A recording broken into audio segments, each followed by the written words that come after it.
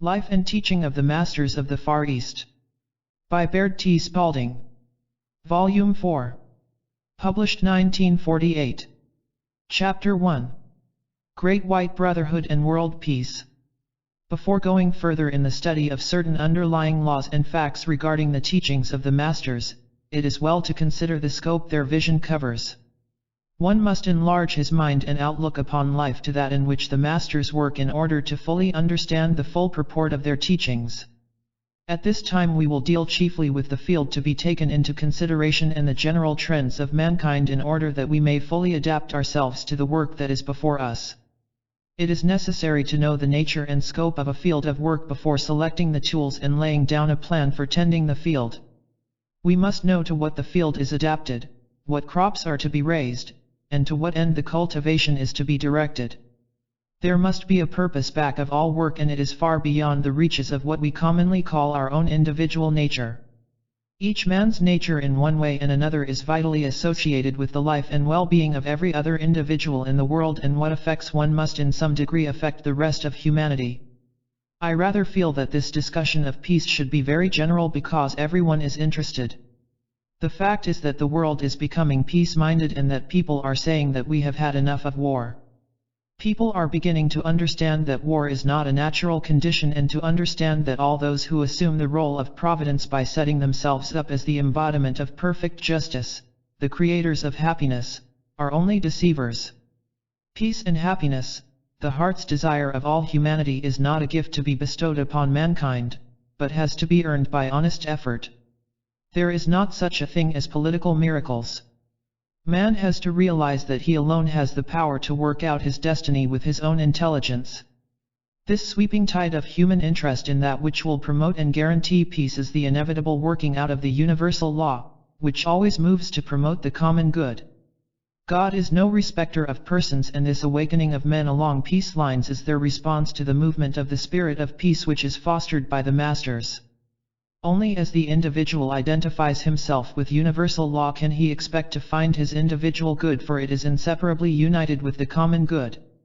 For this reason, true progress is slow and suffering is great. There is a great brotherhood throughout the world who have been working for peace for thousands of years.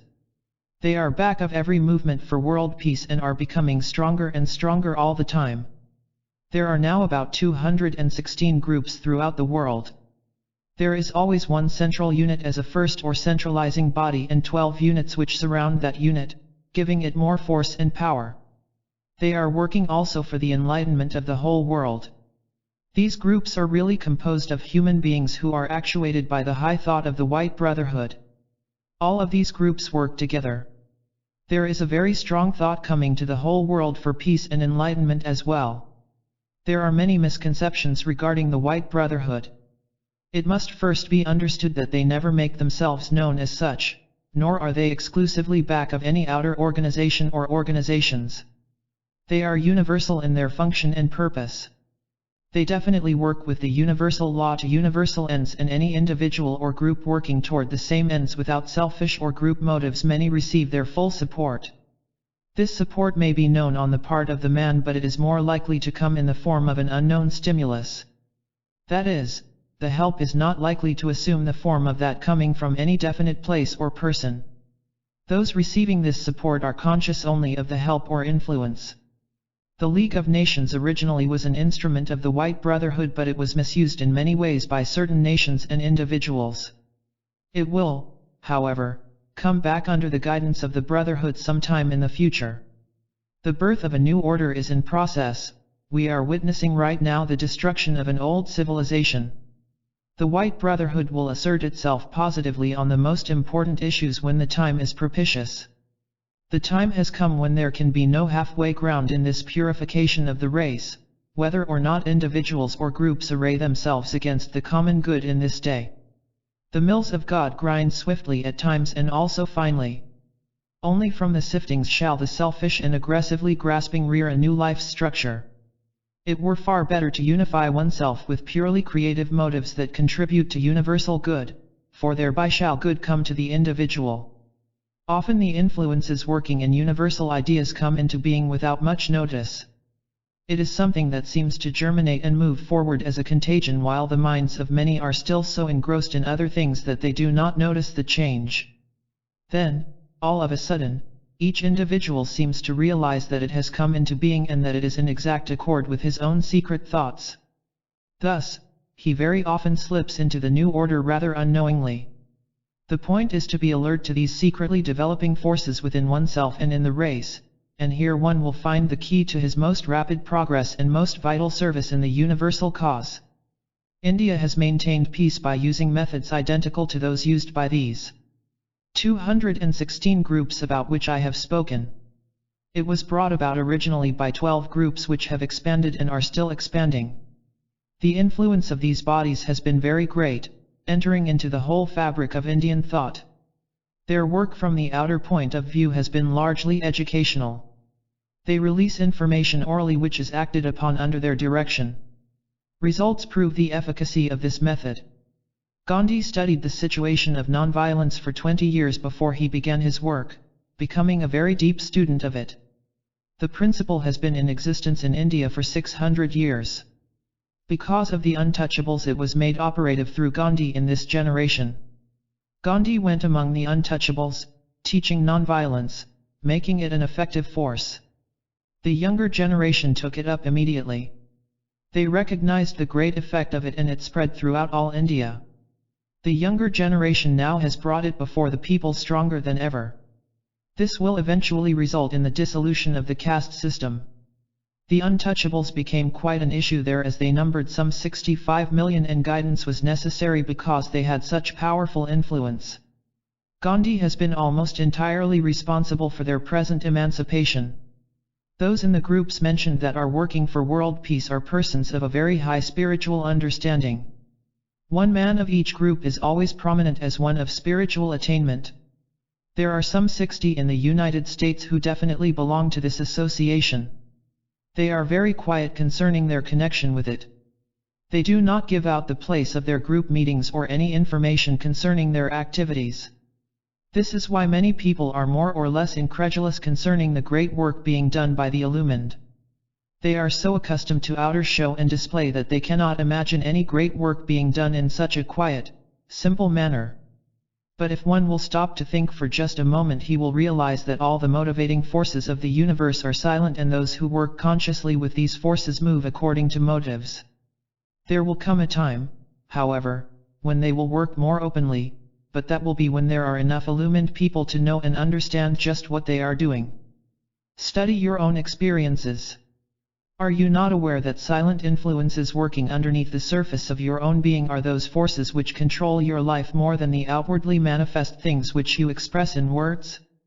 However, just as these silent broodings of your own inner nature eventually find their outer expression when you are in an environment which harmonizes with them, you do not hesitate to express them.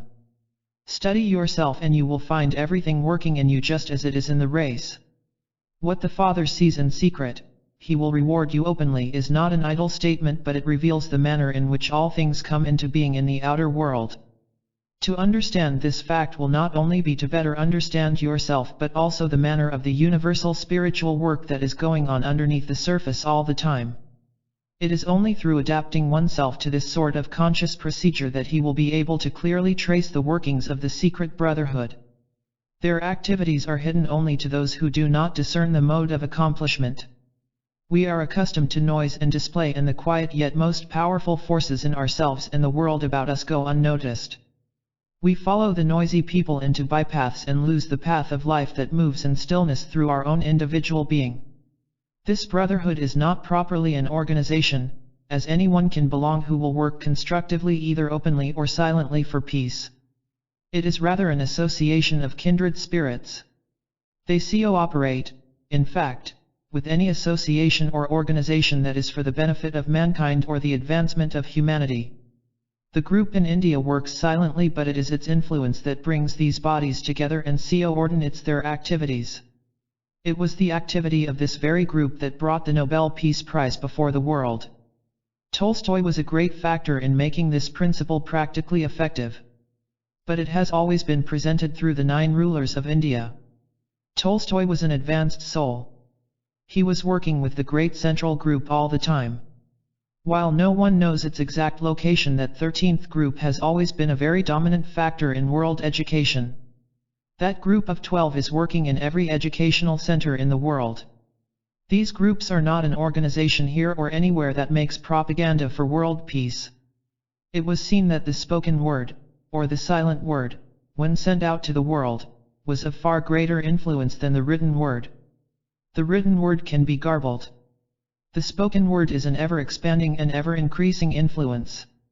Here again is the wisdom of the wise, which has always been in evidence. So long as constructive forces work in secret, they grow unnoticed by those who would destroy their effect. The world does not realize the advance of the constructive force until it has already undermined the sordid structures of the selfish and self-seeking, and then it is too late. At the time of such helpless disintegration, and only then, are the activities of the brotherhood likely to come out into the open to strengthen the truth in the minds of all the people. This is not done through fear of attack, but through knowledge of the most powerful way to bring about any great constructive movement for world betterment. The selfish have no access to it. In a sense, all those who are working for India's freedom or for the freedom and peace of the world are avatars, as the Western world looks at the avatars. Many of the great ones have been disseminating this teaching for thousands of years. Jesus has been and is working definitely for the betterment of the whole world. The reason many people in the Western world do not recognize the work of avatars is that they can conceive of them only as working on the surface, saying and doing spectacular and miraculous things in public. They do not know that the true miracles are always worked out in silence first. Regarding arbitration as an instrument for world peace, this movement was started in the Punjab of India. It is a powerful instrument of world peace. It has completely outlawed aggression. India never did use an aggressive attitude, never did encourage open warfare in that territory at all, and the Punjab was the greatest influence back of this whole movement. It has been maintained throughout India for about 3,000 years. Non-aggression and arbitration have been proved practical. W. J. Bryan, consciously or unconsciously actuated by the silent influence, succeeded in getting peace treaties with all but 4 nations. So far no national character has since dared to take up his work. It will be taken up again someday in the future with the forming of a board of men, unknown to the outer world, that will have complete authority from the peace societies and groups working unselfishly for world peace. If the entire financial world were to get behind this movement for unity, it would be the greatest influence for peace. There could then be no finances for war. It could be impossible to finance war, and hence there could be no war. If the cooperative system should be adopted universally, there could be no booms and no more depressions. It would also be of great influence in the abolition of war. As a matter of fact, cooperation is coming into existence. The people who do not cooperate and align themselves with the new order will be outlawed completely.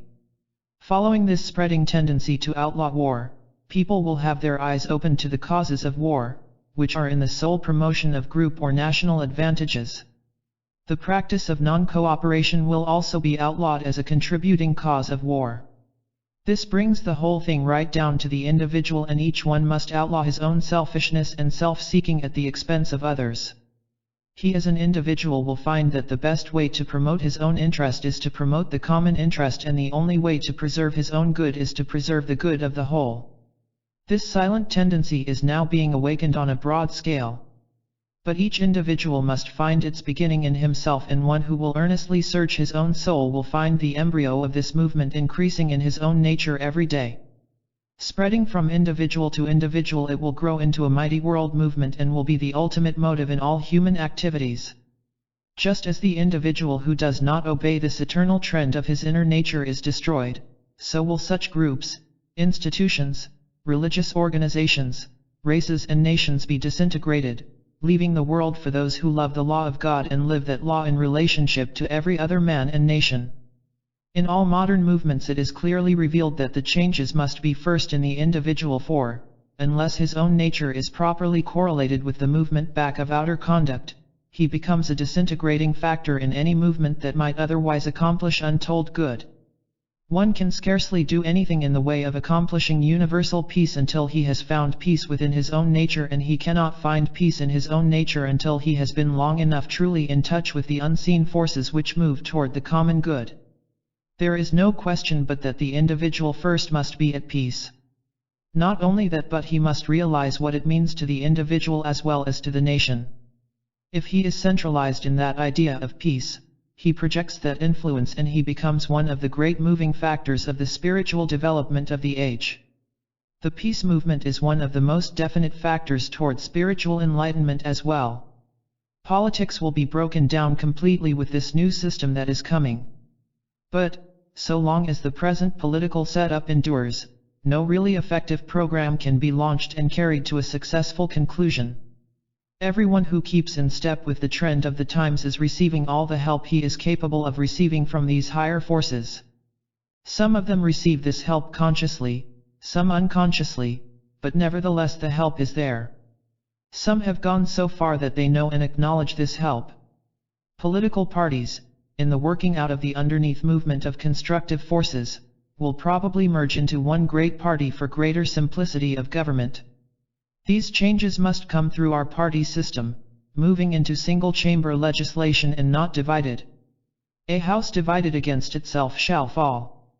That will eradicate a great many of our political evils.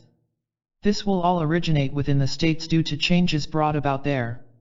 It is coming as a national movement in the United States. Peace is here. When we relate ourselves definitely to that principle, it makes us a working unit. For the teacher. Paragraph 1.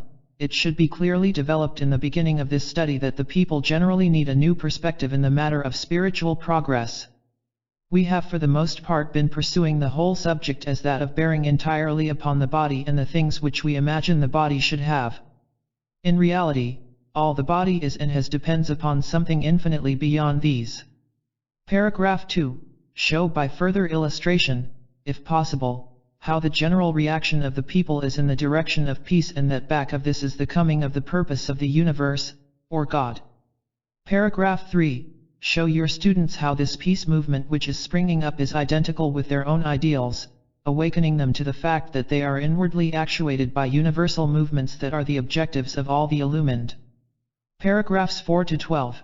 Show how brotherhood comes into being through obedience to innermost impulses toward general betterment, and that the difference between one's relationship to another in a sense of unity and the relationship of the white brotherhood to the whole is but the difference in the degree to which they are actuated by these deeper impulses. Paragraphs 13 and 14, doubtless will stand in your presentation much as they are, unless your knowledge includes much that is only referred to lightly in these paragraphs. Paragraph 15 and 16. This should make clear why it is impossible for the average individual to understand why the masters do not appear in the open with their work. Whole volumes could profitably be written along this line. It is the very reason that you sometimes do not venture to express your opinions even within your own home.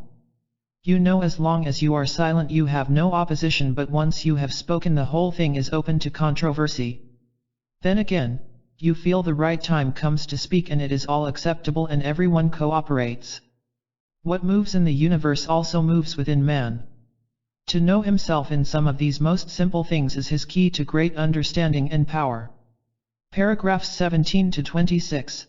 The motive is much the same and is but further emphasis upon the importance of silent cooperative work in the positive realization that the great creative spirit is working through all men in some degree. And the important thing so far as we are concerned is that we make it a more vital issue in our own lives. Paragraphs 27 to 32 afford additional opportunity for amplification along the foregoing lines and can become a vital factor in liberating the people to progress. Teach the people to expect and prepare for changes. Become sensitive to the changes now moving underneath the political and economical structure. The change that will liberate is not in any of these outer forms but is in the hearts of men. Chapter 2. The One Mind. We have evidence of the control of the One Mind. In every field of action we will note the One Mind control. Even upon this boat you will note that there is one head, consequently there is one control, with many activities under that control, and all these lesser activities emanate from that centralized authority. It is only through this centralization of power and authority that there is anything like harmony in the operations of any organized section of society or even within the individual. We all know what happens when there is a division of power, or rather an attempt to divide authority without consideration of some central motivating source. The orders which go forth from two sources to the various centers of activity can result only in confusion and chaos. If power emanates from more than one central directive head, the authority is destroyed and the entire structure is broken down. Where there is one controlling element which has dominion, power, or control of motivating action, we are brought directly to that one element and, thereby, brought to one pointed action which we have discussed before many times. It is through that action that we do accomplish, and that action brings us into a harmony with that central control, and that we do not scatter our forces but work with the one force, or power, which is complete control. You always bring yourself into accord with that to which you have delegated power. That is, if you believe in the power of the world and its environment, you are seemingly receiving directive control from 1,000 different sources, and this is the source of your confusion. You do not know whether to obey the seeming demands made here, there, or some other place, and this division in the consciousness breaks down the entire structure of man's nature. He must know whom we have believed, and become persuaded that he is able to keep that which we have committed unto him against that day. That one control does exist for every human being if he will but use it. Of course, the use of that control must be conscious. It must be consciously directed or used for the purpose which we decree or which we establish. It is through the establishment of that control that our thoughts are brought into that one power of action or one thought of expression. There they cannot help but express that which they send forth. In other words, the motivating principle we determine must come into existence. His servants are yet, to whom you yield yourselves servants to obey, and the manifest results must be determined by the outworking of that motivating force from which you receive your direction. The results can be no greater than is the power vested in the authority. This central control of the universe is often called principle as well as mind. Principle does not bind it as closely perhaps as the one mind. Still, that principle controls and governs, and it knows what it is doing. It governs with intelligence, so it must be a mind principle. The Hindu always puts it as principle, or the Almighty, which means that man does become that mighty, controlling element.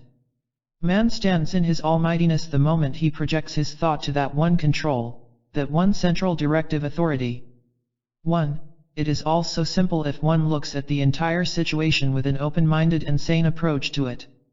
You say in your own mind that this person or that condition has power to make you sad. This is delegating authority to a definite location or form. Obeying the authority which you have thus assigned, you embody in yourself the mental and emotional state which you recognize as existing in the nature of that authority. You could not possibly think of embodying joy from a source that you decree has only the power to make you sad. Then, through your obedience to the authority, you embody the sadness which you have admitted it has power to manifest in you, and you say, I am sad. You become that which you embody. This is the whole secret power, but, to manifest that mighty power that is ours, we must obey that source and embody the characteristics which it possesses. Then we should not hesitate to proclaim I am that, as the Hindus put it, when that becomes the thing we have embodied. This will all become perfectly clear to anyone who will dwell on the matter for a time. In this state, willpower is not a method of control. Willpower gives us the impetus for bringing that control into existence, but it is not the motivating factor back of the control. Will may differ entirely from control. Self-will never is able to project thoughts to one central point. Definite control or mind action is capable of carrying thoughts, feelings, or actions to one central control, which is a definite attribute or element that man uses always and which he has dominion to work with. Not over, but to work with. That is the very force which man brings into activity the moment he brings his thought to that focal point of principle which activates all conditions. Let us take a very simple illustration. Man has power to bring his mind into subjection to the principle of mathematics, but he does not have the will to make the principle act. The principle acts of itself and is a single center of control within its sphere. Man may bring his will up to the point of the activity of the principle, but from then on the principle is the motivating force, and through this subjection of his will, to be more accurate, he finds the secret of his mathematical power. The principle of the human will is that it is to be brought into subjectivity to some higher authority, and thus man becomes the embodiment of it and is possessed of the power of this higher authority. Man's weakness is brought about through making himself subject to that which in reality has no power, and this should be proof to him of the immense power which is possible to him. He must now learn to apply this principle of his own will and recognize power as existing only in the one principle. Our everyday life is a concrete application of this fact, in that our statements conform to the one principle or one mind. We vision or project an ideal. Let us say that that ideal is for perfection. We immediately come into direct accord with the one mind control or principle. We project an ideal for ourselves to accomplish. If it is a high ideal, that power immediately becomes active and brings that ideal into existence. The moment that ideal is projected and the force back of it becomes active through it, that ideal is complete. That is, the moment the ideal is released from the activity of our will and is projected into the activity of the one principle, it is a completed thing. So long as there is any dual sense, it is difficult for anyone to see how this can be true on the manifest plane. The masters do not take into consideration any plane outside of the spiritual made manifest. If we do not take into consideration any plane outside of the spiritual, it must be in existence always after the statement is made, even before the statement is made. We quite evidently withhold from ourselves the accomplishment of our ideal because we look to three planes upon which it may manifest. It is found very conclusively today that it manifests only on one plane. It manifests on the spiritual plane always. It is always fact. 2. Now if we hold to and remain within that spiritual plane, we would see it in its true expression. We would not need to look to the material at all, for when we do, we speak in terms of materializations, and materialization is not spiritually a fact. The actual thing is the fact always. That is the spiritual made manifest. 2 plus 2 equals 4 in the mathematical principle, it equals 4 in the mind, and likewise in manifestation. This is not three planes, but it is all the mathematical facts separated or differentiated at no point whatever. After the manifestation, it is said that it does no harm to name it material or physical because you cannot harm the fact. But it is always elevated or exalted to the spiritual. That was Jesus' meaning when he said, "If ye exalt all things to spirit, they are in existence already." Evidently he had that very thing in mind when he gave the prayer, "Father, I thank you that you have heard me, and that you do hear me always." He knew fully that that which he saw as his ideal was already accomplished. To him it came forth instantly. Then he gave the statement that if you go forth into the vineyard, it is ready for harvest. Now, if we take that definite position, there is no question but that we would be out of all of this difficulty completely. He immediately rose above every difficulty by the very attitude that he took. It was not a long, arduous process to him. It was instantaneous. He saw completely through the non-existence of them. That is not claiming that he denied them. It is quite evident that he never denied any condition. He always rose above it to the true spiritual condition, and then there was no need for denial or for paying any attention to anything but the true spiritual condition.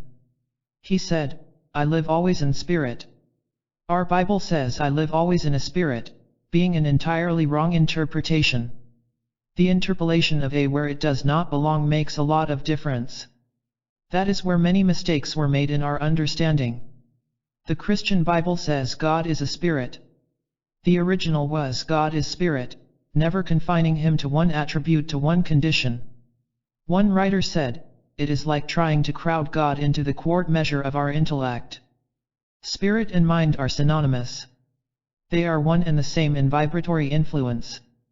That which seems to make a difference is that we take our thoughts as indicating mind. Mind is consciousness, for mind and consciousness are inseparable. The element of consciousness is thought, and when conscious of spiritual fact, there is no difference to us between mind and spirit. We are in a state of spiritual consciousness. You are right in thinking of mind as consciousness in action, but so is spirit consciousness in action. They, too, are synonymous. Either may become quiescent or become submerged in the individual, but they are not submerged in the outer condition. If the outer is like the inner, mind is never submerged in the individual but is only quiescent. The individual only thinks that it is submerged into that person. It may become non-existent because he is not conscious of it. The consciousness is always there and springs into existence instantly if one projects consciousness toward that which always is, the spiritual fact.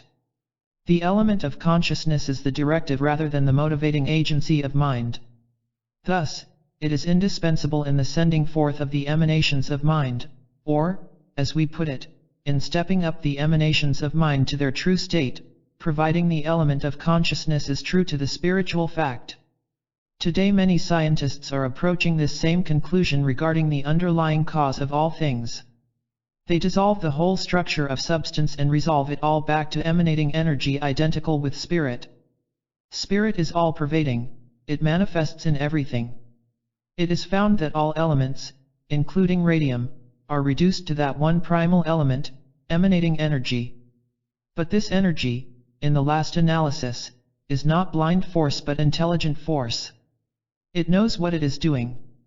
Scientists even admit that there is a certain form of electricity that seems to know what it is doing. This all-pervading, creative energy back of all things is aware of itself, aware of what it is doing, aware of how to do it, and we therefore call it Spirit or God. It is omnipresent, omnipotent, and omniscient as the Christian Bible puts it. 3. When man begins to assemble in his consciousness the activities of any principle, he begins to say I am that. This is the centralizing of the authority of the principle in himself. I am renders the mind dynamic instead of letting it rest in potentiality. It becomes dynamic the moment we focus thought upon I am. That focal point is the center always, and from it emanates the authoritative commands that control and determine the entire status of manifest man. The I am must be used to indicate man's true estate, that which he is in fact, and not what he has seemed to himself to be in manifest form. I am that I am, which is the embodiment of the motivating authority of the universe. Beside that I am there is no true existence but only delusion. This name I am was God to Moses. It has come down through the ages as I am. To the Hindus it is Aum, which means the same. Likewise to the Aryans it is Aum. The Chinese use it as Tao. The so-called blind spots in the ether common in our radio and scientific fields is in a sense symbolic of the blind spots in human consciousness.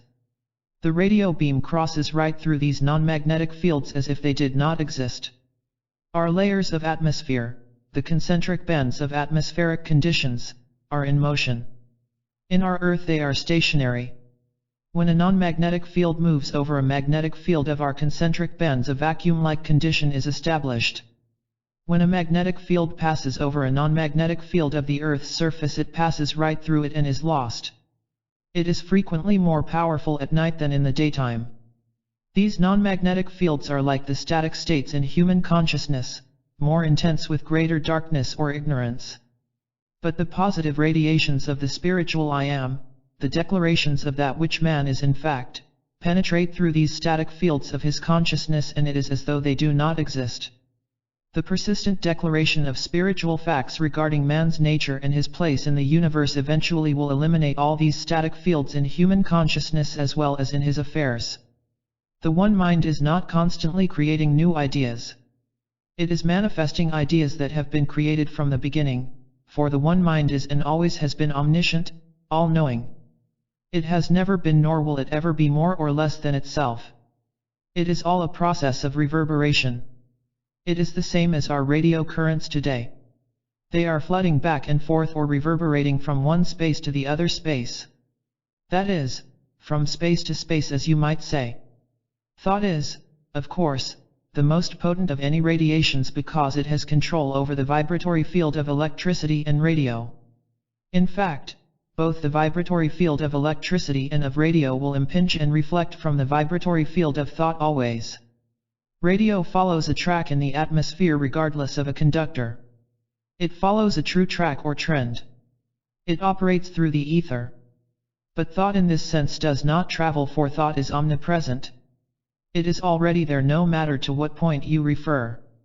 It is the impingement of thought upon the electrons that causes thought to appear to move.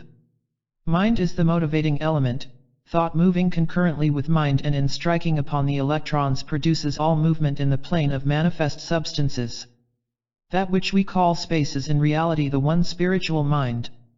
That is the principle by which the human soul, which is the replica of the spiritual mind, can overcome time and space, for there is no such thing as time and space in spirit. In spirit all is complete, and in completeness there can be no such thing as time or space. This is what is meant by letting the same mind be in you which was also in Christ. It is a state of complete oneness existing in fact between the individual and the universal soul, and it must become a conscious fact to the individual. That is the complete mind, the controlling mind, functioning through the individual consciously. Physical man or man conscious of himself only as a physical being that thinks he is apart from God, the one mind, and thinks in terms of moving from place to place, is only moving in illusion for himself and, hence, unhappiness. He really is in and of that one mind and lives and moves and has his being in it. In Jesus' talks his greatest statement was peace be still. It is never said in a loud voice, projected of the will of man, but in unison with the calm, knowing power that comes from a sense of oneness. There is the greatest security and the greatest power. We have seen some of the greatest storms overcome by that simple statement. Likewise, the seeming brain storms of human mind are stilled until one can feel the controlling power of the one mind. For the teacher. Paragraphs 1 and 2 give ample opportunity to conclusively point out to the individual that so long as his mind is divided he has, by that act of division, lost his sense of power and direction. Only from some definite premise can any structure be builded, and until one has arrived at this premise he cannot proceed to do anything.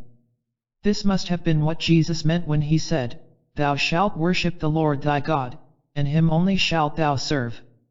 Paragraph 3. This one underlying principle of life, God, is the controlling and ruling force of the universe, and man can find himself only in relationship to this principle.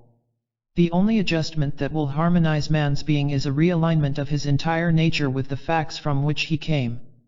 Paragraph 4.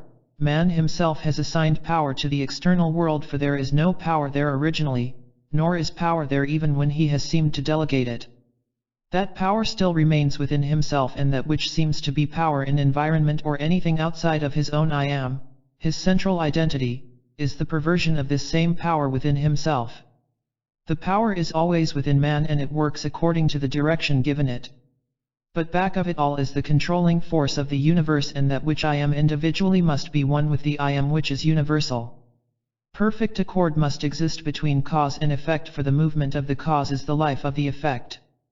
Paragraphs 5, 6, and 7 can be further extended along this same line, and the lesson made of eternal benefit to every individual. Nothing else so completely tallies with the true message which Christ tried to give to the world as this. Greater things than these shall ye do was his estimate of man's potential capacity.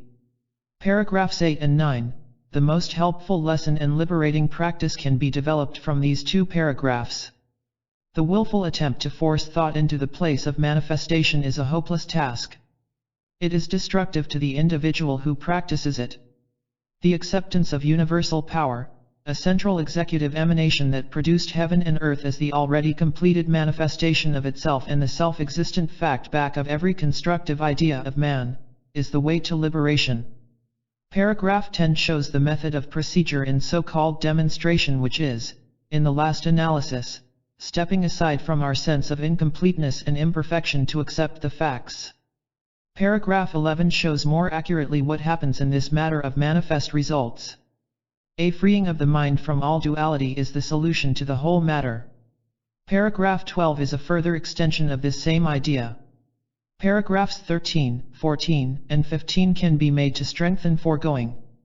Paragraph 16, can we not once and for all make clear that the different minds, as we call them, are but a difference in thought?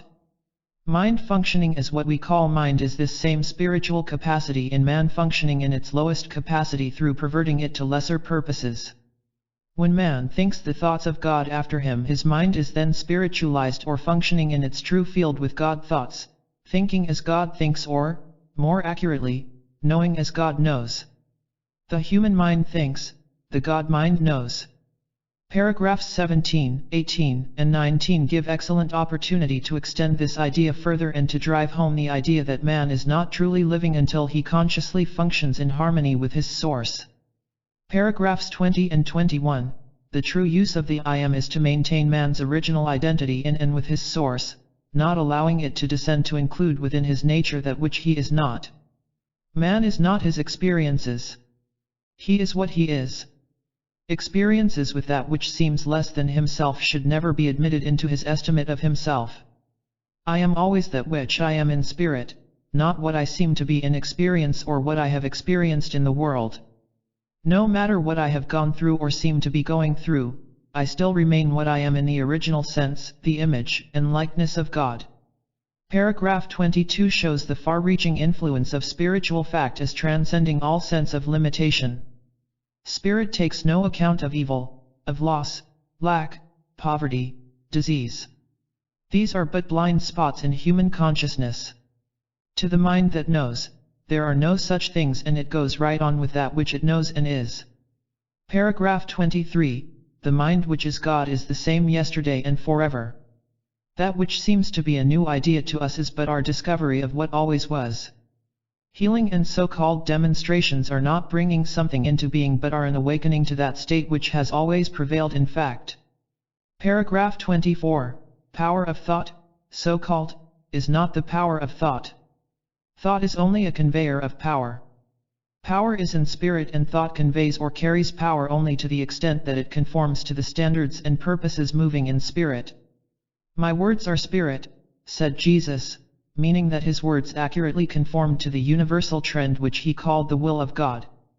Paragraphs 25 and 26 present man as an integral part of infinite space and not an isolated being among isolated forms. By one spirit are we baptized into one body. Finding our calm in this eternal unity of all things is our position of power where all contrary illusion is dissolved into the peace and tranquility of illumination. Chapter 3. Dual Mind. Many of the Western world looks at duality instead of to the one mind or principle. That scatters the forces and one is not able to hold his mind in accord as when he sees but the one force or one principle in himself and all things as integral parts of the one. 1. Behold, our God is one, say the scriptures, and it is only in the preservation of this fundamental truth that man lives in harmony with his own nature. Man is not a separate being, projected away from his source, but is created within the image of God and like unto God. It is only in the sense of his isolation, which is the root of all unrighteousness, that he loses the beneficent influences of the creative cause, which are his by the natural order of things. In this sense of aloneness he has imagined all sorts of contrary actions to his well-being and is often inclined to blame the universal system for his misfortunes. In reality they are all of his own doings, for the universe does not isolate him nor is it accountable for the difficulties that arise because of his own isolation. Return unto me and I will return unto you, saith the Lord, is the offer of the one to him who will accept his rightful place in the divine order of the whole created scheme. 2. Duality is brought into existence through thought and action without regard to the whole. But, by reversing the dual thought or bringing the thoughts to one point of action, duality is eliminated completely. It is a well-known fact that we cannot accomplish with a dual purpose or even with a dual nature. 3. In reality there is not duality in nature. There is the positive and negative, good and evil, hot and cold, all of the opposites, but the opposites, when related and brought together, bring the thought to one purpose, one action, one principle. In connection with the opposites it is not necessary to recognize them as opposite or opposed. The essential recognition is the single purpose. Jesus always said that his greatest accomplishments were with the single attitude or steadfast purpose, as he related it. That steadfastness does bring us into unity where principle exists always. That is where principle is always immanent. Then, instead of duality, there is that single I or single I am. 4. Many Hindus use the I, while many use the I am. It is thought by some that that was where duality began to manifest first, between the I and the I am, many believing that this practice involved two attitudes or purposes, where in reality, it is but one correlation or subjugation of everything to the one purpose. There is no duality of principle but the union of principle in all things. They, the words I am, even pronounce the exact principle or truth. As they put it, the exaltation of the one principle allows it to work in that principle conclusively. We do not see, either, the duality of nature and thus we do not recognize it. As duality has no recognition it becomes harmonized. 5. Summer and winter are not two things but phases of one nature. Winter is as essential to the growth of vegetation as is summer and only depicts two phases of a single process. What we call evil contains the germ of good and, when looked through to behold the good, the sense of evil disappears and there remains only the sense that all things are working together for good. The apparent evil surrounding conditions of poverty and pain that are shunned by human beings, if faced for the good within them, would vanish. Jesus taught that blindness was not an evil nor the result of evil but an opportunity to show forth the glory of God. A problem is not foreign to the principle of mathematics nor is it an obstacle to one who wishes to become a mathematician. The problem is only a statement of certain conditions through which the principle may be applied to produce a desired result and is a means of growth to the individual who so faces it. Conditions in life that seem opposed to our highest good are but points of practice until we attain that strength of character to see and manifest only the perfection of the One. When life is seen in this way all unpleasantness vanishes and everything becomes a sort of practice game in which we see, live, move, and have being that the existing good may show forth in our own character and in our world. Nature then is harmonious. All is harmony. All is working under the influence of the one purpose. 6. Just as the difference between a perfect chord and discord is apparent even to the novice, so is the individual able to know within himself that which is in harmony with the universal principle and that which is at variance with it. Any inharmonious condition in the nature of man is evidence that he is out of harmony with the natural order of things, and the secret of his perfect progress is to always approach every condition in such a manner as to preserve his sense of inward calm. This is impossible so long as there exists any sense of separation from the innate good that runs through all things. Man's nature is eternally attuned to the good, for he is the offspring of God, and God is good. When one is conscious that his good is eternally and unvaryingly seeking to manifest itself in all things and in his own nature, he is in harmony with himself and the principle of his being.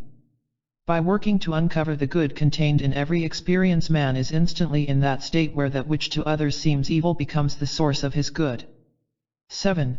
Of course, with the relation of the opposites we find that we come to the same attitude. It is said that there may be many opposite manifestations, but they are not opposed unless the individual allows the opposition. The individual must harmonize the opposites in his attitude toward them, for, in reality, they are never out of harmony. When we come to that attitude where all is harmony, then we see the harmonious relation in all things as well as in ourselves. It becomes one simple attitude of complete harmony. Then there can be no discord. There can be no discord in life or in living. There can be no discord between the opposites, for they have their perfect relationship to each other in principle. 8. Many scientists, through their research today, are making the same statement. The only discord that exists is with the human or the individual, and that discord is brought about by discordant thoughts. It is said today that the American people are the most discordant in their thinking. It is quite evident that this fact is brought about by the many attitudes of thought held by the numerous nationalities which are brought together here. These nationalities have not yet been fully assimilated. It is found, however, that the great assimilating process is going on very rapidly now. 9. The mathematical axiom that only things that are equal to the same thing are equal to each other is, after all, the key to all harmony. It is only as the peoples of America become actuated by a common impulse that any semblance of harmony can be established. This is also true of the world generally, just as it is true of the individual. Only when all the forces involved in a single organism, or in many organisms, become animated by a single impulse and move in perfect unison toward a given objective is there complete harmony. 10. There is no question but that Jung in his work struck a very deep key in the attitude of harmony in relation to all things when he related his experience of going into a cave. In many portions of India the people retire to caves in order to become perfectly silent to work out a definite conclusion about certain determining factors. In every instance where these reports are available, it is found that when they go to the place where they are perfectly silent to conditions around them, they come into the greatest activity of life. They see further as they project their vision further. They see completely through the material or physical to what they say is that perfect condition wherein all activity is harmonious. Then that which they see as true universally is merely related to the world of things. It is not that the world is subjugated to the spiritual but merely related to its original state, and then the perfection of the spiritual world is immediately manifested. That activity, in harmonious accord, works perfectly under their guidance. 11. In reality this is the same procedure which all men follow in the application of any principle. It is first necessary to leave the outer forms, through which principle is expressed, alone until there is clear discernment of the movement of the principle involved. This movement of principle is then related to the outer form, and we have harmony and rhythm in music, correct answers to problems, perfect architectural structures, perfect paintings, and perfect statues. All these manifestations are brought about because of the individual's ability to identify himself with underlying reality, and this reality is then brought forth through the form with the same beauty and harmony that is seen in principle. 12. Now these same people will tell you that it is not necessary for each individual to become as they are in order to get into that harmonious relation, but that it can be brought about in the ordinary walks of life. They purposely take that attitude to find out what happens, to come to a definite conclusion. After that conclusion is reached, they are able to teach others, but they do not teach others to do as they have done. They teach that it may be made practical, that it is not necessary to spend long years in meditation to bring this about, because they have found a shorter method or an easier way, that the instant you become silent you are one with harmony or accord. Thus, from that very moment you begin to progress, the attitude of thought changes from turmoil to harmony, strife is not evident. Consequently you have raised your body's vibration to the vibration where strife does not exist. 13. If one is able to accomplish that condition, all can, but all need not take the long and arduous way.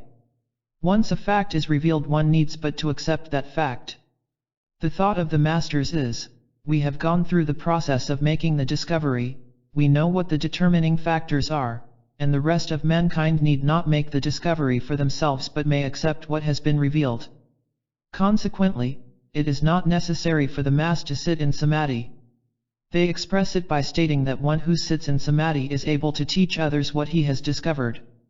All may go through the practice of samadhi if they wish, although it is unnecessary for this reason, through accepting the conditions which have been revealed, that acceptance brings about a certain leveling influence, a certain vitalizing condition wherein one sees more readily. By beginning with the revealed knowledge one is more easily adjusted to the silence, or the harmonious conditions and facts about him. Therefore, by following the conclusions of those who have gone through the preliminary steps, he moves forward directly into the samadhic state. Those who have gone through to this state are the way showers or teachers. As they say, it is not necessary to follow the teacher step by step, because they have cleared the way. They have realized the condition which has then become general, and the projection has opened the way for all. 14. This is the truth back of the vicarious atonement of Jesus. He, as the way shower, explained that we are one with the Father even as he was one with the Father. We do not have to fight our way back to this state, for he revealed it as an established fact. Our work is but to assume as being true what he proved as true. We do not have to prove that the sum of all the angles of a triangle is equal to 2 right angles after it has once been proved. When it is a revealed fact, all we have to do is accept it. If that were not true, each one would have to prove for himself every movement of mathematics, mechanics, art, etc. But, when others have proved these things, we vicariously enter into their labors, begin where they left off, and proceed to the next condition under that principle. 15. The larger the group or the greater the number of persons in a group, the greater the influence. The greater the influence, the greater the impetus always. Therefore, it is said that if a group of 100 would sit in samadhi, or complete silence, that influence created would suffice for thousands. Therefore, thousands would be elevated to a greater enlightenment by that 100. 16. This is where the yogis play a very vital part. They purposely give up a certain portion of their lives to putting out that influence, especially the influence for body perfection. And it is often said that it is not necessary for all people to go through the system of yoga to perfect the body because they have gone through and made that perfection possible for all. That is what was expressed when Jesus gave his life upon the cross. They, as well as Jesus, knew that they were not giving up their lives. They were giving that certain portion to a higher expression that all might see and follow. They became the way showers or teachers. Therefore, the people who could progress would go further and in greater strides. 17. These are the reasons why it is said that it is not necessary to go through all the many stages of yoga or yoga. Many accomplish these steps in just a few hours because added impetus is given by those who have given greater time to service and greater impetus for that service. There are certain select groups who are working along that line all the time. That influence can be picked up, as it is radiated out from different groups and different centers all of the time. 18. This influence is picked up on the spiritual plane just as radio music is picked up on the electrical plane. But, as radio music picked up from the electrical plane is heard and felt on the material and mental planes, so are these spiritual influences manifest upon every plane below, for it is all-inclusive. It is all a spiritual plane, one universal plane working in perfect unison with itself when the individual awakens to see it as it truly is. The contact is made, not by seeking the masters or their influences, but by seeking the plane of harmonious thought and spiritual influence which permeates all time and space and in which they work. 19. A line may seemingly have two opposites but bring these opposites together and you have a circle and the opposites have thus disappeared. Extend the circle and you have a perfect sphere, which is complete, synchronized relationship of all elements. As Millikan says, the cosmic becomes the globe. Then you have completed the circle in every way and brought about perfect unity. The point becomes the line becomes the circle becomes the globe.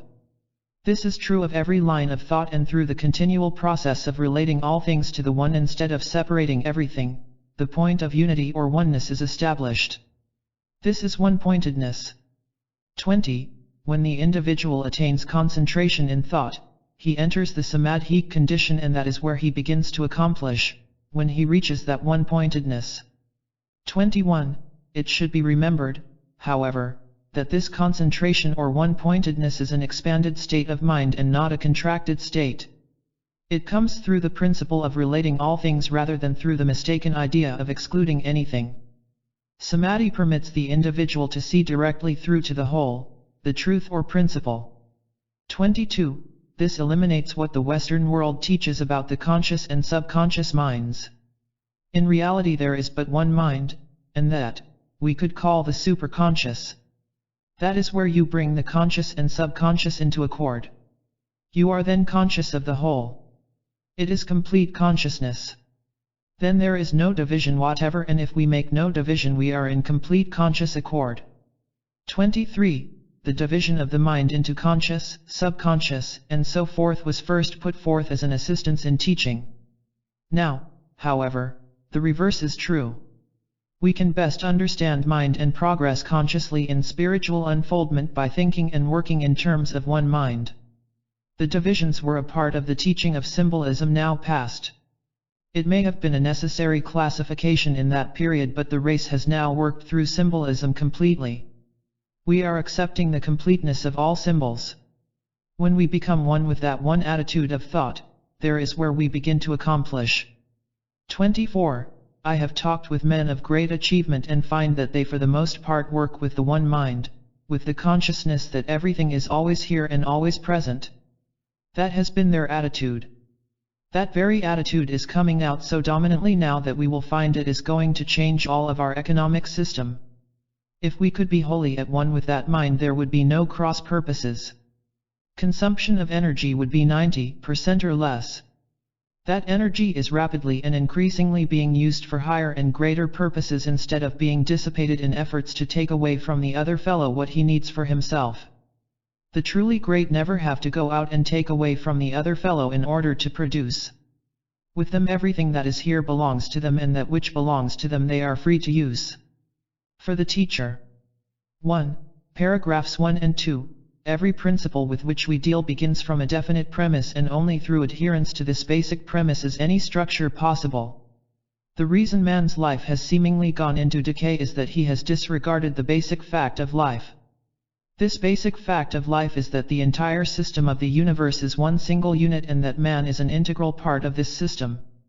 He is in no sense separated from it, and it is only his notion that he is an isolated being that has lost for him his rightful place and authority. 2. Paragraphs 3 and 4.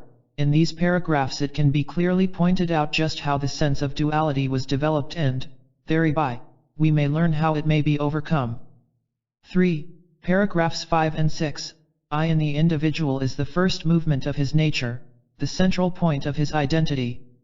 Am is that which embodies, or embraces within the I, individual identity, whatever it encircles. The I is a positive assertion and the M is the qualifying element. I is masculine and M is the feminine principle. The AM brings forth into being whatever it embraces or conceives. The AM must become immaculate in its embracing power if man is to bring forth that which is in spirit. I, which is my identity in spirit, am, that which embraces or embodies all that is in God, is the true use of these words. I am that I am, which is the embodiment of God. I can never in reality be anything but that which it is in spirit. I am that I am, and beside me there is no other. 4. Paragraphs 7 and 8 afford a wonderful opportunity to show the necessity and advantage of completely harmonizing everything. It is impossible, of course, to harmonize everything with our own thought and notion, but we can at least recognize that since a thing has being at all, it must to some extent contain the elements of the whole. By seeing it in relationship to the whole and harmonizing it with the all, we at least escape the discord that arises in our own nature, and thereby preserve ourselves in our true relationship. God moves in a mysterious way, and even though we do not see just how all things are working in ultimate harmony with the universal purpose, it would not require a great stretch of the imagination to admit that it must be so because of the very nature of God. 5. Paragraph 9. There is no discord in the natural order of the universe. All discord is our reaction to that which we imagine to be wrong or out of its rightful place. It is only to the degree that we are not in tune with things as they are in fact that there is discord in our own nature. Discord is not without, it is within our own nature. To prevent this discord we must harmonize with the spiritual reality back of all appearances. The mixed thought of America is only symbolic of the mixed thought of the individual American mind, and all will be harmonized as we progress toward a common goal. 6. Paragraph 10, illustrative of paragraph 9. 7. Paragraphs 11 and 12 show clearly how harmony may be established. All who achieve let the world's thinking and doing alone and concern themselves with what ought to be done. 8. Paragraphs 13, 14, and 15 point out clearly the shortcut to spiritual attainment and should be made clear enough to forever free the individual student from the idea that he must do a lot of overcoming before he can reach his spiritual estate. He must accept his spiritual estate as has been revealed by every illumined teacher since the beginning of time, and this illumined state is in itself the overcoming. 9. Paragraphs 16 and 17 afford an excellent opportunity to point out the value of individual and group meditation upon spiritual things. This is the real groundwork of any center or class movement, and to neglect it is to lose sight of the most potent force in the building of a spiritual ministry and individual power for accomplishing the tasks of everyday life. 10. Paragraphs 18 and 19 are illustrative of the same facts brought out in paragraphs 13, 14, and 15. 11. Paragraphs 20 and 21 are illustrative of the principle of harmonization and can be exemplified profitably. 12. Paragraph 22. This paragraph should forever free the student from the idea that concentration is a state of mental fixity or focusing the mind on thoughts, ideas, pictures, or objects. Concentration is that expanded state of mind to take in the oneness of all things rather than an attempt to exclude anything from the thought. It is a process of relating all things to the source. 13.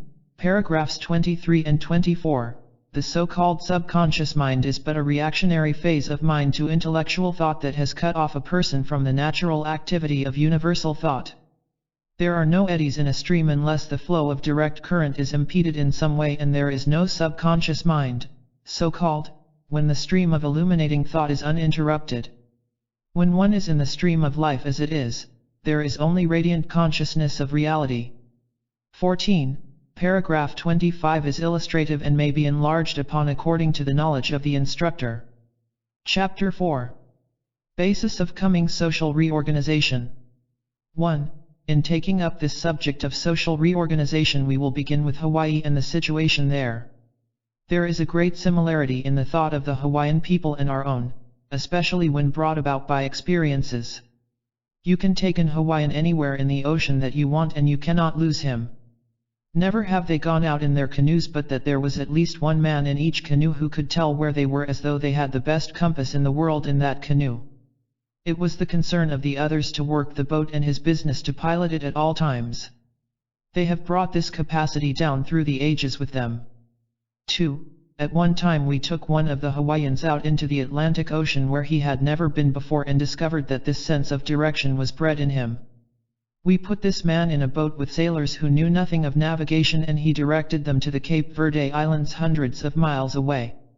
The Hawaiians keep quiet and find a solution readily. They use this quality very definitely. 3. The great inventive capacity of the American mind is the functioning of this same sense. The difference lies chiefly in the field into which it is directed. Also, we are all making use of it to a much larger extent than we realize. When we know how we naturally function and then proceed to consciously work in harmony with ourselves, we will make much greater progress in every direction. Did you ever note how you yourself very often function in certain ways through an inner sense, or hunch, or feeling, and then all the reasons develop afterwards which show the whys and wherefores? Many people try to think it all out first, then they never do anything but think, for there is no apparent solution for anything until after it has been done. The feeling that it can be done, or that it should be done, or it were better so and so is the first activity of this sense, and, if one would be still, the rest of the information would come, completing his whole plan of action. Then the intellectual explanation or the thoughts defining the process would be readily formulated. The reasoning mind, as we commonly know it, only travels over the same grounds it has previously been over, but reason is never complete until this other sense is taken into account. The new social order will come just as the inventor's ideas come. It will be a flash of revelation, so to speak, and then the mind may put it together and carry it out. Man's description for this new order will be complete only as it is in operation. Reason is descriptive, but this other sense sees and goes beyond reason, opening the way for larger reason. 4. This is not a phase of the superconscious as many style it, nor is it a phase of the subconscious. It is the power to penetrate into either. With the Hawaiians it is a perfectly conscious thing. It is brought about by involution. It is presented to them and is worked out through them. When they used to go on foot around the islands, before they had transportation at all, they were drawn to places where they were needed. I have seen 40 or 50 of them go across the island to find that some of their people were in trouble there. Sometimes their friends across the island would come to them. They never missed in those things. They were in constant touch with each other all the time. I have inquired of them and they think nothing of it. They simply function that way because they have never been given the impression that it is anything but natural. 5. Where the interest of those on one side of the island centered wholly within themselves, they would not be concerned about the needs of those on the other side. They are unified through common interests and are concerned with the welfare of those about them, and it is this interest that makes them sensitive to needs outside their own circle or location. Where there is need among their fellows, they draw this sense of need into themselves through the bond of sympathy which makes them one, and the needs of one group become instantly known by another. Selfishness and self-interest separate us, isolate us from the rest of humanity, and this sense of separateness makes people immune to their needs, thus throwing the social structure out of balance. It is in this way that greater and greater needs develop in one group while greater and greater abundance develops in another, and the whole social structure is thrown out of balance. This is where war and strife develop. Can you imagine two groups going to war, each striving to meet the needs of the other? Nature abhors a vacuum, and just as violent storms occur because of extreme differences in atmospheric pressure, so do wars develop primarily from extremes in the human status. 6. This faculty of the Hawaiians is mostly memory going back to former generations. They have never been out of it. There are no barriers put up between them and their former lives. They say, it isn't that we have lived in this spot all the time. We see all of these places at all times from one point. We have never been separated from it. It is only necessary to become quiet and then we know where we want to go. 7. In a sense this is the same faculty of instinct which the animal uses, but, just as the man is much higher form of being than the animal, so are all his faculties comparatively enlarged. In the animal it is instinct, but in man it is very much extended in its capacity. Call it intuition or spiritual discernment if you will. The animal has it only to an extent, but the human goes right through. He can see just what he is going to accomplish. The animal returns over the same ground it has traveled, but the human being can go to any position without going over the same ground. 8. It cannot be accurately determined to what extent this faculty leads the animal into new fields, but we do know that it is the primary function of this faculty that has paved the way for human advancement in every field of human progress. The only difference between men of great achievement and those who remain in mediocrity is that the great pay little attention to what has been done and what obstacles or apparent reasons may stand in the way of achievement, but devote themselves to contemplating what can or ought to be done. Those who allow their mental and emotional natures to recoil, refusing to let this sense reach out into the undiscovered, destroy their own capabilities, and this keeps them always in the prison house of limitation. But it should be noted that prison is only the recoil or reflex of their own nature. Genius is that which goes on through conditions and circumstances and keeps eternally in the process of expansion and extension of achieving power. 9. The ability to use this sense for unlimited progress applies to everyone. It is not for the select individual. It is for all to use. The Hawaiians are far more conscious than any others we know of, except the Polynesians. The latter will come to Hawaii on a visit from a distance of 3,000 miles. The true Polynesian and Hawaiian are true Caucasian. It seems that this faculty runs more definitely in the true Caucasian race. If they do not submerge it by doubting its existence or allowing it to stop with apparent limitations, it seems to be greater always. 10. This is what Theodore Roosevelt encountered in Africa. It is evident also in Alaska and Siberia. When I went out in 1905 to take relief to Amundsen, there was no evidence of a trail at all, but, when we were within 30 or 40 miles of that village, the villagers came out and met us, told us how many dogs and sleds we had, and generally all about our party and its equipment. 11. One reason the Americans do not possess this faculty is because they have too many accommodations. We have just let it slip by and have not retained it consciously. Subconsciously or unconsciously, the American has this faculty to a great extent. Most Americans have had the experience of it but hesitate to use it generally or to say anything about it. 12. The average American thinks it a sign of being a bit off if something is suggested for which there is no apparent reason. Such a feeling is the result of ignorance regarding the true capacities of the individual and the most vital means he has for any degree of achievement. It is his doubt of himself and his ability that holds him back. If ye believe and doubt not, nothing shall be impossible to you, said Jesus. This faculty is the first requisite to sound reason, while the other processes of reason commonly relied upon as the only basis of intelligent reason are secondary. Great achievements have been accomplished from realms beyond reason, and the reasons appeared after. Sound reason is brought about by first looking clear through the limitations, catching the vision of the unapparent, yet entirely possible, and then building the other processes of reason as these facts are worked out. To faith add knowledge, say the scriptures, but most of us attempt to attain faith by first knowing all about a thing objectively. 13.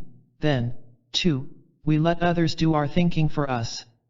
We rely upon them to think everything out, to give it form, and then we rely upon the thing produced.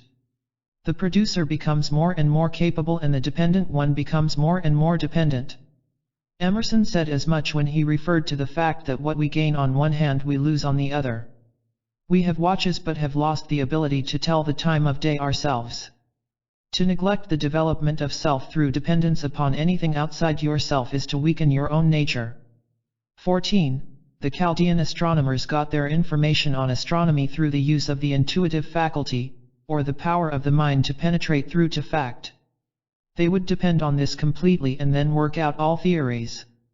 These ancient Chaldeans included the workings of this faculty in their history. It has always been in evidence. The influence is still in existence. If we want it, we must become one with it. That is all. 15. This is the eye of the soul about which the mystics wrote. Through it men have read and will continue to read the Akashic records. Through it we may perceive things happening at a distance or envision future events with the speed of light, 186,000 miles per second. It comes to us at times during an earthquake or other extremity. Coming events cast their shadows before them. Everything happens first on higher planes, then reflection occurs here. It functions in the Devachan period between consciousness and form. It is the two faces of the gargoyle at the temple gate. Looking one way, it admits limitation of delusion into the temple, man's being. Looking into the realm of spirit, it admits the freedom and power of illumination. 16. The Hawaiians possess a great natural insight into things and they prophesy and prognosticate. There is a certain group of Hawaiians who will get together and tune in impending influences. If they perceive an influence that is not of benefit, they turn it over to another group who work against it, and it never manifests. The Hindus say that one man can prophesy and another god-man can stop fulfillment of the prophecy. 17. In our experience with the Hawaiians, we never found an instance where they had failed to stop a negative event that had been prophesied. It is claimed that they have stopped many invasions. The ones performing that duty would lay down a certain line and the enemy could not cross it. Many times this has been included in their legends. At times the enemy could not even land on their shores. 18. The Carnegie Institute experimented some time ago with a group of Indians in Arizona. This group laid down a certain line and none could cross it except in love. Two men tried to force their way across the line and both men lost their lives. 19. The unillumined make the mistake of thinking that prophecy is inevitable, that if a thing is set to happen it must happen. Whether there be prophecies they shall fail, say the scriptures. Prophecy comes mostly from the established mental structure immediately surrounding the earth, being the projection of man's own limited thought. The faculty of perception directed into this field may sense the trend of this mental influence and what will likely be the outworking in the material plane. This belongs to the realm of false prophecy and it can all be set aside. The scriptures warn against false prophets who turn the attention of the people away from God. True prophecy is the result of keeping this sense directed to the plane of spirit until the individual catches the trend of the universal law. The law of the universe readily sets aside any accumulations to the contrary in the minds of individuals or races. It is accomplished as easily as shadows are dispelled by the light. The sun dispels the night, a single candle will banish darkness from a room, for light, whether small or great, has unlimited power over surrounding darkness whether it be large or small. Only a little illumination on the part of the individual can dispel any amount of negation, limitation, or false prophecy around him, for they are only vague shadows with no potency within them. Do not accept prophecies of destruction and calamity. Look into the realm of spirit and they vanish. 20. There was a group of persons in the Hawaiian Islands who came there from Japan, bringing black magic with them. They claimed they could pray a person to death, but that group no longer exists. Before one can practice black magic or become an antichrist, he must first become versed in the powers of the Christ consciousness. He gets the Christ power and uses it erroneously. The outcome of such practice is self-destruction and, with the destruction of individuals given to the practice of the black art, the art passes with them. 21. The most painful, if not the quickest, method of self-destruction is the misuse of spiritual knowledge. The individual tempted to use this spiritual knowledge to influence, control, or gain advantage over others should remember that every edict which goes forth from his own mind or mouth passes through his own being and becomes a fiat of power within his own nature, working upon himself exactly as he had intended it for another. That is what Christ meant when he said that the kingdom of heaven is within you. Your being is a kingdom, subject to the rulership of what you yourself decree.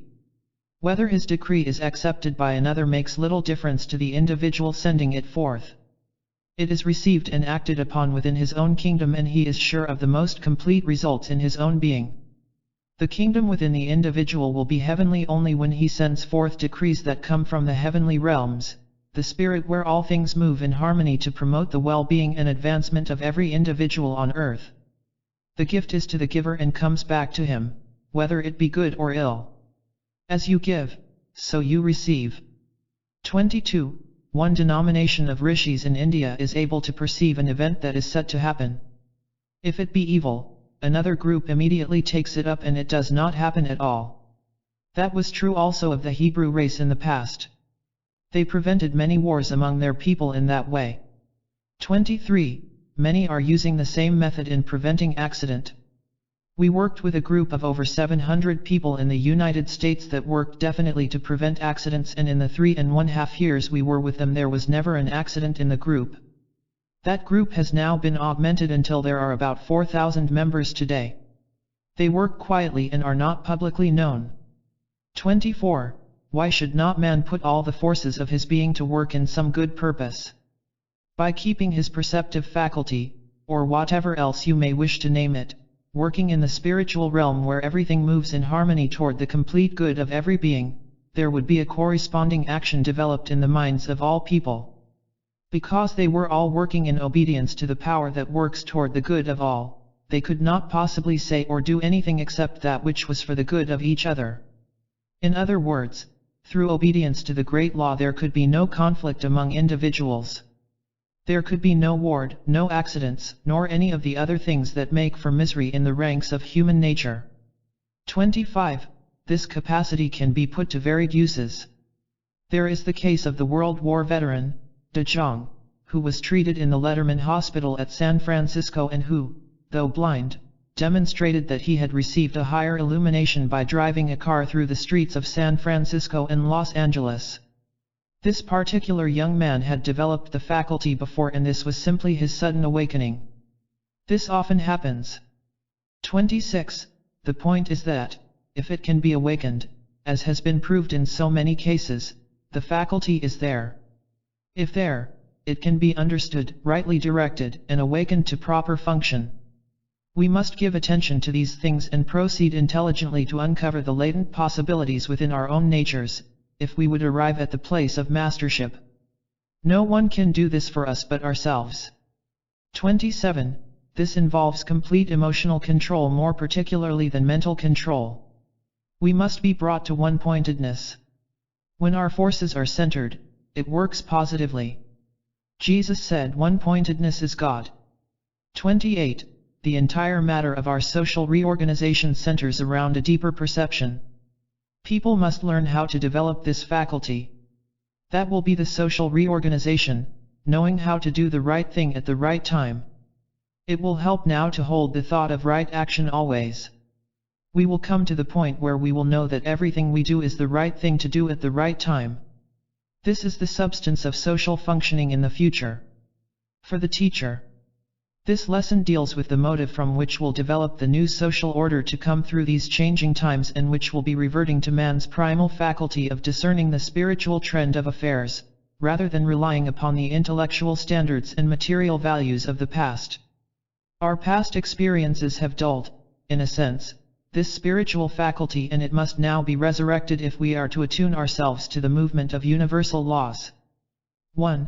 Paragraphs 1 and 2 show how the more primitive races, as we call them, have a sense superior in some ways to our own, and show how in some ways they fare better than we fare. 2. Paragraph 3 shows in what field this faculty functions most clearly with us, but it must be expanded along spiritual lines if we would make the best of our own possibilities and opportunities. 3. Paragraphs 4, 5, This faculty might be variously named, but in mystical science it is what is called the penetrative sense, or the ability to press or lead the mind out into new fields. When directed to its highest purpose, it will lead us into spiritual values just as accurately as it has led us into the fields of inventive genius. 4. Paragraphs 6, 7, and 8 are self-explanatory but can be developed further from the knowledge of the instructor. 5. Paragraphs 9, 10, and 11 afford a good opportunity for showing clearly how the mind of man is clouded through too much concern with the realm of effects, and how it may be clarified by redirection back into the realm of causes. 6.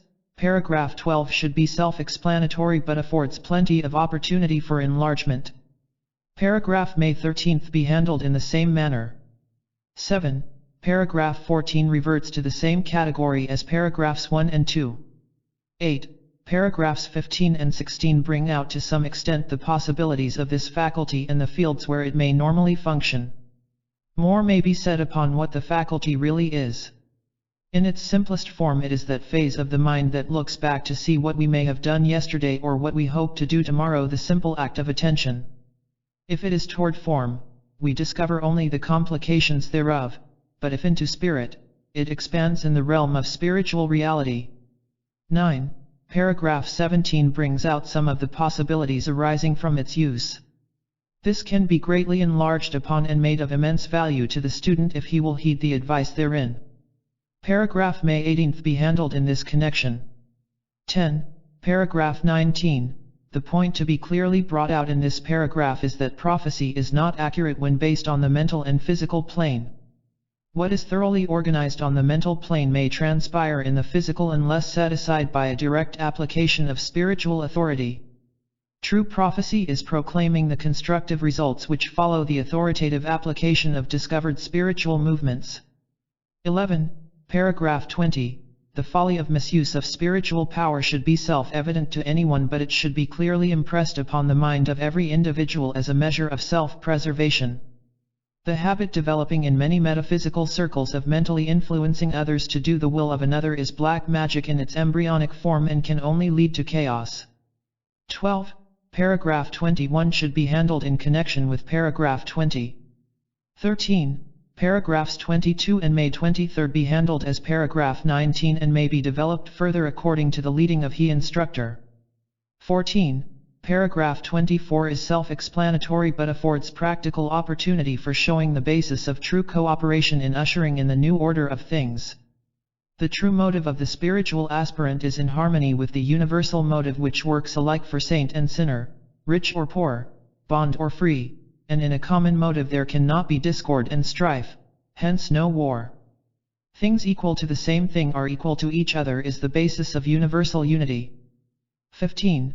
Paragraphs 25 and 26 give opportunity to impress upon each individual student the fact that no one ever has developed or expressed any so-called unusual powers, but that the same potential power is resident within him, and his business is to develop his own capacities if he would know the measure of his own soul. 16. Paragraph 27. A whole volume might be given on the necessity of self-control. It is as essential to individual power and progress as the organization and application of energy is essential to mechanical power. Without it there is no practical power to constructive purposes in either field. 17. Paragraph 28 can be amplified according to the ability of the instructor. Chapter 5. Power of the spoken word. 1. The spoken word has a great power, but there is one thing certain: we must select the words and then we must give them power. There is no power in a negative word unless we do select and give the word power. It does not of itself contain power. Power must be given to the word by the one who speaks it. Of course, as the Eastern philosophy goes, the thought which precedes the word is more important. Consequently, the thought can be the motivating force behind the spoken word, and in that way it adds power and, as the masters put it, that word must go forth and create. 2. Now, if a word is spoken idly or without force of thought, it does not accomplish. By the selection of that word, the power given to it through thought cannot help but accomplish that very thing for which it is sent. That is why they claim such selectivity for the spoken word, and that is why they say the spoken word is always selective. 3. that power which we put back of the word to accomplish must be the energy that we ourselves perceive. As they put it, not the energy which you give to the word but the energy that you perceive for the accomplishment of that word is what matters. For, Jesus said, "My words are spirit and they are life and they do accomplish that whereunto they are sent." Spirit is the creative cause in the universe and our words are potent only as this same spirit is seen as the operative force back of them. It is the activity of the force of nature that makes the seed grow, for no seed has power within itself. It is a container or vehicle of that force. So it is with words. The scriptures say, "The word is a seed," and the power of spirit acts upon words as nature does upon the seed. Our consciousness or awareness of spirit is the focal point in this matter of the power of the word. Idle words are impotent and do not create, though they, in a sense, may add to the state of hypnosis. To fear negative words is to add to their hypnotic energies and it thereby adds to the influence of the negative word. The power of ignorant or idle words is only that they may intensify the hypnotic state of man's mind but they do not alter the creative cause in the least. The power of negative words is only the modernization of the old idea of the devil and is a direct violation of the fact that there is only the power of God. There is no power opposed to the ultimate good in the universal trend. That which seems to be opposition is in our own minds, which often work contrary to the divine purpose. The creative trend of the universe or the will and purpose of God is to dissolve ignorance just as light dissolves darkness. 5. We have seen them. Them used in this sense always refers to the masters, put forth a word and what the word represented would come into existence immediately. There was no time element at all. In fact, there is no way of placing a time element upon the spoken word if the energy, spirit, is in it. As they put it, a word spoken directly with the impetus of true thought behind it must create that very condition instantly. It is quite evident that the Western world looks upon a word as less potent. That is, a word may be spoken but, with no energy behind it, it loses its potency entirely. It is often said that this is why the Western world gets into such childish prattle. It fails to put the proper value upon its words. 6. Now, the thought which possesses the proper selectivity or which possesses the force that belongs to it, should always be given to the word, not to drive that word through will or the force of the will but to give that word the power which belongs to it. That of course is the power of the spirit and this is included in our words only through highly selected thought which corresponds to the creative purposes of the universe. In that way the will, which has directive ability, sends the word forth but it is not the will that gives power to the spoken word. The will selects or enters into the selection of thought and the speaking of the word but the power is conceded or admitted through an enlarged consciousness of the presence and power of spirit. But, when a word is selected for its meaning or its use, it is always selected in the frequency where it belongs and is placed there. 7.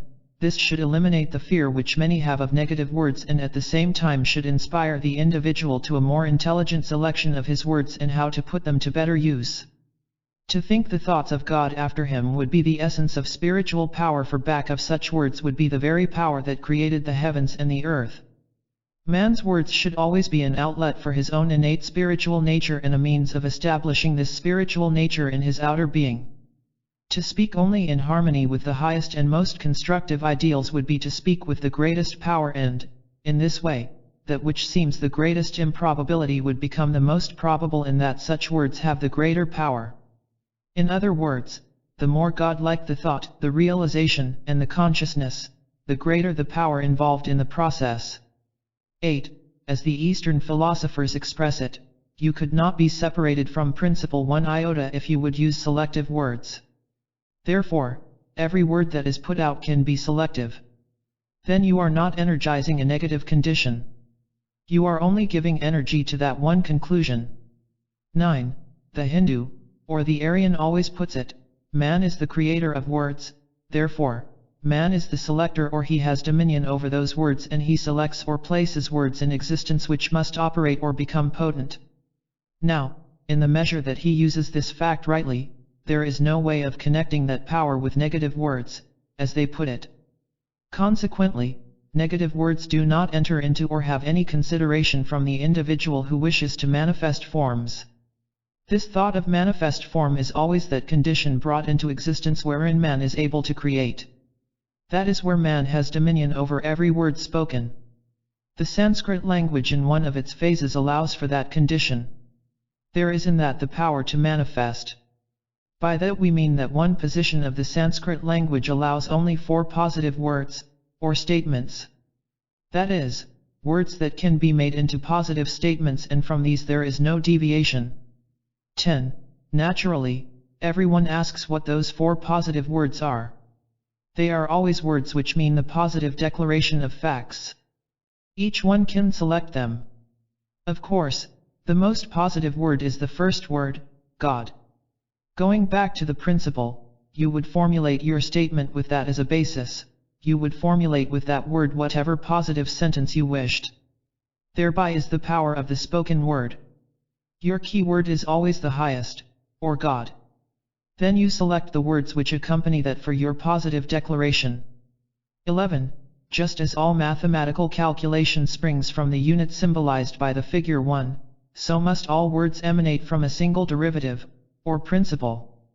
God is end, because God is, I am. Because God is life, I am life. Because God is intelligence, I am intelligence. Because God is power, I am power. Because God is all substance, I am substance, etc. Father in Sanskrit means first mover, and the first movement of the mind of the individual must always emanate from the one source, and it must be sustained through the consciousness of the individual. To admit anything into the individual consciousness that does not originate in the facts of God is to adulterate the process of life in himself, and, to this extent, he becomes unaware of the fullness of his divinity. He must give himself to the underlying facts of life in their entirety. He must tarry at Jerusalem, his contact with the All, until the Holy, or entire Spirit of God is the motivating energy of his every thought, word, and act. 12. Man cannot express a word or thought outside of his own field of competency with any manifesting power. He cannot go outside of that field, because that very word which he expresses creates the field in which he acts. 13. The average person does not really know what a word is. It is merely a vehicle used in the processes of mind to convey or extend certain processes of the mind. The word cannot convey that which is not in the mind. Webster says that a name implies the essential nature of a thing. A word is only a name for certain states of consciousness, and that is something that rests with the individual himself. One person may say I am happy, and it would convey nothing to another individual hearing the word. If his consciousness is only a bit joyous, his words would convey but little authority. But if he were radiant with joy, his words would convey complete conviction. Idle words are empty words, words which do not contain the consciousness and realization of spiritual facts. You see, a word as we use it is just what it contains, and the content of the word is determined by our consciousness, and our consciousness is determined by the degree of intelligent selection which we use. 14. It is not repetition that makes a word effective. Your first declaration, if it be true, is sufficient. There is nothing left to do but stand by your statement, abide in your word. Repetition, however, is often an effective means of bringing one into accord with the possibilities contained within a statement. One often repeats a sentence or rule over and over before the meaning is clearly revealed to his consciousness. Without this expansion of the mind toward the inner facts, repetition is only hypnotic. 15. If man repeats words and they do not become hypnotic to him, this repetition brings him into closer accord with the facts back of the words. It affects a higher realization. It is worthwhile to repeat up to a certain point, and then it is not worthwhile even to repeat, because your word is established unto you. When you understand that your word is clearly established, repetition is of no more value whatever. In reality, we come to understand that our word is always established and we never repeat it. 16. If the manifestation of your word does not appear, that is no proof of its ineffectiveness. The better policy in such a case is to give thanks that the manifestation is there. You get out of doubt completely in that way. But, by going on and repeating your word, you may very quickly begin to engender doubt, whereas, if you give thanks, you are more closely in harmony with your word and become more easily aware that your word is established. 17. The mere repetition of a word does not establish it any more firmly. It only brings you into harmony with that which is. It is very often possible to bring yourself into more harmonious relationship by giving thanks that it is here now and that it is established. 18. When one realizes that the whole problem of manifest results is more a matter of opening up the consciousness to see or include something which already exists in fact, instead of trying to bring something that is not out into manifest form, then the matter will be much simpler. It is the land thou seest, that will I give unto thee as an inheritance, that contains all the mystery. It is a fact in spirit, it is a fact everywhere and on all so-called planes, for there is only one plane and that is spiritual. As the mind expands to see or grasp the spiritual fact, there can be no question whatever about the manifestation of that fact. If it is so in God, it is so everywhere, for God is all. It is all a matter of awareness upon our part, and our awareness must be expanded to include the reality and existence of the spiritual fact. 19. That was Jesus' method of working. Every word was established unto him. He exalted every word through his exalted consciousness, knowing that it was already in existence. The Hindu stands in the same position. He states his declaration and then he may say that it is finished. He takes the attitude that it is already finished, it is already in existence, it is his, and then he goes on. One accomplishes far more in that way than to go back to the repetition, and it seems to always make one stronger. 20.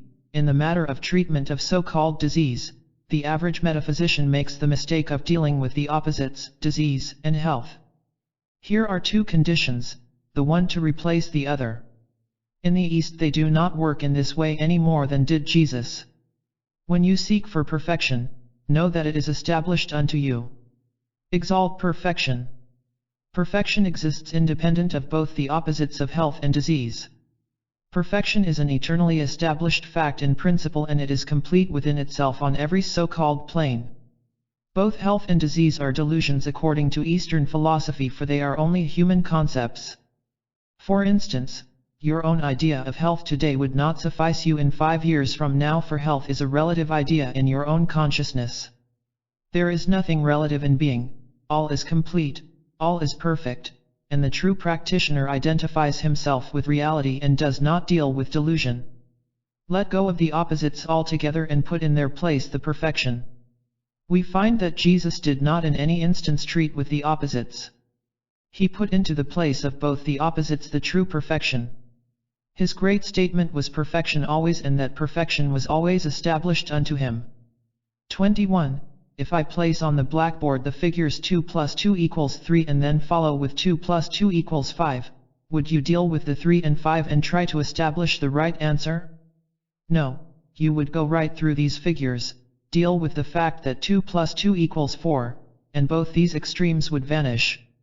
That which is less or more than the correct answer has nothing to do with the fact in principle, and it is only by bringing the fact of principle to bear upon the situation that any correct answer is possible. Our ideas of health and disease are both less than the perfection which is established in the foundations of the universe, and never can that which is less than perfection be made into perfection. You are dealing with something unrelated to either of these extremes. Be ye perfect, even as your Father in heaven is perfect, is the correct standard of procedure here. 22. Most people fail in the so-called demonstration because they make a statement of perfection and then immediately begin to look back into the matter of the opposites. Only if thine eye be single shall thy body be filled with light. Lot's wife turned and saw double, and her body became stone or salt. Now, henceforth, and forever, see only perfection, said Jesus. The moment that we establish perfection, the Christ stands forth dominant. Each works to establish the other, for the fact in spirit is the form of its manifestation. 23. The effect of true spiritual treatment is not dependent upon the degree of unfoldment or spiritual development of the person treated. We need not bother about his consciousness, for it is based upon the opposites, else he would not be ill. The spiritual fact is, in the moment we stand in perfection, our consciousness is perfect as well. 24. speaking the word is never hypnotic, for it is the essence of the true nature of all creation. Treatment, or speaking the word, is not projecting our ideas of health to offset disease. This latter is hypnotic. Speaking the word is only telling the truth, declaring that which always has been and always will be true of any individual, condition, or circumstance, in principle. Hypnosis is a result of speaking from the human mind with its imperfect concepts. 25. It is not necessary that the sick or needy person ask for your help, nor that he be conscious that you are sending forth the word to him. If you send it forth on the Christ-right ray, you are merely presenting his own innate perfection to him. In this way you liberate both yourself and him, for you are not dealing with anything but fact. You are not working against the will of any individual when you work with perfection, for the innate will of everyone is for perfection. This rather frees his will from its entanglements in the realm of false habits and concepts. There is no so-called influence in this sort of facing the situation. It is merely calling forth that which has always existed until it arrests the attention of everyone involved and they merely see that it is so. 26. There is power in the spoken word always if we see it as spirit, for then it can be nothing but spirit. We are the determinator. We are both the power and the expressor of that power, and we are the sole determinator of what that word shall carry with it. There is power in medicine on exactly the same basis. It is but the conveyor or means by which the mind of the patient is expanded to admit the creative authority of the universe. God is in the doctor, the patient, or the pill. Any individual, regardless of his profession or status, need only project the perfection.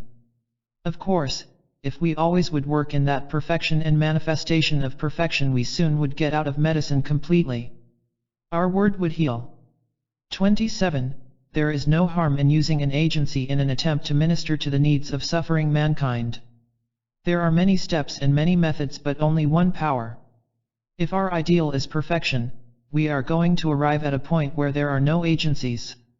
The agency which an individual employs only indicates the progress he has made in his own mind as to the suitable and most efficient means of admitting perfection into his being. One thinks it must come through a pill, one thinks it will come through affirmations, but, through whatever it comes, it is the perfection of principle that manifests. Only the highest ideals are adequate to contain the full measure of power that exists in divine principle, for the larger the container, the more can be conveyed. When the container and the contained are one, perfection, then it is complete in every plane. 28. In treating at a distance, or what metaphysicians call absent treatment, thought is more rapid and potent than words. Thought does not know time and space, while a word or audible sound belongs on the material plane and must traverse space and endure in time in order to reach its destination. Notice how instantly your thought is at the sun, the center of the earth, or at any other place. Thought does not travel, it is already there. Every fact in spirit is already there and, further, it is already in evidence. To see this fact is to lift yourself into this fact, and to see it for another is to lift him into it. If I be lifted up, if the perceptive faculty is lifted up to the plane of reality, it draws all things into this realm. This is the true approach, rather than to try to lift anything or anybody into the perfect state. We might as well try to make energy out of earth by using the pick and shovel. 29. We know a man in India who walks through a storm just by the presentation of perfection of that storm. He will walk through a storm and never get wet. We have seen him stop fires and storms. Man himself is the word of God if he abides in that word. If ye abide in my word and my word abides in you, then are you in me even as I am in you, is the truth of the whole thing. When Jesus sent his word and healed the centurion's daughter, he did not send anything as we measure it in the three-dimensional world. Jesus, or Christ, was the word himself, and there was not anything that was made but that which was made by the same word. Therefore, the word which he sent did not traverse space, for the word was there as the truth of the centurion's daughter, just as it was with him. He simply announced a universally true spiritual fact, and outer minds became awakened to this fact. Our remedies oft in ourselves do lie, which we ascribe to heaven. Shakespeare. For the teacher. 1. Paragraph 1. Was not man given dominion over all things in the beginning? If that be the case, that same power is resident within man, yet in all the seeming power which anything has over man is the working out of power which he himself has assigned to that thing.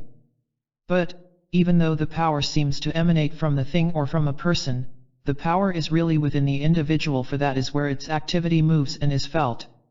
To govern the action and reaction of his own nature, therefore, would be one of man's primal secrets of power. To keep one's nature always working in perfect accord with the divine ideal of perfection would be to have all power in heaven and in earth. 2. Paragraphs 2, 3, and 4. It should be clear to everyone, though it seems not to be, that the words we speak are no more power than cylinders in an automobile engine are power. They are vehicles of energy, and only the kind and degree of energy moving through them determines the power. When Jesus said, "My words are spirit," he meant to convey that he was conscious that the moving force of God was moving through what he said or thought, and it was this motivating energy which did the apparent healing. The assertion of fact is infinite in its potency in the face of that which is not fact. Follow this idea through with any illustration in the realm of truth and falsity, light and dark. 3. Paragraph 5. The important point in this paragraph is to make the student realize what tremendous opportunity he is losing in idle talk. His words might as well be conveying an infinite energy that would free him from his mediocrity if he would only proceed intelligently. 4. Paragraph 6 should be carefully considered, and we should differentiate between the natural impetus of an accepted fact and the imposition of our wills to force a condition which we imagine to be better than the one already existing. The acceptance of a thing given never involves what we call a forceful will. Receiving an offered gift is infinitely more effective than to attempt to force one to give you something that is not already within his mind to give. Accepting a fact that is universally true involves no supreme assertion of the individual will. Perfection does not come from projecting our own ideas, but from awakening to the knowledge that it is already the established order of things. 5. Paragraph 7. Clearly free the student from the notion that negative words have power. They are only a waste of time and add to the state of hypnosis. The higher the ideal, the more illumined is the idea, the more powerful it becomes. Your lightest word is your most illumined word. 6. Paragraph 8. Use right discrimination in the selection of words so they convey or project into the manifest world only that which conforms to your highest ideals. 7. Paragraph 9. Man's dominion is over himself. His being is supposed to be the kingdom of heaven. Only the law governing infinite space should govern his thoughts and feelings, his bodily and manifest conditions. His sphere of rulership is within himself, heavenly only when that rulership is exercised according to the facts of principle. 8. Paragraph 10 and 11 show clearly the origin of all constructive thoughts and words, and that the entire field of thought and action should be developed from this manner of procedure. 9. Paragraph 12 and 13, show what is in the word that gives it power. Repetition versus realization. 10. Paragraphs 14, 15, and 16, the function of words or the word is not to project something into being, but it is to expand the mind of man until he sees that which has always been from the beginning. Before Abraham was, I am, is just as true of every fact in spirit as it was of Christ. 11. Paragraphs 17, 18, and 19 are a continuation of the same truth, training the mind to see through its veil of hypnotism, the veil in the temple, to see through to the other side where all things are already perfect and in evidence. It is all a matter of training the mind to see. 12. Paragraphs 20 and 21 contain practical advice not only for the metaphysician but also for the individual who wishes to help some friend in distress. So much of mental practice is purely hypnotic and only substitutes a condition that may be somewhat better for the condition that was already there. Why substitute one human state or conception for another when the perfection of God Himself is there waiting recognition? 13. Paragraph 22. To stand by the fact regardless of the consequences is the procedure. There can be no loss but the loss of our illusion, and the gain is truth itself, so why should we hesitate? 14. Paragraphs 23, 24, 25, and 26 are clearly enough defined and highly illuminating to everyone, but they may be enlarged upon out of the richness of the instructor's mind. 15. Paragraph 27. the difference between the conveyor and the thing conveyed comprises all the difference with which we succeed in any kind of curative practice. It is the spirit that quickens, and the effectiveness of treatment is the amount of spirit admitted in the practice. 16. Paragraphs 28 and 29 eliminate the idea that there is such a thing as absent treatment of disease, for in spirit there is no absence. Spirit is present at all times and in all places the same and needs only recognition. Chapter 6. Consciousness. 1. Consciousness is man's state of awareness. It is the capacity of the mind to know, and its knowing determines his capacities along all lines. Man may be aware of that which is true, or he may develop in his mind a sense of awareness that has the semblance of reality but which is entirely false. The truth or falsity of his estate is, therefore, dependent upon his state of awareness or his consciousness. 2. Consciousness must be that which represents the highest attributes. It must be related to all high attributes. We carry our consciousness to God consciousness, wherein we are aware of all things including ourselves in the highest state. That is the state where we see through all conditions and all circumstances. As the masters say, the veil is then completely removed, the veil that hitherto seemed to exist between the mortal or physical and spirit. There is no limitation here. The mortal and physical conceptions are abandoned completely for the true spiritual. 3. This spiritual consciousness does not exclude sense activity. True sense activity is included in the highest consciousness always.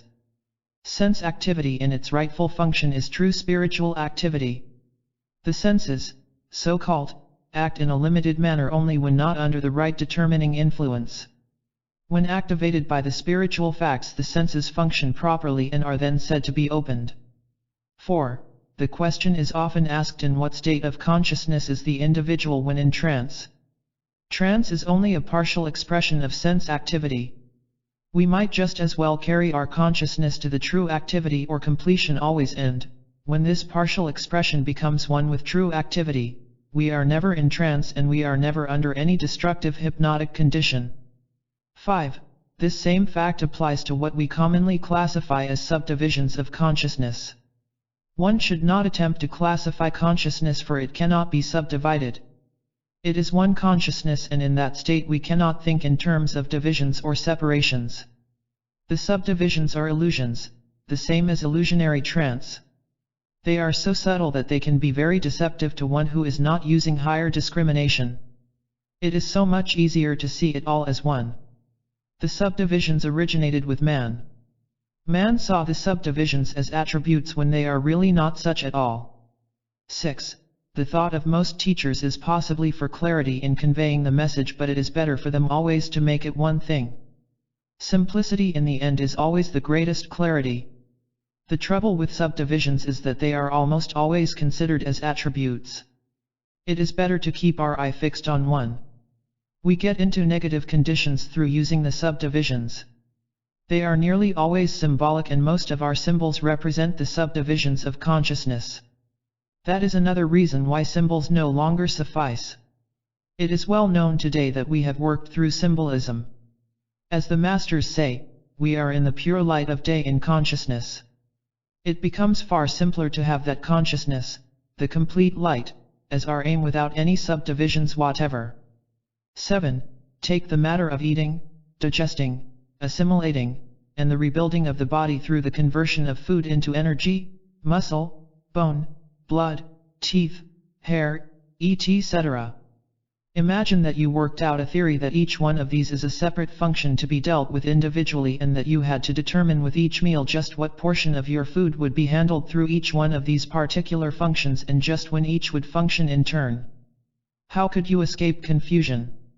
The fact is, you recognize it as one process with many phases, and each one of these phases is a self-operative process within a single system. In a normal physical state there is not a single phase of the entire system that functions independently, but every one of the various phases is but the working out of the single system. 8. The body is only a symbol of the soul or the man who lives within the body. That is, the body is a symbol of the workings of consciousness. To protect and determine that which enters into consciousness, which is through the control of one's attention, the entire system of consciousness is self-operative as a single system. There is not conscious, subconscious, superconscious but just one radiant living consciousness of reality. This is the state of complete freedom from symbols and therefore from hypnosis. 9.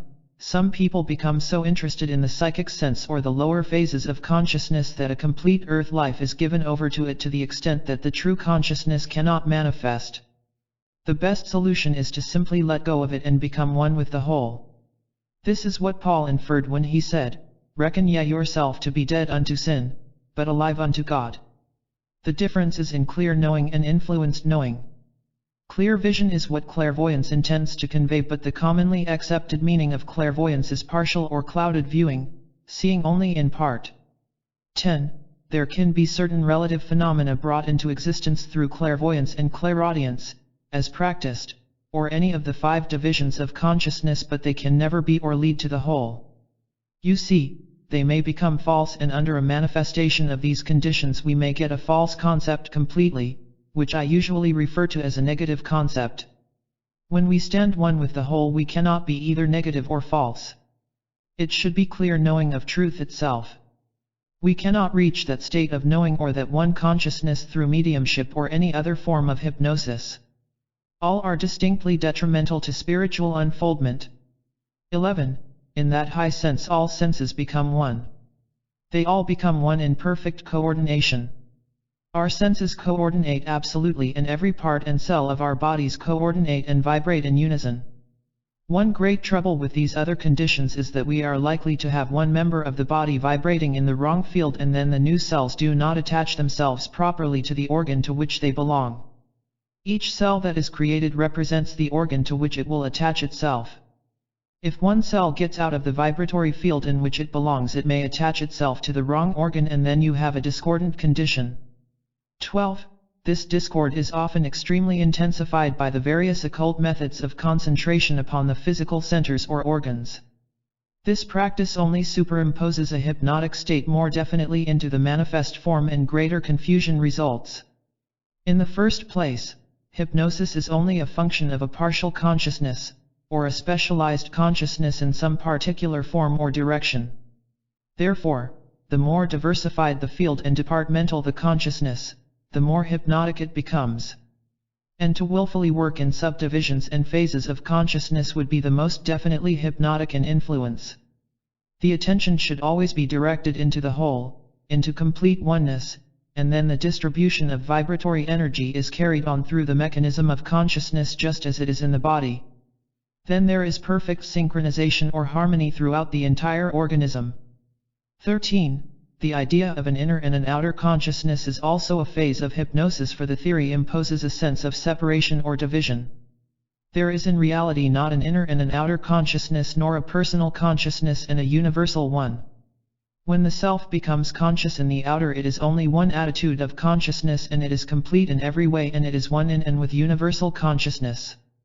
I and my Father are one. 14. We are then not conscious of an inner, for the inner and outer are one. The whole is always evident. If we see and project our vision or our ideal, it is for that complete wholeness. The masters call that being of sound mind, or completely sound in consciousness. It is perfectly sound and whole. The body is perfectly sound and perfectly whole as well. The knower and the thing known become one.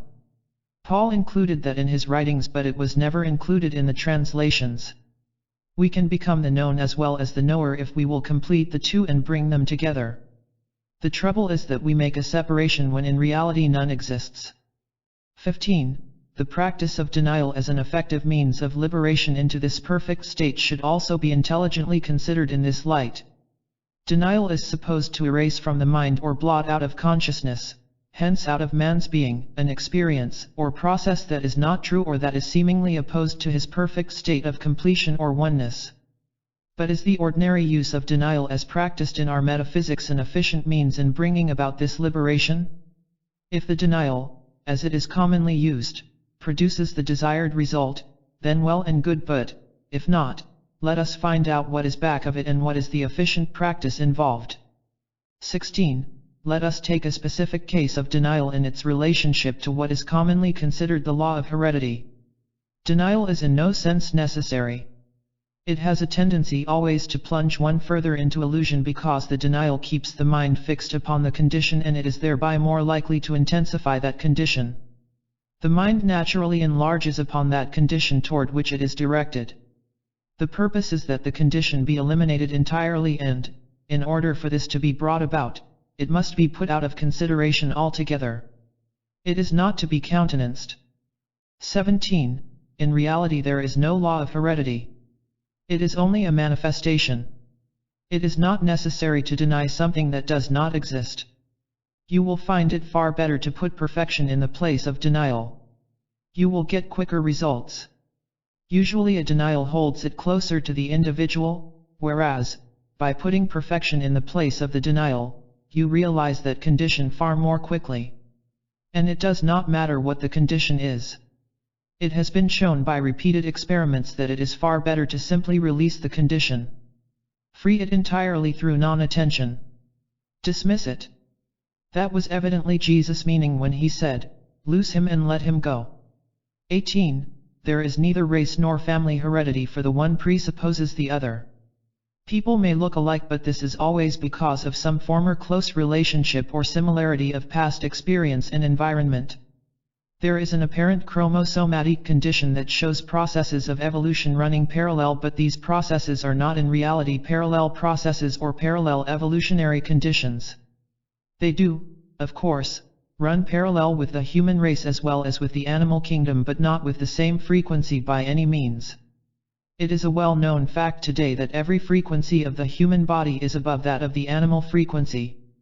The transmission of the acquired characteristics can be influenced through the thought, but it can also be set aside through the reversal of thought. 19.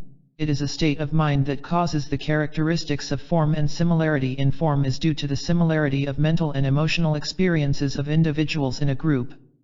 Two people, not much alike in the beginning, through long association with each other and enduring the same general mental and emotional reactions, ultimately develop similar characteristics. A man and a woman living together over a period of years, if they have sympathetic interests and mutual emotional reactions, begin to look alike. This is a reproduction of similar mental states. 20. Medical science today is quite reversing its former opinions regarding hereditary disease. When Jesus healed the epileptic, the disciples wanted to know whether the man or his parents had sinned. This was his direct answer: neither this man nor his parents have sinned, unless you see the sin. It was only sin because of the thought of the parents or those surrounding him. In reality, the only sin connected with the condition was the sin of erroneous thinking. 21.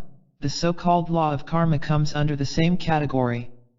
It can be proved today that there is no debt of karma, that the soul does not bring any of this through.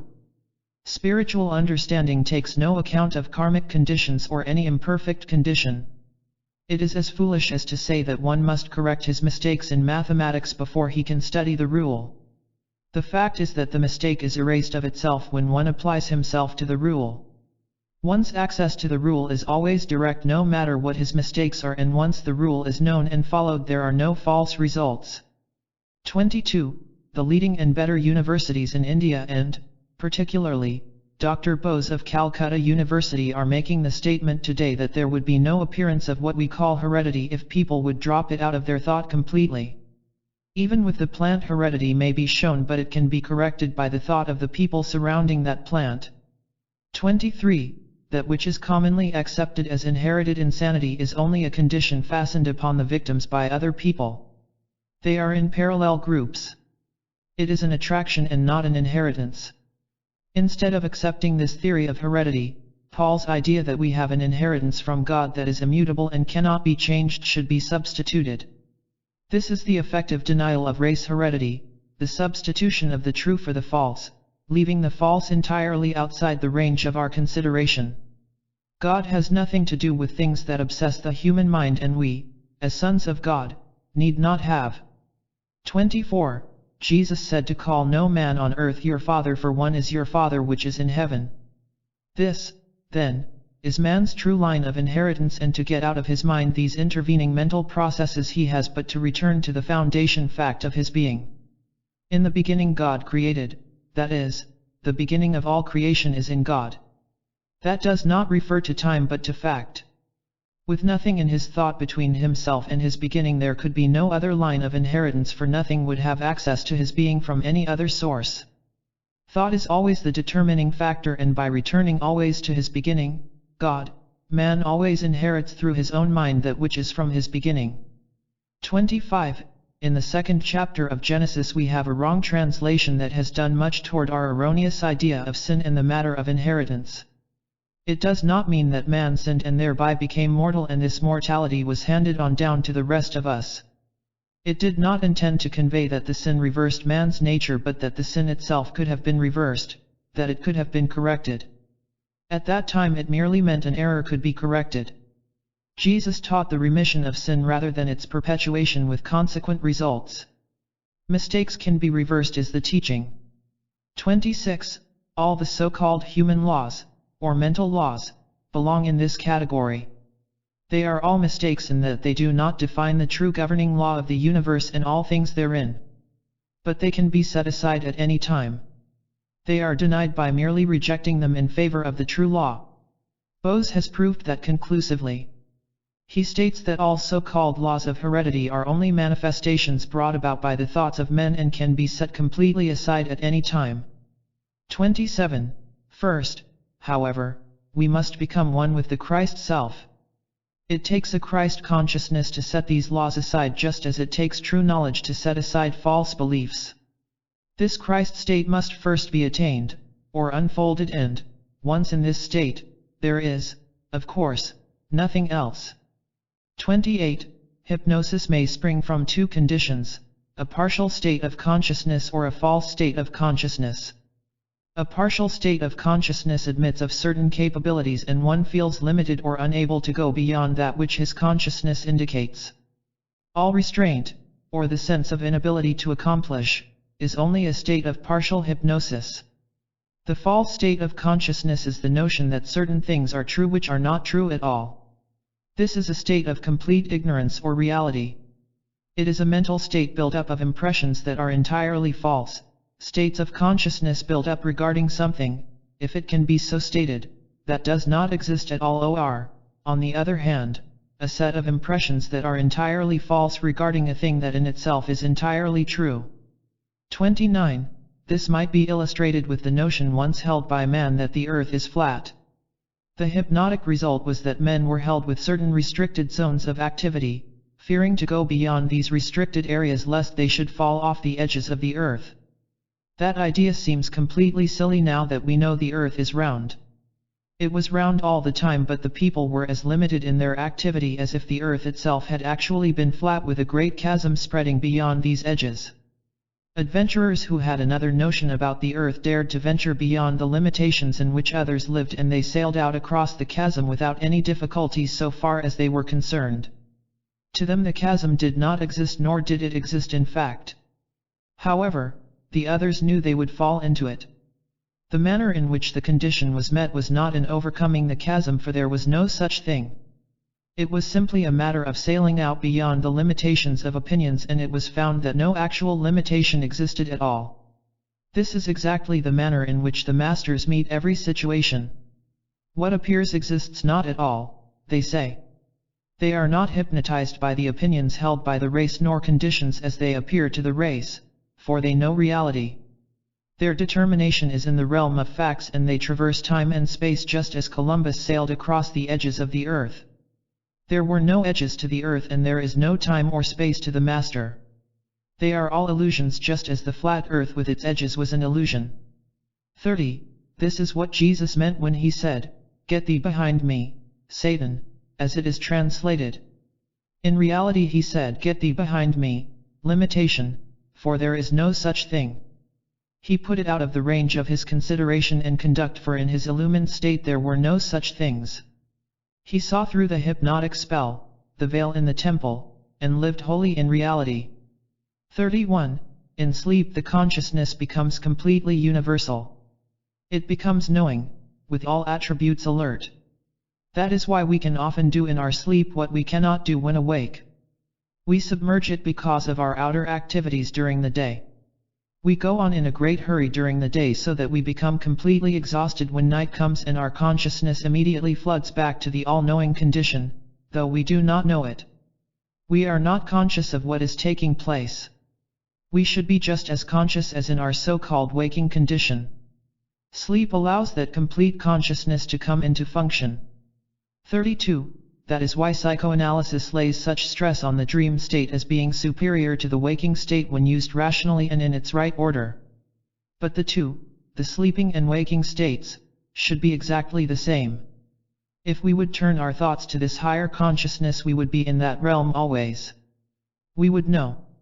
The dream is more of a clairvoyant state of a very low order unless we do turn our minds to a higher condition or knowing state. If we do this, our dreams are true always and are not something that has not actually happened to us at all. Dreams ordinarily are a mixture of the earthly and the higher experiences. If our thoughts were always of that higher condition, our dreams would correspond. Our days would be concluded the moment we went to sleep. 33. Sometimes when a man is up against a stone wall, so to speak, due to serious problems which he cannot seem to solve, his state of exhaustion appears to quiet the outer and very often the solution comes through. He has merely carried on the false practices of living until he has contracted his being as far as he can. It is just the same as if he had gone to sleep. The cessation of activity through exhaustion causes his mind to let go of the condition and then the solution came through. 34. The method of relaxation which the masters use is to let go completely of any outer condition and always project their thoughts to a perfect activity. The physical, emotional, and mental must be stilled by directing the attention higher. 35. The difference between the ordinary dream and a nightmare is that in the nightmare you have the psychic phenomena in evidence becoming connected with an outer activity and always thus permitting anything to come in, the same as in psychism or mesmeric influence. I have seen people hypnotized and they were not themselves at all. They would act like monkeys or go about barking like dogs. This is quite similar to the nightmare. 36. When you are in the nightmare, it is possible to come out of it if you will think of what you would think if you were in the waking stage. A patient has been known to cure himself entirely of extreme cases of nightmare by thinking while experiencing the nightmare, just what would I do if I were in the waking state? He would have accomplished the same result more quickly had he thought what he would do were he in a perfect state of spiritual consciousness and would have raised himself nearer to that state. If he would ask himself what he would accomplish if he could see directly through to the spiritual, it would become much simpler and more beneficial because it would be permanent. The breaking up of a nightmare becomes automatic if just before you go to sleep you declare that you are one with perfection. It has no chance to enter when you are in this state. 37. This same practice can be applied equally to the so-called waking state. All negative conditions and difficult problems can be corrected and solved every time by this method. You will find it very practical to ask yourself, when faced with problems or apparent negative conditions, what you would do if you were in spiritual consciousness. Get rid of the complexities of earthly living in this way. It is really just as simple as that. 38. To be still and know that I am God covers the case perfectly, for that is the completion of it all. And that other phrase, God is in his holy temple, let all the earth keep silent before God and rejoice, is equally applicable. And again, in everlasting joy all things have their birth. 39. Joy is the very highest state. It is the exaltation of soul as physical pleasure is the exaltation of the body. But it is the true emotional state of man, born from his inner release into the truth of his being. It is only when we get out of that condition of joy and harmony that we begin to get separated from the highest. You are going to hear a great deal of that talk in the coming years in all theological schools.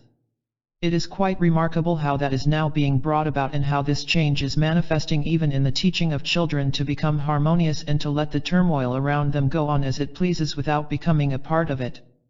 40.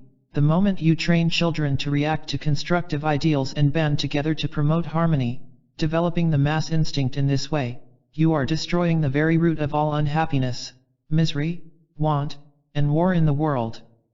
Our past method has been to develop the sense of strife.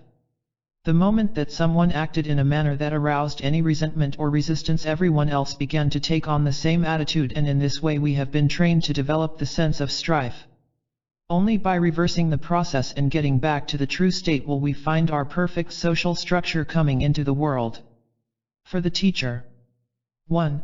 Paragraphs 1 and 2. To grow from the present state of awareness of himself as a material being and into the consciousness that he is a spiritual being contains the full secret of man's attainment.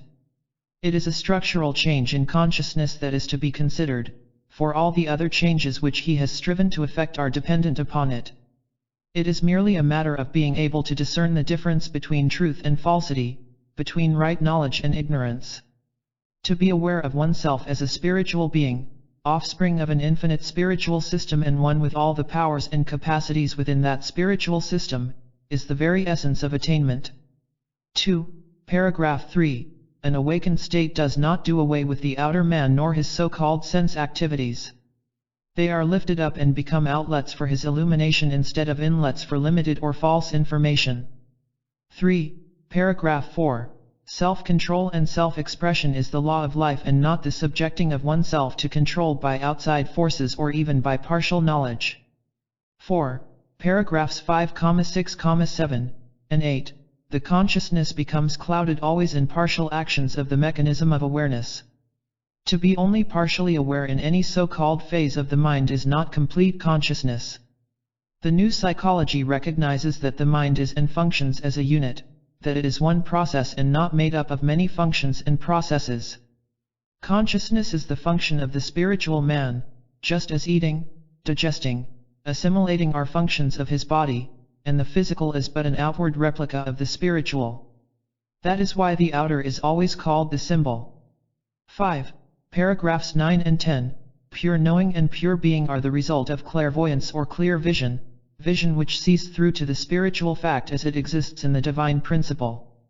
And he lifted his eyes unto heaven is the practice that awakens pure vision or clear sight. What is commonly called clairvoyance is but the extension of the physical sense to see the movement of human ideas in the mental or psychic ethers. Only the radiance of truth itself is the object of clear vision. 6. Paragraphs 11 and 12. To impose one idea upon the body in substitution for another, or to attempt with the mind to awaken bodily centers, is the most intense form of hypnosis, for it is the willful imposition of thought and becomes most binding. Did you ever notice how a living sense of joy functions equally and automatically over your entire being? No part of your being had to be stimulated to that state of joy. Imagine how long it would take you to become joyous if you had to proceed to concentrate upon each part of your body to awaken it to the state of joy and then proceed with each body center in this way until you finally became happy. Mental processes do not produce spirituality nor do they awaken the physical centers. Spiritual awakening immediately pervades the entire being of man, and when the eye is lifted up, the entire man is lifted up with it. 7. Paragraphs 13 and May 14th be handled as above, with further development if desired. 8. Paragraphs 15 and 16. Denial is not a matter of dealing directly with negation but is the practice of ignoring it. The first function of the mind is attention, and whatever occupies the attention develops through the mental process. Therefore, denial is putting the thing out of the range of consciousness. Get thee behind me, Satan is putting all negation out of the realm of consideration. It is not even to be dealt with, for it is but a shadow. Light is that which dispels the shadow, and knowledge dispels ignorance. 9. Paragraphs 17, 18, 19, 20. All the so-called laws of the material world are only attempts to define the rule of behaviorism in the material system.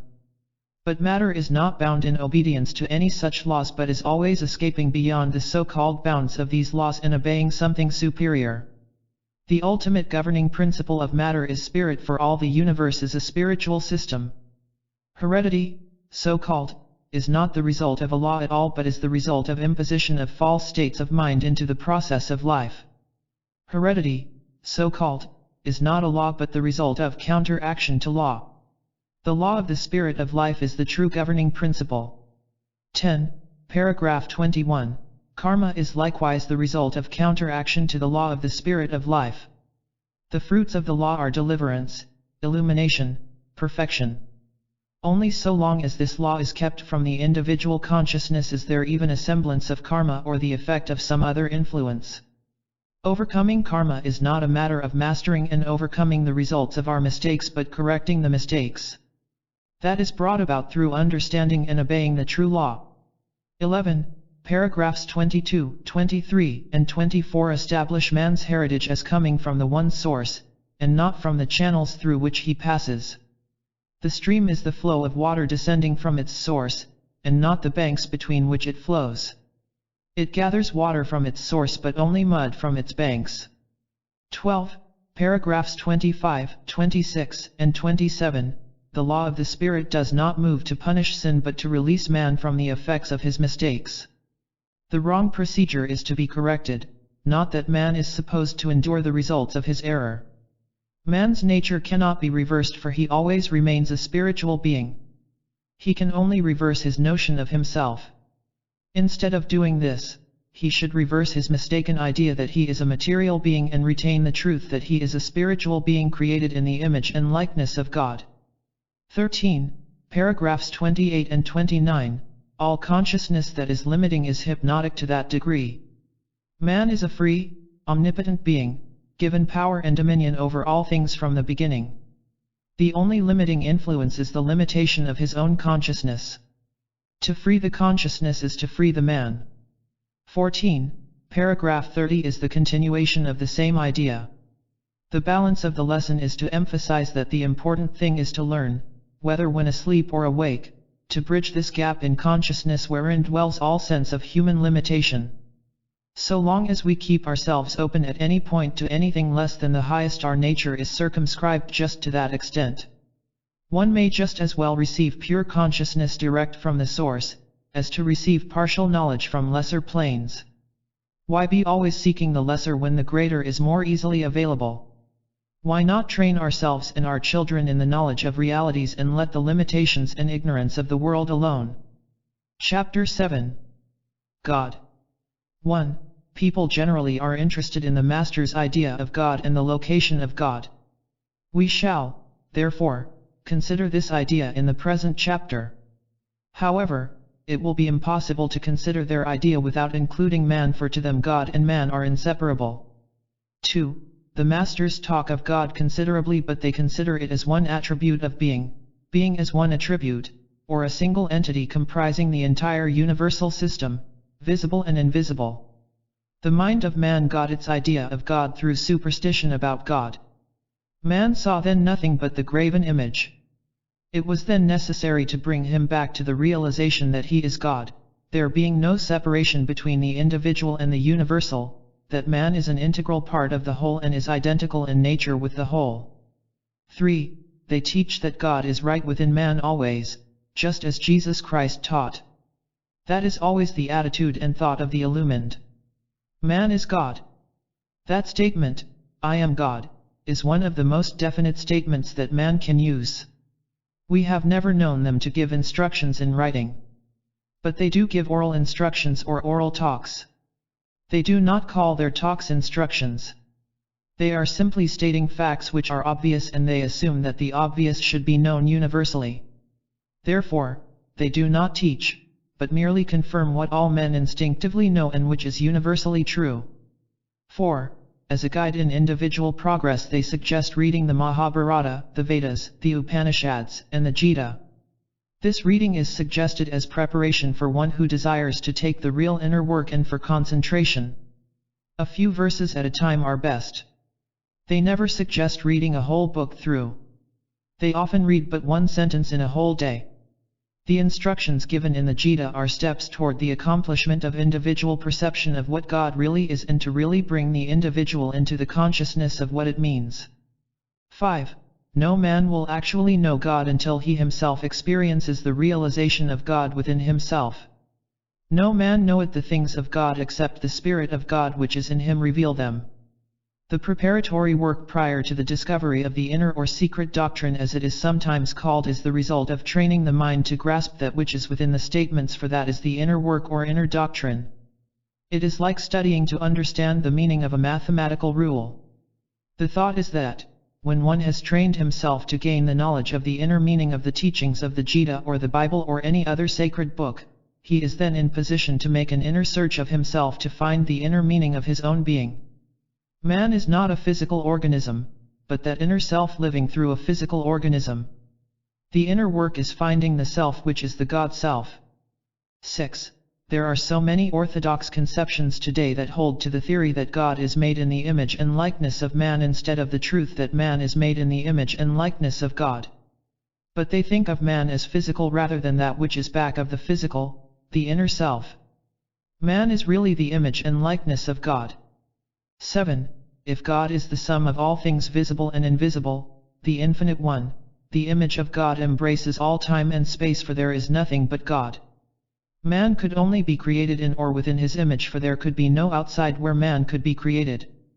He subsists within the very image of God, as your thoughts exist within and live as an integral part of your mind. Not only is man created within this image of God or contained within the allness of God, but he is made of the very essence of the God nature, like unto it. If the cause is God, the effect is God in manifestation. Cause and effect must be one. Can there be thought without mind, and can there be mind without thought? 8. The union of every condition brings man right back to God. He does not need to attain. He is God. That is wholeness of principle. The materiality of illusion is that which gets us into all kinds of difficulties and strife. In that complete unification of principle in man we rise out of objectification entirely as we know objectification. There is a pure manifestation of God, but it is not a material or limited objectification. It is a state of consciousness expression of all that principle is. But there is not the slightest degree of separation or limitation. It is like a ray of light among innumerable rays of light, which all together make the light that is universal, but each ray is light. 9.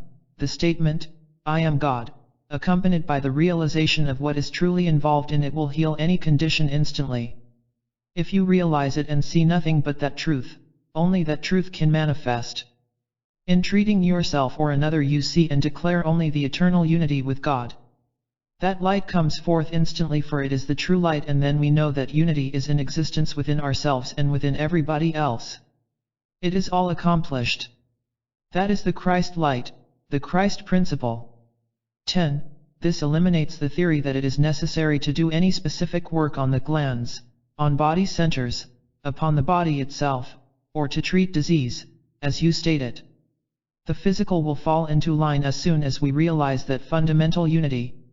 When this state is reached, the glands and all bodily functions are stimulated until they become harmonious. Every atom of the body is stimulated and aroused to action in perfect coordination with the spirit. It is the spirit that quickens. You cannot raise the bodily action into accord with spirit by the processes of mind, for the spirit is above the mind as the heavens are high above the earth. 11. The 10 Commandments are not the objectified law of God at all.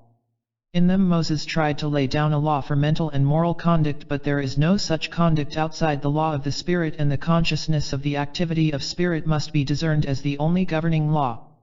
The statement, as you stand one with law, you will not do these things, was the original intent, but has been translated, thou shalt not. If you are within the law of harmony you will not produce discords, but to merely refrain from producing discords does not place you within the law of harmony. To refrain from discord merely involves doing nothing at all, and surely this never would produce a musician, nor would it express harmony. The active doing of the law produces effects commensurate with the law. Life is active, dynamic, and not static. It is doing truth, not merely refraining from that which is not truth. 12. If you are in obedience to the law itself, you will automatically refrain from doing certain things which are not included in the natural operations of the law. You do not do these things if you follow the law, but in omitting these things you may not fulfill the law at all, but only obey your own notions. Thou shalt not, was the Mosaic law as Moses gave it out. These were the emanations of the Sephiroth, or the tree of life. He veiled that fact and objectified it for the people, but gave the priests the real meaning in the Talmud.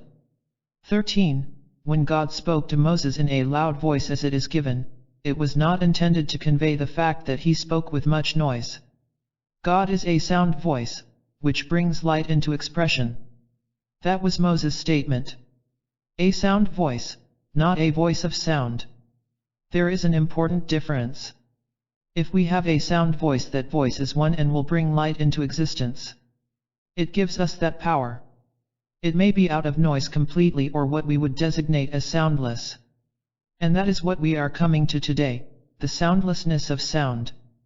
Then it is beyond noise completely and you pay no attention to noise because you are in sound voice or definite principle. 14. Soundness is wholeness, and, when God spoke in a sound voice, He spoke in the completeness of Himself. It is like we often say of a person, he put his whole self into what he said. It is only when the entire nature is aroused and operative that the voice is sound or that we speak with soundness. We do not speak partially or in any separateness but in complete oneness. When God said to Moses, "I am that I am and beside me there is no other," He was speaking in a sound voice, for He excluded nothing from His proclamation but moved as a complete unit. This is particularly illuminating regarding the discarded psychological idea that the mind is a sectional or departmental thing made up of many operations. This is the hypnotism of unsoundness. The more differentiated, the more unsound becomes the mind. Study some of the people who are given to this departmental function of the mind, concentrating here and there and moving their minds about one section at a time. They are extremely unsound and are never safe within themselves, nor are they safe to follow, for they lead only into confusion. It may be a good way to build up a large following for a group of people who are unsound mentally, are easily herded into organizations, but this ultimately becomes the greatest bondage, particularly to the one who thus deceives the people. Soundness is wholeness, oneness. I am God, spoken in the consciousness that you are one with the all and that the all is centered within you and that you move with and are included in the operations of the whole, is the only truly sound statement, for it is complete. No structure is stable unless it becomes a unit, and no man is stable until he is a complete unit in and with the principle. 15. We cannot stop in our progress with organizations and systems, either orthodox or metaphysical, for they are sectional, sectarian, and teach a doctrine that is more or less involved with the idea of separations. They are only steps in the process of man's discovery of himself. We cannot stop at any point without becoming orthodox. That prevents further progress until we break away. 16. That is where so many people become mixed in affirmations and denials. Of course, many modern thought organizations become mixed up in that very thing when they begin to deny. They fasten to themselves a condition which does not exist, and then, when they feel this false influence of their own mental reaction, they call it malicious animal magnetism. They begin to get into psychic influences again, being held there by their repetitions. 17. One is really not working properly when he denies. Denial separates us from spirit, for we stop to consider something that we designate as not spirit. In spirit there is no separation, and, consequently, it is only man's separation through which he becomes involved in the psychic or phenomenal. Moses classified anything and everything in phenomena as a separation from spirit. The Orthodox churches evidently get into trouble because they allow a separation. They have built up a great image in the heavens, calling it God. There is a psychic determination there which they see, believing that this image talked to them, instead of which it was their own voice talking to them through psychic influences. The voice of God speaks within man as Jesus taught. It is the Father within.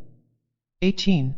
Christ's denial of limitation, Satan, was not a declaration of his non-existence but a simple letting go of the idea which was entirely false. He did not reckon with it at all. 19. Moses, in referring to the dividing of heaven and earth, evidently meant that the earth was the outer.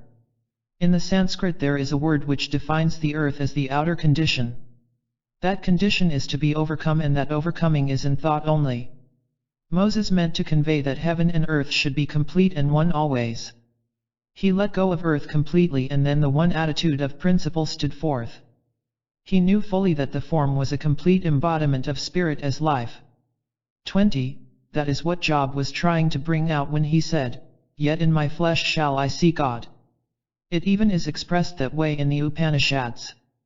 In everything bring forth the Christ self and see reality in place of a differentiated physical body. The body is radiant and pure spiritual substance, and it will show forth this condition when the thought of its materiality is withdrawn and gives place to the truth that flesh in its true state is the radiant light of God, through which and in which God is manifest in his spiritual perfection. 21. Flesh does not need to be spiritualized, it is already spirit in manifestation, just as water is oxygen and hydrogen in manifest form. The water is one in and with its source and is identical in nature with its source.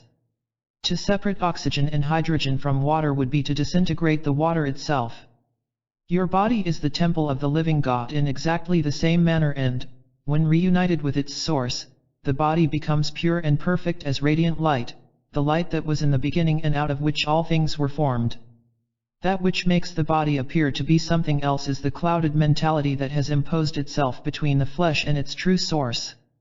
The body, temple of the living God, has become a den of thieves, robbing the body of its true sustaining principle. 22. In the Lord's Prayer, Our Father which art in heaven was not intended to convey the idea that heaven was elsewhere. Jesus meant what the original Sanskrit intended to convey, the everywhere present inner peace and harmony. That is heaven in its true meaning. The kingdom of heaven is among you. There is an inner meaning in the Lord's Prayer which cannot be given out except privately and orally. If man understood this inner meaning, he would be in the kingdom of heaven. This involves completely surrendering what we have called the self and accepting the self that is the only reality, which is the spiritual self, for there is no other self. Those who have attained follow this path and enter into that which exalts the whole into spirit. Such an one knows himself as God. 23. This is difficult for many to understand, for they think of themselves only in terms of their conscious thought. All such thoughts must be discarded. The realization includes the conscious mind when the Christ mind has become the complete consciousness of the individual, for the conscious mind is then included in complete consciousness. All thoughts that we have embraced within our consciousness that are at variance with the truth must be given up. That is what Christ meant when he said to deny thyself. Give up your own estimate of yourself and accept yourself as you are in complete relationship to the whole. It is forsaking all conditions which appear outwardly in favor of the architectural design back of it all. The Christ mind is the God mind always. 24. When any individual attains to true knowledge of God, his works will be completed instantly. If he would stand completely one with God, it would be finished instantly. Jesus said, "It is finished," and from then on went right on to other accomplishments. If we ourselves recognize perfection, we become that perfection itself. We need no other recognition. It is all God if we wish to put it that way. 25. That was the only thing which the people 2,000 years ago had against Christ. They thought it blasphemy that he should consider himself as God, for their state of hypnosis could not fathom the mystery of his position, which is the true position of all men. But that was the only thing they had against him. When we make that same statement before unillumined people, those steeped in ignorance regarding the true state of all creation, they accuse us of blasphemy today just as they did Christ 2,000 years ago. But why should we care? So long as we care what people think, just so long will we keep ourselves in subjection to the hypnotic spell of the earth. But one who is awakened never goes about making such outward statements to the profane world. One meaning of I am God is I am silent. 26. The attempt to make God a trinity came through the idea of differentiation of the one. The reduction of all elements to the one element, or emanating energy, leads to the three in one or unity, and directly to the true trinity or triad as one attribute of being. This is the Holy Spirit, the whole I, the creative spirit as complete action. The moment we project our thought to the Holy Ghost, we are projecting our being to the complete creative spirit in action. It is the movement of the whole as a unit. When the Holy Spirit comes upon you, you are conscious that all action within and without is but the complete action of the principle in its entirety, without the slightest sense of separation or deviation. It is one action. 27. There can be no actual sin against the Holy Ghost. In the original text we find nothing about the expiation of sin.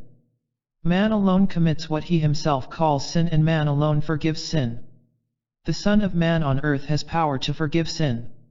There could be no sin against the Holy Ghost, for it is impossible for man to divide the indivisible or to actually separate the uni-action of the One. He only seems to do so. That is where the divine right of kings comes from. If the king is in his divine right, he can make no mistakes, and man, as the king, could make no mistakes. This did not refer only to a certain king or family ruling over a nation, but to man ruling over himself. When he rules over himself, he becomes a king. Every man is a king when he knows himself as God and exercises his God authority to completely subject every phase of himself to the one idea. 28. The interpretation of God speaking to individuals or groups of people as designating only that particular person or group is false. What God speaks to one man or one nation, he speaks to all men and all nations, for he created of one blood all nations of men, and he is no respecter of persons. But, from this false interpretation, man has built up separate groups into nations. The Orthodox churches, according to Drive Lyman Abbott, have done more toward the retrogression of civilizations than any other influence because of their hatreds. The first intention in the presentation of God was that you look immediately to the light which emanates from your own being and from the being of every individual as being one and the same light, and that God equally manifests himself to and through all beings in exactly the same sense without partiality or distinction. The moment you can project your vision to that light, you are at once conscious completely, namely, in the divine consciousness, and there can be no separation there. With no sense of separation, there can be no separation in creed or race or nation, and hence, no strife or war. 29. Referring to the incident mentioned in the life and teaching of the masters of the Far East, where Emil separated the jackals that were fighting over the carcass of an animal, Emil said, "It is not the self that you see, but only the God self that does the work." He meant to convey that when you get away from the fear of the animal and project the God self, there is peace and harmony. And they came together and ate their meal in perfect harmony instead of fighting. 30. This is the theory back of our experience in walking through fire. The masters told us afterward that we had raised our vibration to such an extent that there was no conflict between us and the fire. There was perfect harmony and oneness. We clearly saw the fire raging all around us, but we felt no heat or discomfort. Our clothes were not even scorched. This experience has quite recently been duplicated in London by a young Hindu yogi under the severest scientific test conditions. Pictures of this incident were shown in America on one of the newsreels, and Edwin C. Hill, famous news commentator, wrote at some length upon the subject. Copies of this comment were mailed to 100 teachers conducting classes on these lessons. 31.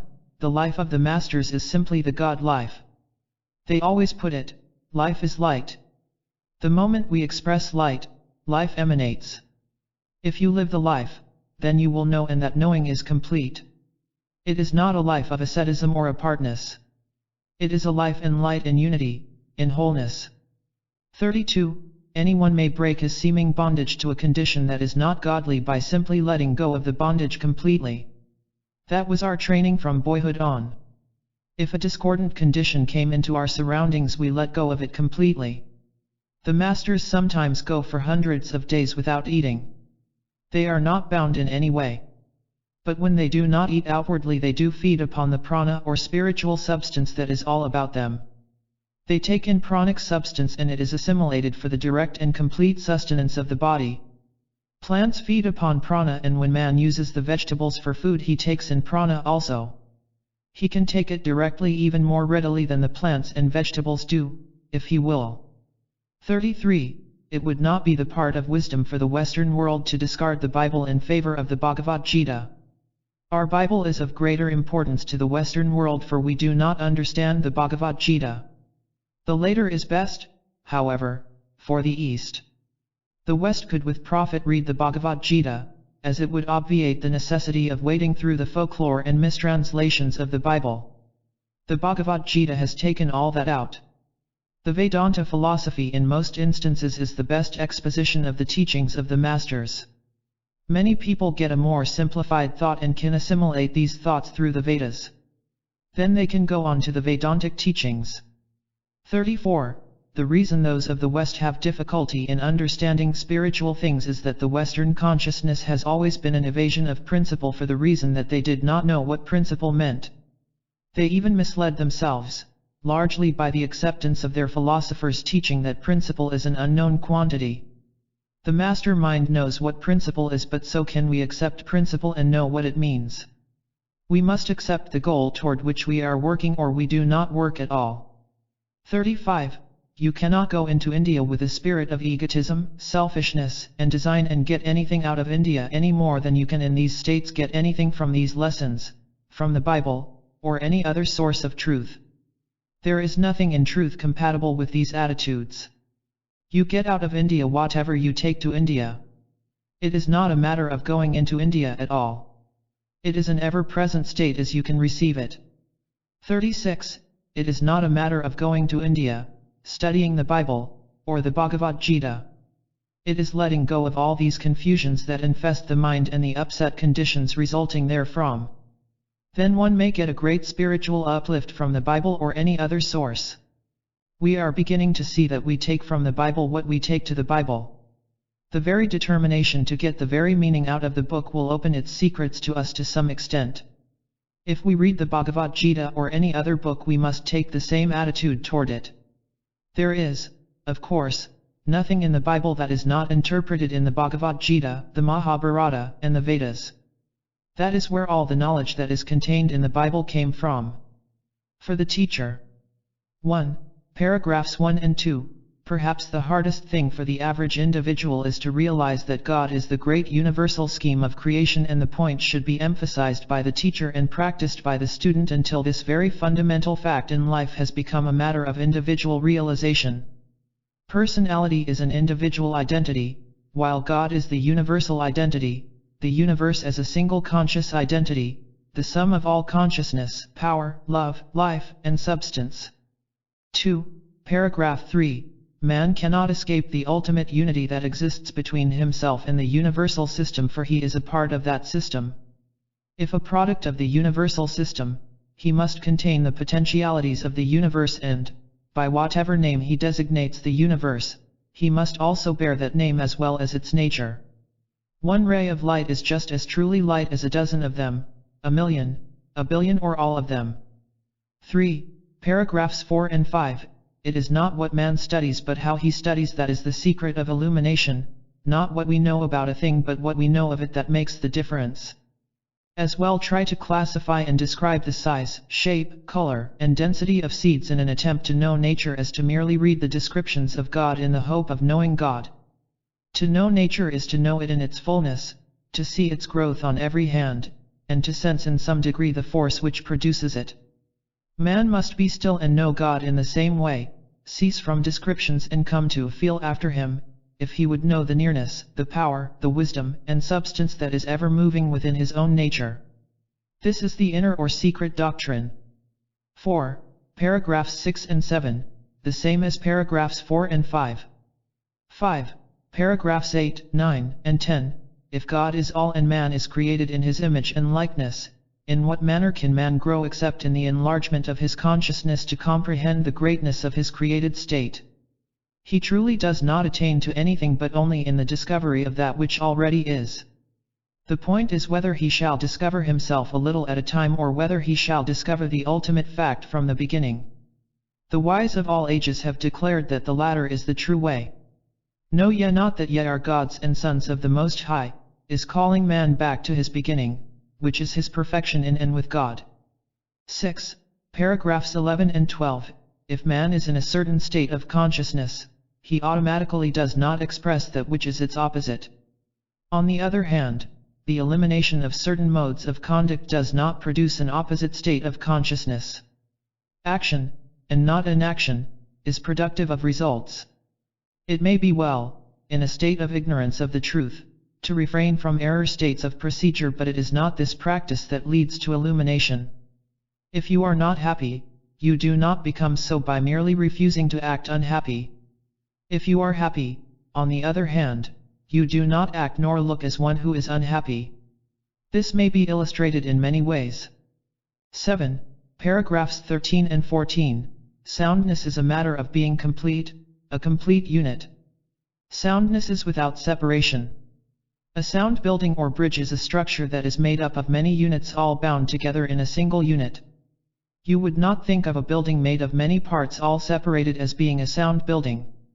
Soundness and wholeness are synonymous. The sound voice in this instance, like the sound mind in a previous lesson, refers to the unified consciousness in action. No man is sound when he thinks of himself as a departmental being, nor is his mind sound when it functions partially, nor does he speak soundly when he voices but half the truth. Truth is that which is true of God, for God is all, and God is one. 8. Paragraph 15. Wherever one group or race or nation segregate themselves as a chosen people, a distinct people, in some sense more directly related to or favored of God, they are not a sound people and their doctrines are never sound. God is no respecter of persons and his creation is all manifestation and they are all included impartially within himself. It cannot be that some people are not the chosen of God and others are the chosen of God. He created all men and therefore all people are the chosen of God. All people are God in manifestation, just as all forms of plant life are the manifestations of nature. Equality is in the fact, and outward equality is dependent upon the degree to which we have embodied through realization the universal fact. 9. Paragraphs 16, 17, 18, and 19. Progress is made, not through denial, but through the practice of habitually unifying all things with the Source. Unified with the Source, all things begin to manifest their likeness to the Source, and all appearance to the contrary disappears, like ignorance in the presence of knowledge or shadows in the presence of light. To deal with fact is to dispel fancy. To work with fancy is to work with nothing and to accomplish nothing. To achieve something one must work with something. Something can never be made out of nothing. 10. Paragraphs 20 and 21. Whether your face is radiant with joy or clouded with sorrow, it is the same face but appears differently under different influences. The flesh is just as much manifest spiritual substance whether diseased or whole. Only the influence back of it needs to be changed. When the consciousness is expanded to its true state of knowing the allness and oneness of God, the flesh automatically manifests this condition. It then is the return of the flesh to its true state as radiant substance of the Word of God. 11. Paragraphs 22 and 23. The kingdom of reality is all about us, and the only transition we need to make is to discard our notion that it is a remote place. All that God is within, through, and around all men, and man himself is included in that allness of God. There is nothing he can do about it but accept it, and, in accepting it, living in harmony with it, he becomes aware of it. 12. Paragraphs 24 and 25. Cause and effect are one, and to know the truth is to be instantly free. To know God as health is to be instantly well. To know God as supply is to be instantly supplied, for the one presupposes or includes the other. There can be no separation. 13. Paragraph 26. We must come to the realization that we are on the way back to the Father's house and not moving out away from it. We are progressing toward unity and not diversity. Behold, our God is one is the song of the returning soul. 14. Paragraph 27. The close of the lesson should be self-explanatory but may be illustrated and enlarged upon as the leader is inclined or inspired. The whole point of the entire lesson is to get away from the formed opinions of man which have led him into the sense of separation, and to bring him into the consciousness of his oneness with the universal whole, his likeness to the whole, and his access to all that there is in infinite space. Chapter 8. Man. 1. As in the preceding lesson it was impossible to study the nature of God without including man, so in this lesson it will be impossible to consider man without a further study of God. The one presupposes the other and they are inseparable. It is impossible to have a king without a kingdom, and it is impossible to have a kingdom without a king. It is inconceivable to imagine a creator without his creation, and certainly there could be no creation without a creator. They are but the two aspects of a single thing, and without the one there could not be the other. Man is therefore an indispensable part of the universal whole. 2. The Master's thought of man is that he is in his true estate, always active, and is that through which principle works or comes into manifestation. As they often put it, man projecting God, man becoming God, the very ideal of all perfection, God selective but completely universal. Selection evidently came about through man's thought entirely. The master's thought is always that man must make the selection, but in that he can never carry that selection of the whole or out of complete principle or spirit. And that means, of course, that man never does get away from his true being or true origin. Every man is his own determining factor, and that factor is always absolutely one with principle, never separated and never dependent upon anything but principle. 3. Man as man can never be a completely independent organism, for he is inseparably united with the whole. How could he remove himself out of infinity? He only imagines his isolation, and that imagination is the sole source of his limitation.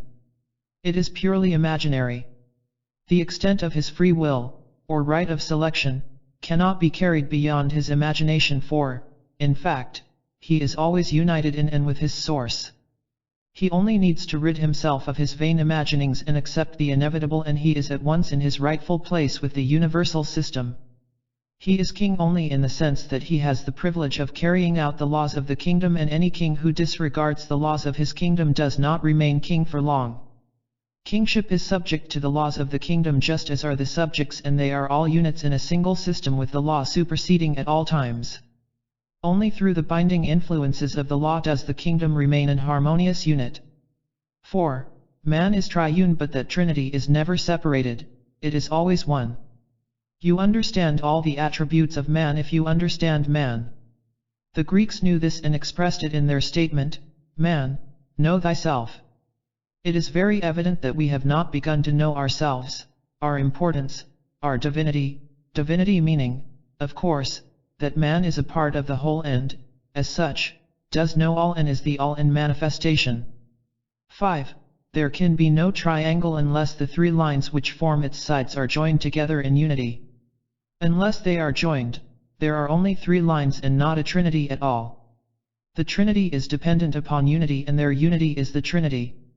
Man's business is not to dissect himself until he understands his trinity, which would only be diversity. Man is progressing back to his Father's house, and his progress in this direction is to discover himself as a unit, the undifferentiated position which he occupies in the universal scheme. 6. It is always possible for man to improve his consciousness to the point where he becomes God-like. That was the first thought in the divine right of kings.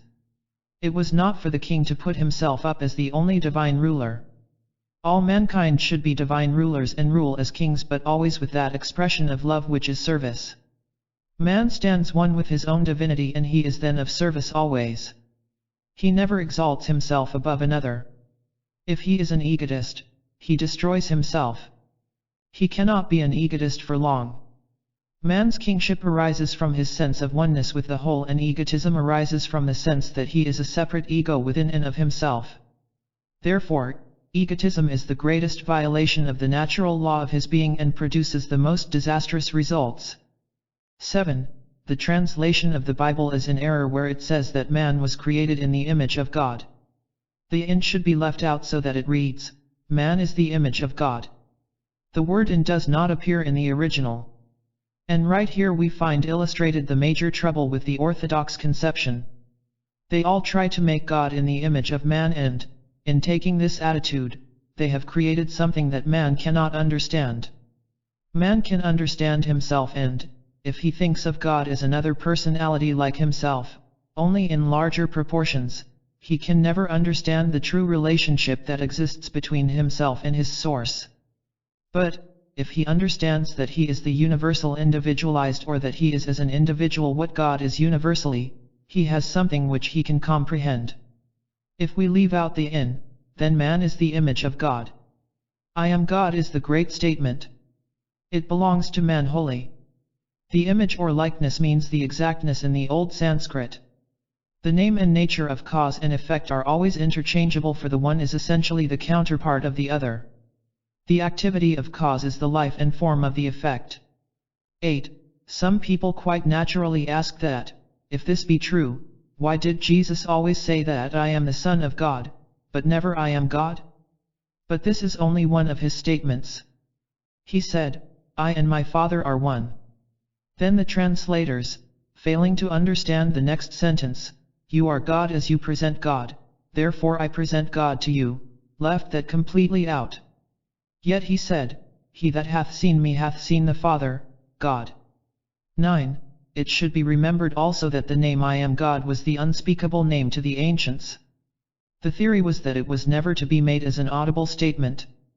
Its utterances were in the silence of their own souls, and the only way it was ever to be voiced was in the natural radiation of authority, perfection, and power that emanated from this inner secret acknowledgement. The Father who seeth in secret shall reward thee openly is the thought. It is the silent name of the silent being of God, the inner and universal fact of all creation. In a previous talk we noted that another meaning to the statement, I am God, is, I am silent. The I am God is the silent witness within the nature of man to a universal fact. It is the name hidden within the name Jesus Christ and the secret name of every man that hath breath, and that name is the breath. 10. It was considered blasphemous to make this audible statement, and the people of Christ's time construed his statements as inferring that the unutterable name was applied to himself. They condemned him by their own inference regarding his statements. But he was true to the law of the mystics, and, though many of his statements inferred the fact, he did not utter it. Thou hast said, I am, he that hath seen me hath seen the Father, all infer this same fact, but, whatever he may have said in his heart, he is never credited with voicing the fact outwardly that, I am God. The theory is that man is the Word himself, and his own presence in the universe is the spoken evidence and needs no further utterance. In the beginning was the Word became flesh, and when man appears in creation he is that Word unspeakable in sounds or syllables, for he is the completed Word as he stands. If I am anything, the living embodiment of it, it is self-apparent and needs no further projection.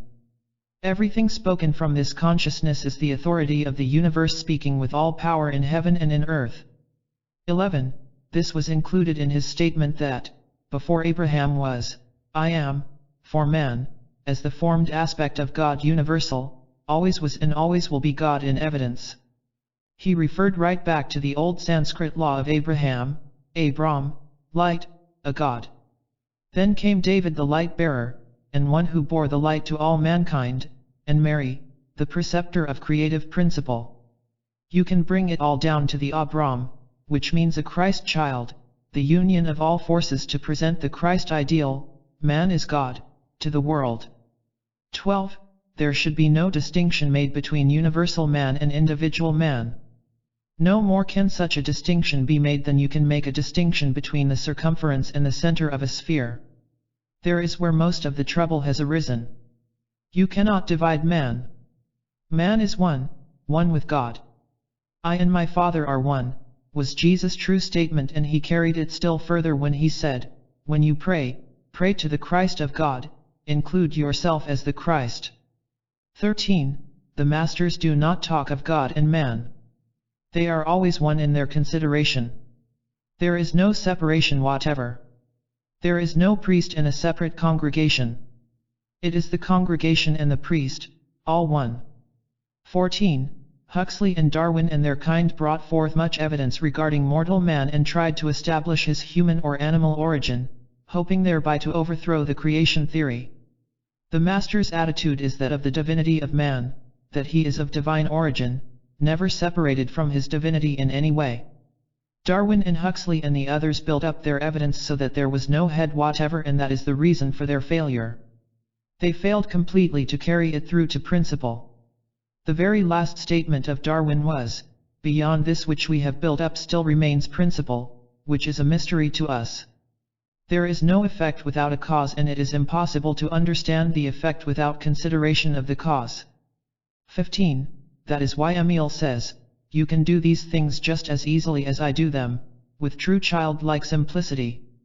That was the reason for Jesus' great accomplishments, leaving out all egotism. These and greater things shall ye do. 16.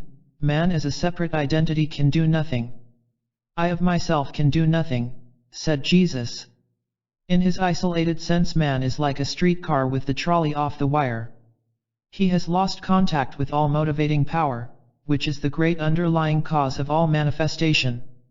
The activity that is cause not only is the motivating power which produces but also is the effect itself, and the only way man can keep going is to keep contact with that which projected him in the first place. It is the Father within me, he doeth the works. Cause must always be the motivating force within the effect, for the effect could not propel itself. 17. On this trip to date we have seen many races very different in appearance and custom from each other. The masters see it all in the light of one consciousness. If we think of them as differing phases of consciousness, we are apt to establish for ourselves a separation from that one. The only difference is in the other, for all are motivated by the same inner ideal, which is the Christ, or the I am God of each one. We must evaluate all men from this point if we would escape the differences that appear outwardly. When this inner becomes the without, then there can be no outward difference, hence no strife, no greed, no war. There are many seeds and bulbs, but when each has fulfilled itself in outward form, it is all one harmonious nature. 18. It is from this point of view that the masters look upon reincarnation. They say it is not necessary. It is a human hypothesis only. They say that if there is a light placed in the center of the room, the best way to reach that light is to go straight to it. Why circle around it time after time? If you go directly to that light and pick it up and incorporate it, you are through with all reincarnation and karma completely. It is only man's failure to go direct to the central point or fact of life that keeps him in the wheel of incessant grind. If he will accept that central fact, which is the light that lighteth every man that cometh into the world, he will have arrived, and all his going round and round will have ceased, it will have come to an end. 19. All of these great problems that afflict the minds of man are completely overcome when he lives the life of the masters, or the life of his own mastery, the true inner self. Jesus' firm statement was that the truth makes you free. Man gets rid of the idea that he is not God by refusing to accept the negative statements. The statement, I am God, held habitually as the secret fact within his own nature, frees him from the negative statement that he is not God. It is always better to state the truth than the untruth. 20. Even your ability to analyze the I am is a direct spiritual evidence of divinity. If it were not there to analyze, you could not analyze it, nor would it occur to you to even attempt an analysis. It is only necessary to accept that divinity with no negative thoughts or statements regarding it, to be one with it. Analysis and all efforts to confine it to formalities, keep you from it. Even in mechanics we produce a thing and then account for it afterwards. All attempts to analyze it first only indicate its impossibility. This is true of every progressive step, even in our material advancement. How much more should this same procedure apply with things entirely beyond our present system of human reason? The airplane was never accepted as a possibility by the world until it actually flew. A first analysis said it could not fly. Now we have an infinite amount of explanation as to how and why it is so. Facts must always come first, and they may be accounted for later. 21. If one is overly cautious and is not fully awake to himself, this may seem like laying hold of your divinity by means of blind faith, but that is not necessary. But, if you take it wholly on blind faith, you have made a separation again and would never get to the goal. It is far better to say I can and then go right on to I am.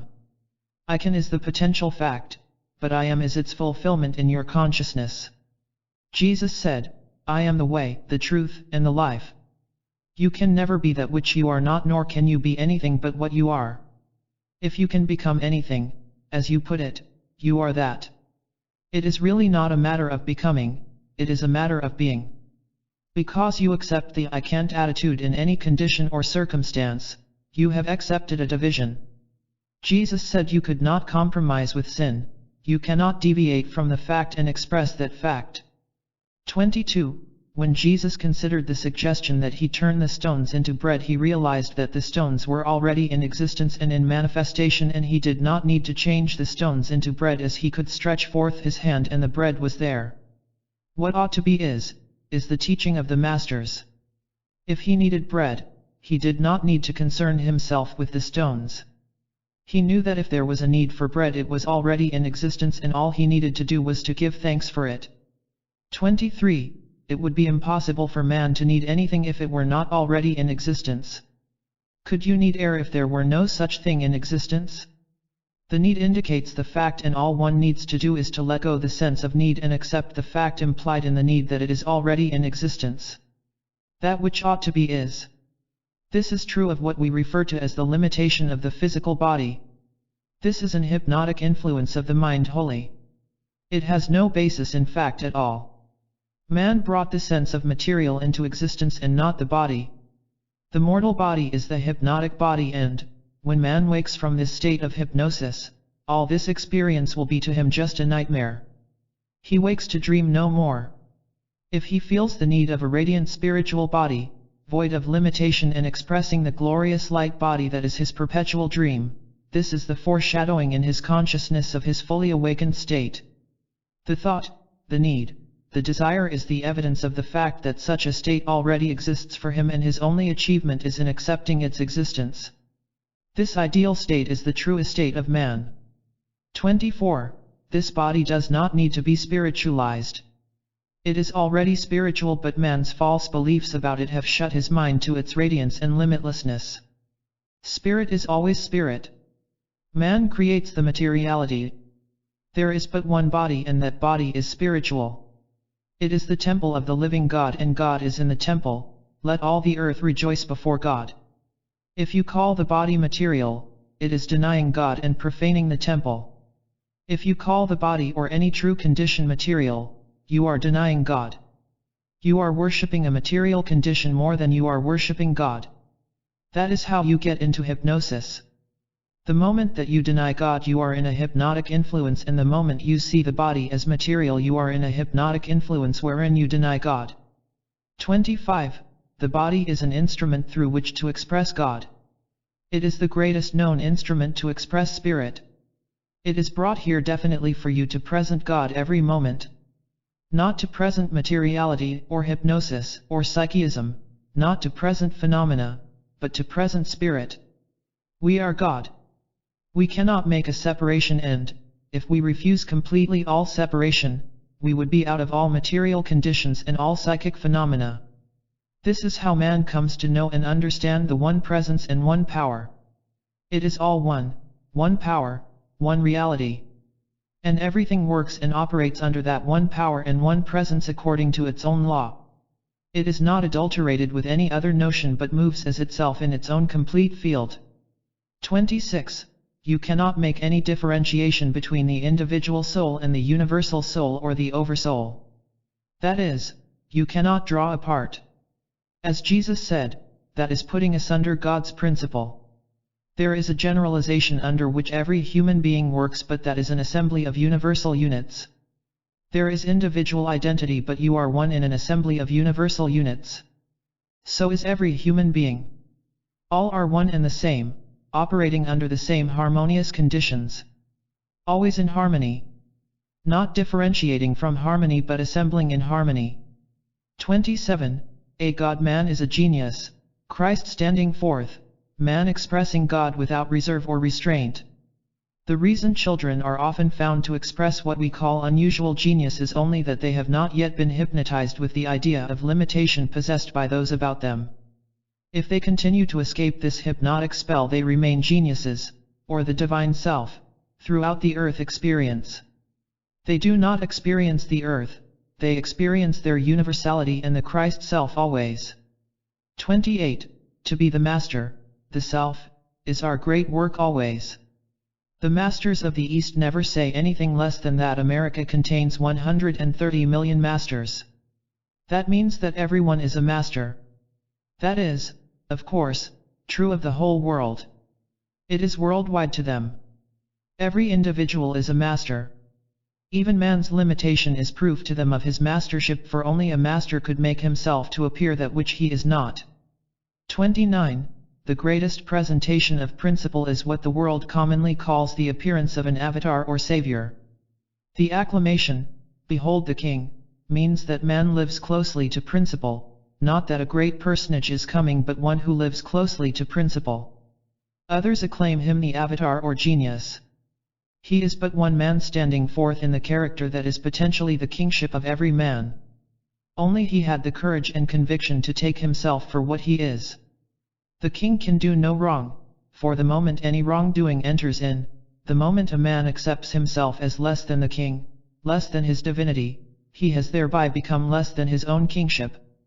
The king is the master, the genius, expressing himself in his true nature, and therein is his kingship.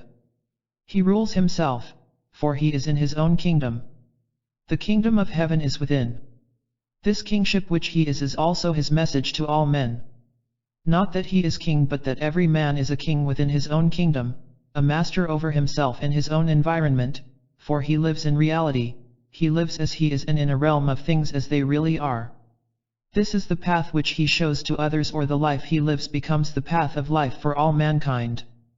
30. His appearance or reappearance upon the earth is not dependent upon any condition of spiritual unfoldment, for he is that thing in its fullness. He steps right through all unfoldment and lives one with spirit always. The idea of unfoldment belongs to man and his own theories.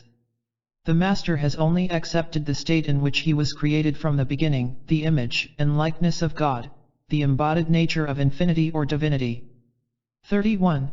These illumined souls or masters or avatars do not write books because of the utter simplicity of their teachings. There is nothing to be said or written about I am, for it is complete within itself. The life they live is its own revelation, it is the book of life revealed, opened as a scroll and needs no testimony but itself. When you reach the top you pull the stairs up with you. Therefore, there is no teaching to give. There is but the fact of life, the truth of life revealed as itself, as it always has been and always will be. Steps as man would teach and write about are but degrees to which he lets go of falsity. He had better let it all go at once, for, to think yourself there is to be there, as the masters say. For the teacher. 1. Paragraphs 1 and 2 bring us back to the eternal unity of all things and the inseparable relationship which exists between God and man. This point cannot be stressed too strongly, for the illumined have always taught that there is not God and man, there is only God. Man is a unit in and with the infinite and, as such, contains within himself all the potentialities of infinity, and all of infinity is accessible to him. Man is one in and with the universe. 2. Paragraphs 3, 4, and 5. Man cannot be an independent organism in the universe, for his whole being is dependent upon the source from which he came, and his mastership is wholly dependent upon taking his place in the universe. This is the prodigal returning to his father's house, that point where he dwells and lives in relationship with his source. He can be nothing of himself. 3. Paragraph 6. The divine right of kings, the divinity of man, lies in exercising the power that his position in the universe presents, not in controlling others but ruling within his own kingdom, himself, under the law that governs all things. Greater is he that ruleth his own spirit than he that taketh the city. Inward rulership is the mastery of the masters. The master does not prate his mastership. Christ did not attempt to reveal his own divinity but to acquaint all men with their own divinity. 4. Paragraph 7.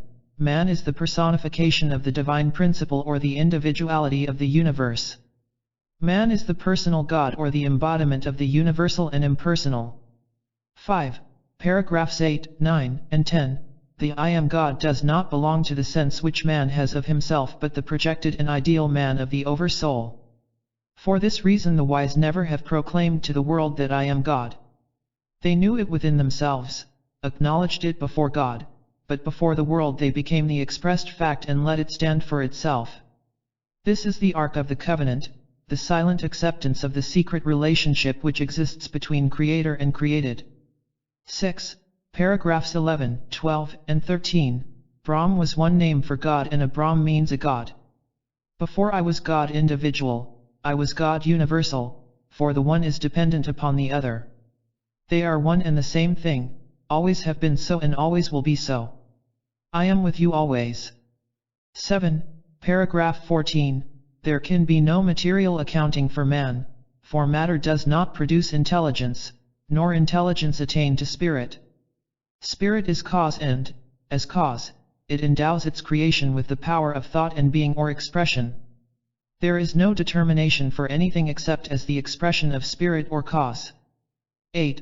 Paragraphs 15 and 16. the habit of attributing certain powers to others and denying them for oneself is the practice that forever keeps man from arrival at his own mastery.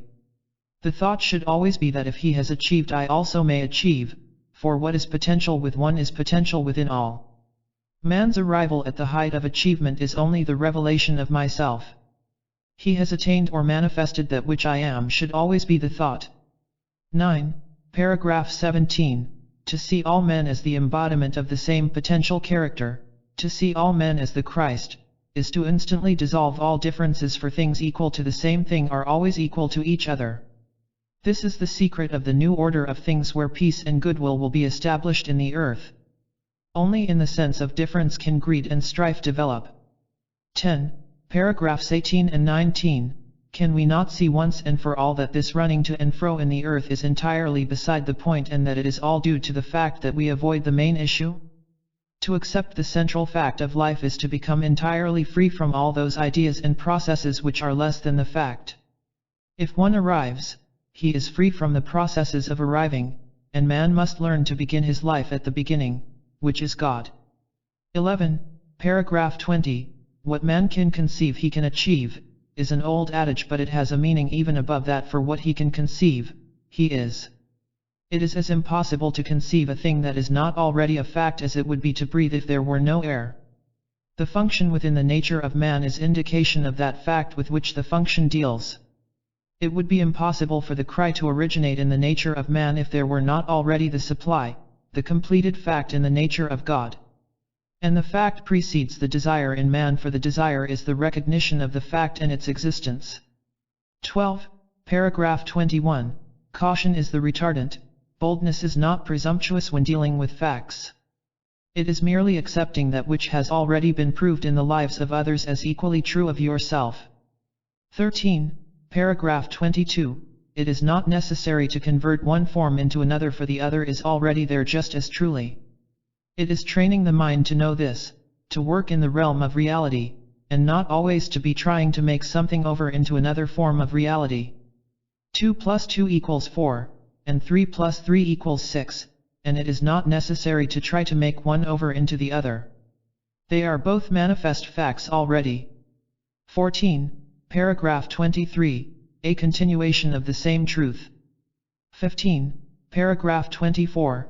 You are not making your body over or changing your world, you are only recognizing reality and discarding all false notions about everything. 16. Paragraph 25. The body is already the temple of the living God. It needs to be freed of the money changers, dealers in comparative values, the ideas of individual profit. The Lord of hosts and King of kings must be admitted into the consciousness so it may express through the body what it is. 17. Paragraph 26 is obvious. 18. Paragraph 27. The Master, the Genius, the God-man are all one and the same thing, and this is but man, being himself, void of the opinions of race experience. 19. Paragraph 28. There is no work for man but being the self, for when the self appears he enters the realm of completion. He is forever busy, however, for he has only then begun to work. 20. Paragraph 29. The divine self of each man is the avatar, the savior of his own being, but he must accept his savior, be that self. 21. Paragraph 30 is a continuation of paragraph 29. 22. Paragraph 31. Man arriving at his divine estate is the book of life opened before all men as a scroll, the seals of the book are broken and man as he is appears. Chapter 9. Life. 1. The life of the masters is life the way they live it. They live life as it is. Their attitude toward life is that it is the action of the one principle, never divided or separated from its source. They live life true to that principle, and thus, they show the way for all to live true to that principle of life. To them life is not a theory of existence, it is an actual fact, a fact with no beginning and no ending. The individual must come to this one attitude of living which comes through the one attitude of thought toward it. They say that it is God expressing through the human individual, the highest and most select channel through which life manifests. Thus life can manifest in a more select activity or complete form through the human individual. 2. They see the one life emanating in and through all things.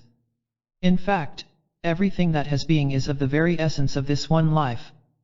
The human being only postulates life as beginning when this form came into existence through which life could manifest, when in reality life existed prior to the form and even produced the form. That was only the beginning of form and not the beginning of life. Life has always existed and it will always exist. If we select life, or measure it in some specific manner, we may manifest it in that select form. It of itself flows freely and universally without cessation or limitation. Consequently, we may select and use that life force, as we would say, in a degenerate way where we do not allow it to manifest in its greatest degree or potency. The human being can use it in that way, but it is only the fault of the individual or the group and is not in any way the fault of life itself. Life, if we will allow it to be so, is the all-knowing, all-seeing, and all-being activity of principle. If we allow it to flow through us in its highest attributes, we cannot help but live by expressing these very conditions which are in its nature. 3. When we accept life as it is, the body becomes a living, breathing unit, expressing life to its fullest degree. The reason that it does not express to its fullest degree is because of the limitation which the human unit puts upon life. We turn it in many ways, whereas, in reality there is but one way, and that is life in its fullest expression. 4. The Hindu thought of the 70 years of man's allotted time is that this should be the time of man's greatest accomplishment. At 70, man should reach his majority or his greatest realization of life. Then, they say that man should live 5 times as long as it takes him to reach his majority. The Western world has completely missed this meaning. 5. Man should not be limited even to that space of time. They do not limit man at all. If you accomplish 70 years and 10, you should accomplish all life and all conditions of life. That is not putting a limitation upon it. 5 times is not a limit because you can make it 5,000 times if you wish. Man does, usually, after he has reached 70, begin to think more along spiritual lines. This tendency begins to develop after 40. 6. When Jesus said, "In the midst of life ye are in death," he was not warning the people that they are always face to face with death.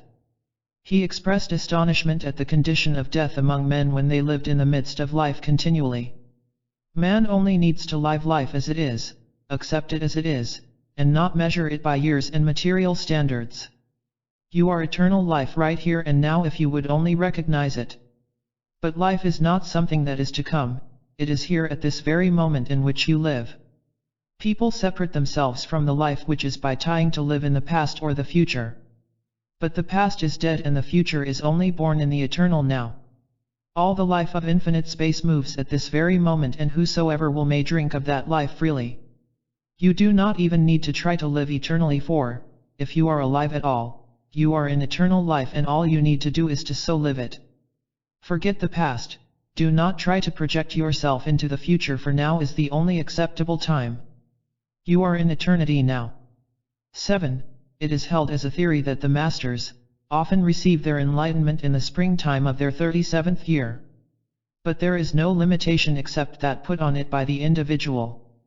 37 in the Sanskrit means eternity because you can repeat the 37 or the 7 as many times as you wish, since it completes the octave. It does not necessarily refer to years at all, but to the extension of the individual consciousness into the life universal or into its true spiritual expression. 8. Instead of the awakening which comes to man being a matter of years, it simply means that he becomes mature in himself, and many of the ideas given him by the race are nullified in this maturity of soul. False ideas are crowded out of consciousness as the swelling bud pushes back the leaves that enfold it, and then the inner character stands forth. It is not intended as a second childhood when the old man becomes childish, but he becomes the child capable of entering the kingdom. He loses the sense of importance in respect to the material world and its many problems and begins to live in the realization of life as it is unfolding in him. 9.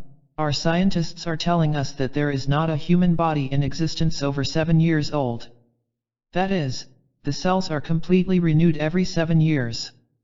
That is not putting a limitation on life, because life moves in cycles and not years, and you cannot limit a cycle. It has no real beginning and it does not come to an end. It is the eternal process of fulfilling itself and the eternal renewing process going on within the instrument through which it expresses. Life does not end at 7, nor does life ever end. Life is eternal. There is not a thing in existence that does not have life. All planets are alive. Everything has life. The rock has life. 10. When we express life in its true and unlimited natural expression, we can and will be our own books and teachers. Also, if you can appreciate the fact that all of the cells of the body are renewed every 7 years, you will begin to realize the possibilities of life. If you will keep your mind continually renewed as the processes of life unfold, you will begin to see that life might just as well go on cycle after cycle, or continuously. The buds on a tree are just as young whether that tree be old or young. And the bud has the completed tree within itself. That tree does not grow old except through the limitation of years that man puts upon it. Nothing grows old except through the concept that man places upon it. The scriptures teach that he was given dominion over all things. Life cannot be measured by years, and we should cease to attempt it. Life can be measured only by itself, and life is eternal, ever-present, and limitless.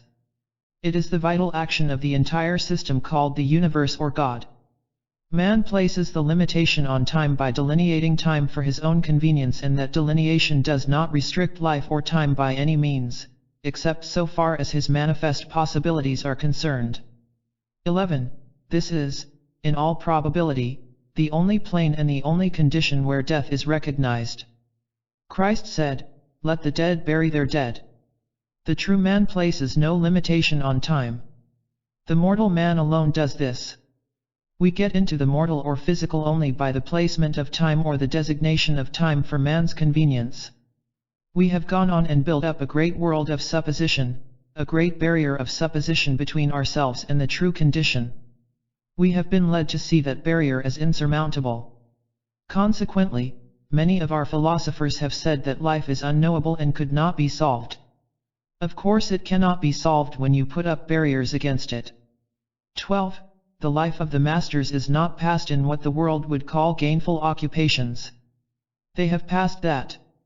Their life is of service always, many of them going about from place to place assisting in what we would look upon as material ways, with material things. We have never seen them accepting anything from anyone for themselves. We have seen them give out food and clothing and supplies of all descriptions. A master is a servant. If he is a master, he is above the world and the world can give him nothing. He must reverse the process and he in turn gives to the world. 13. In this service they do not seem to seek out people, nor do people necessarily seek them out. The masters come across those in need in their everyday life as they go about among the people. They also assist in a universal attitude as well through thought and the projection of thought. They also project conditions of perfection into the whole world. Of course, where an individual does appeal to them for help, there is always the assistance ready. We have seen them not only assisting the individual but great groups of individuals. But, even while they are going on with that work, they are evidently sending out emanations to the whole world which in time will cure the condition they are working on locally. They say it is necessary to work locally to assist people to a better understanding, and, in many cases, a better understanding comes through the furnishing of food and clothing or a better condition in which to live. 14. The masters do go out among the people and the people do appeal to them for help very often, and the condition which they are under is corrected almost immediately. The help given is only to show a better way to accomplish than that which they are using at the time. They do not go out and preach and proselyte at all. They walk among the people, and the people who recognize them may ask for assistance in any way they wish, for healing, food, raiment, or shelter, and they receive it. But they are shown that they, themselves, do it, and not the masters. It is not what the masters have that they receive, but the people themselves have built up that which is brought to them through their own attitude of thought, not what someone else has but what they have and what belongs to them. It does not necessarily follow, however, that you must appeal in order to get assistance. 15. the statement that the servant is worthy of his hire does not mean that one may commercialize healing. That means that the individual who thus serves is worthy of a higher life, worthy to become a master and not a servant. Of course the master is the greatest servant, for his entire life is spent in service, for that is the field in which he works and expresses his mastership. 16. In the matter of food, the masters consume far less than we do. We have known them to eat no more than 3 grains of rice a day, but they take in enough pranic substance to support their bodies for long periods if necessary. They masticate their food thoroughly. They can chew these 3 grains of rice all day and, by the time they have finished, they have taken enough prana to last their bodies at least 24 hours. They have no set time for eating, for they do not work with time as men measure it. They eat whenever they feel like it. We have never known them to recognize meal hours as we recognize them. They can go without food completely for hundreds of days. 17. As far as we know, they take very little sleep, not in excess of 2 hours a day, and they are conscious during these 2 hours. It is a well-known fact that you can get along without sleep, if you know how to live without wasting your energies or contracting your consciousness through separating yourself from the universal energies. The Western world and the way they live causes sleep to become more or less a condition brought about by, as we say it, a toxic state of the body. The toxic condition overcomes to a great extent the rebuilding process of the body, and thousands of people are in that toxic state instead of being in a true condition of sleep. When Jesus said, "Awake thou that sleepest," he meant to arise from that comatose condition, and then you are out of the influence to which you have become subject. 18. The Western world consumes at least 10 times as much food as the body needs, and then consumes energy to digest that food. That energy which is used to handle this 9/10 of the surplus food that we take unnecessarily could be used much more effectively to build up the body.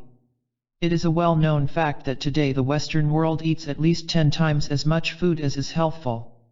If we would take life direct or energy direct from the ethers, we would be adding energy to our bodies all of the time instead of giving it out to assimilate food. It would go directly to every organ of the body and rebuild and renew it. 19. It is not necessary that one be with a master or contact a master in any sense to understand life and its possibilities. Life is perfectly understandable at every corner of the earth. It is omnipresent, and anyone may contact it if he will turn his attention in that direction and get away from the mere forms which life uses and through which life expresses. 20. If you will take the simple attitude that all the life that you can live is life and begin to exalt life, you will then be doing what you would do if you were living with them. There is nothing phenomenal regarding their life at all. Usually people going to them look only for phenomena. If we live life, we cannot help but understand life. Life is a process of inward force working itself out into outward form. It is the vital principle of the universe animating all space and all form. 21. So many people have the notion that the masters lay down certain rules for your daily practice, a certain daily regime of mental and physical exercises, but this is not so. There are many who lead out with this sort of teaching, of course, to the point where the student recognizes that he himself is a master. Then the way is open to meet the actual master. The moment that man gets into his mind that there is any life to live other than the one life, he is out of harmony completely.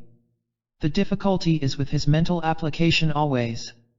Man did not fall and die spiritually, he simply got himself out of harmony with life, and this resulted in all his difficulty. The moment life becomes hard, it is not life.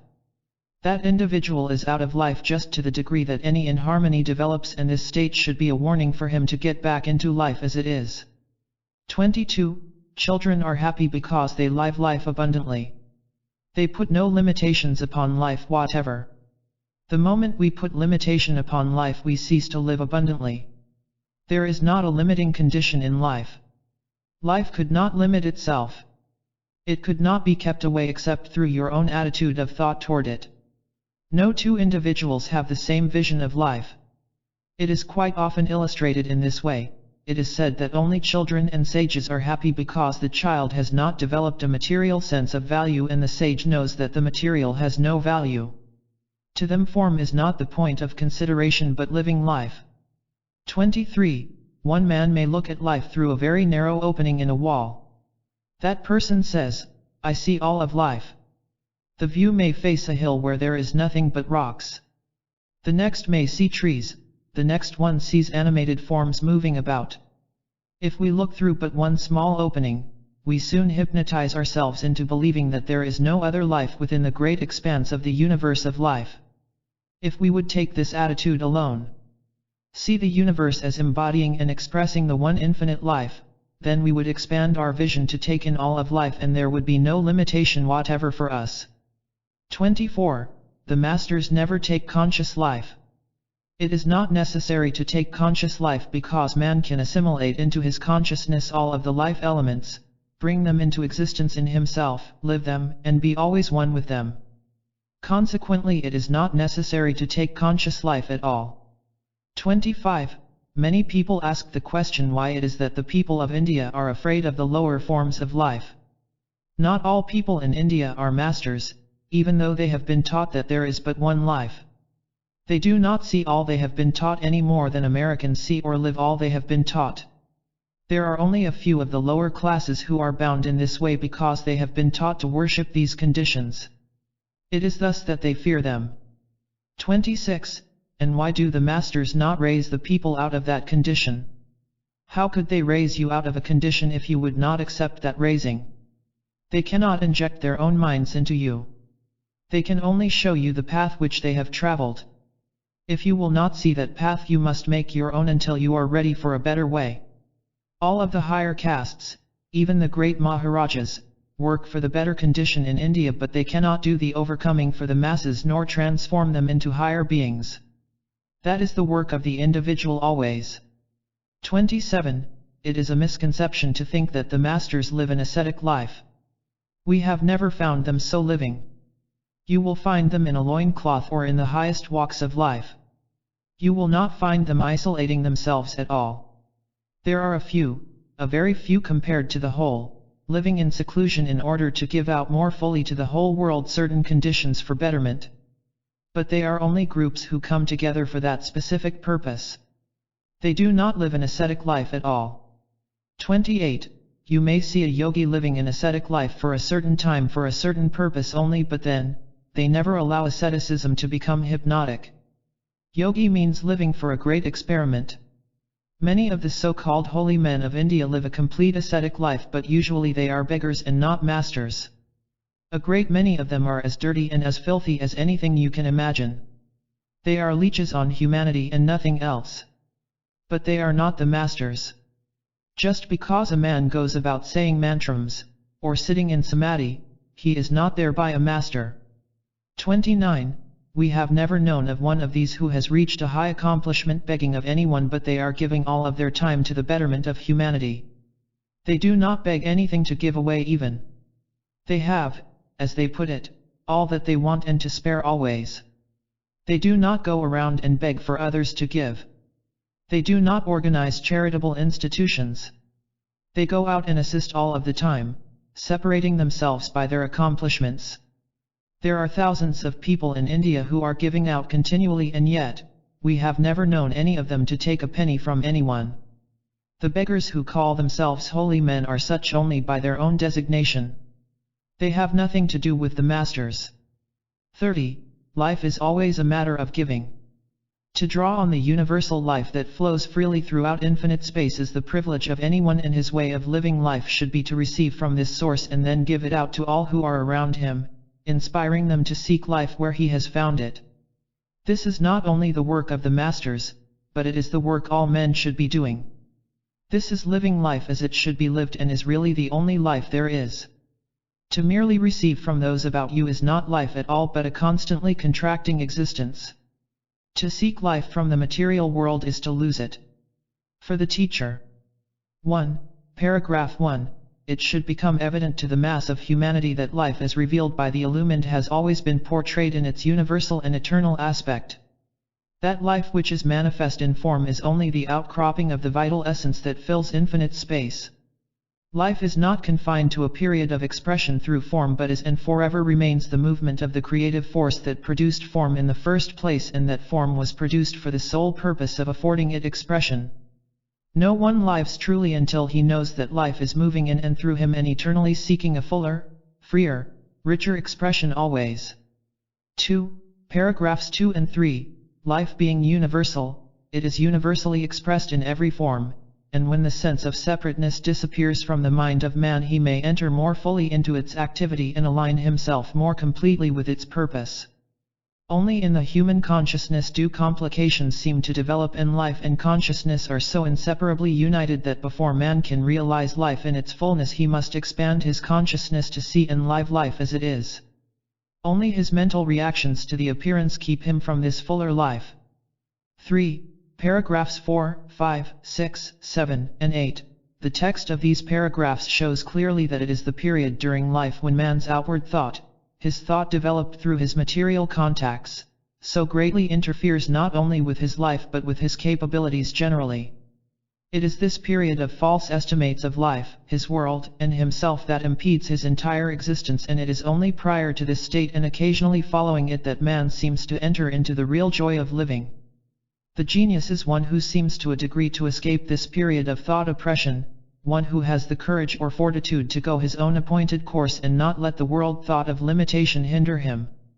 The reason man, in his later years, seems to live a more spiritual life is that the false run down like an 8-day clock and then his true nature asserts itself. Had this consciousness been preserved through the years of oppression, his body would not have been sapped of its vital forces and his greatest years of usefulness would have been extended indefinitely. 4. Paragraph 9. The age of the body is not designated by the span of years which we call life. The body is forever renewing itself, and the cells and tissues which form the body are constantly being replaced through a perfectly natural process. It is the pattern under which this building process is forced to operate that gives the body its condition of age.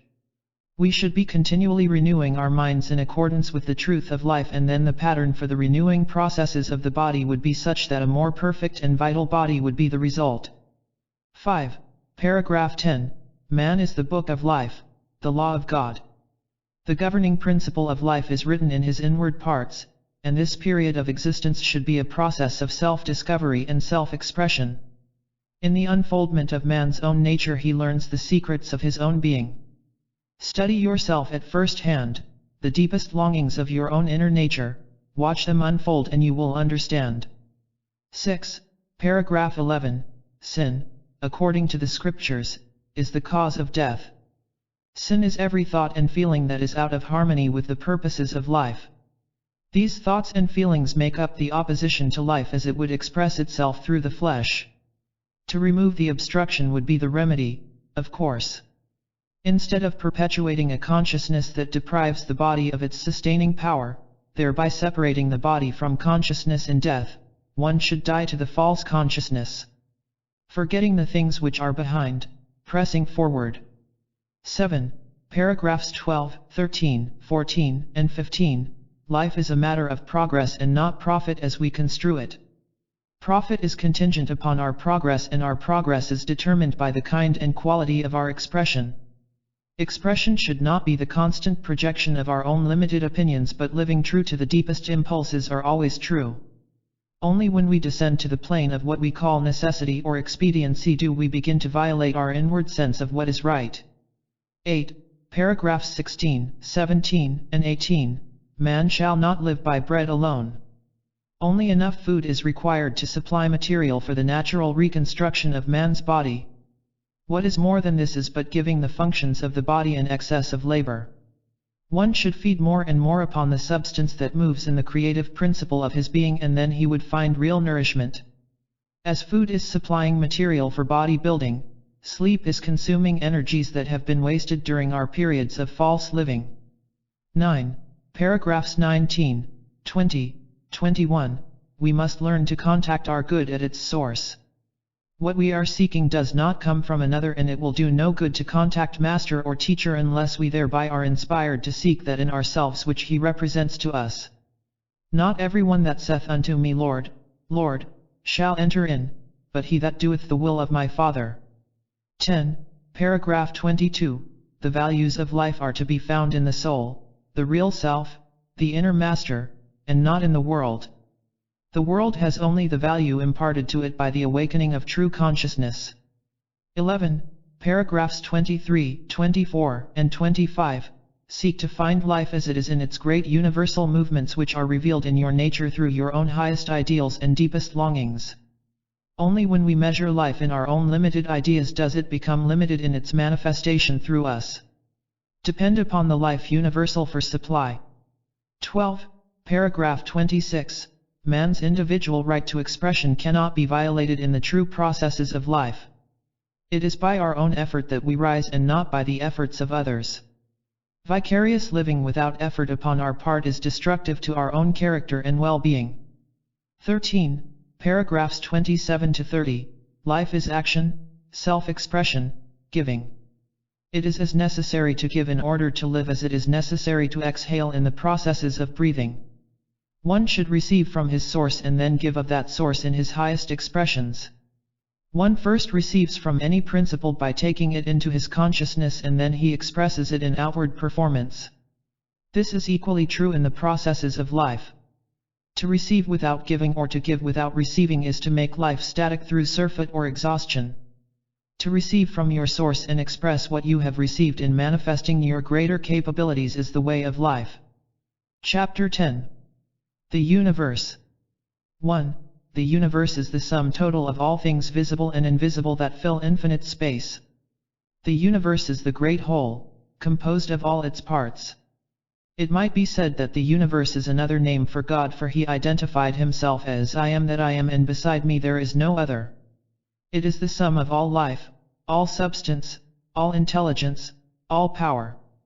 In it is contained all knowledge, for it is omniscience. It is the sum of all power, for it is omnipotence. It is the sum of all substance, for out of it are all visible things formed. It is all love, for it is bound together in a single system and operates as a single unit. Love is the integrity principle or the binding principle which maintains the universe as a unity and keeps all its operations moving in perfect harmony and regularity. 2. The masters think of the universe as the universality of all things, with every condition and circumstance a portion of that universe or universality. A person may become separate or he may separate himself in thought from that universe. Then he becomes a unit which in thought only is separate or apart. But instead of being apart, he is still a part of the great universe. One may become so separated in thought from that great universality that he surrounds himself with apartness or the sense of limitation. He may withdraw so far from that universality in thought that he falls or descends in his capacities and, thus, he is in a measure separated from that universality in which he really belongs. 3. Of course it is impossible to separate oneself or completely exclude oneself from that universality, for that would be to reduce himself completely to a state of non-existence. But, when he returns to that universality of principle in consciousness, he is one with it and is lifted up into a higher state of capability. That is illustrated in the parable of the prodigal son. He wandered in many lands and spent his substance, but there was a welcome in the father's house upon his return. Even the brother who had stayed at home was jealous of the reception. But the father knew that the reception was always there. It is an allegorical picture of how one can extensively separate himself from universality by thought and recognize that he is feeding on the husks, and yet when he decides to return to the father's house there is everything there for him. In fact, the father was not even conscious of the separation. It did not matter how far away the son had wandered. 4. All sense of apartness, isolation, limitation is only fictitious, for it is impossible for separation to be an actual fact.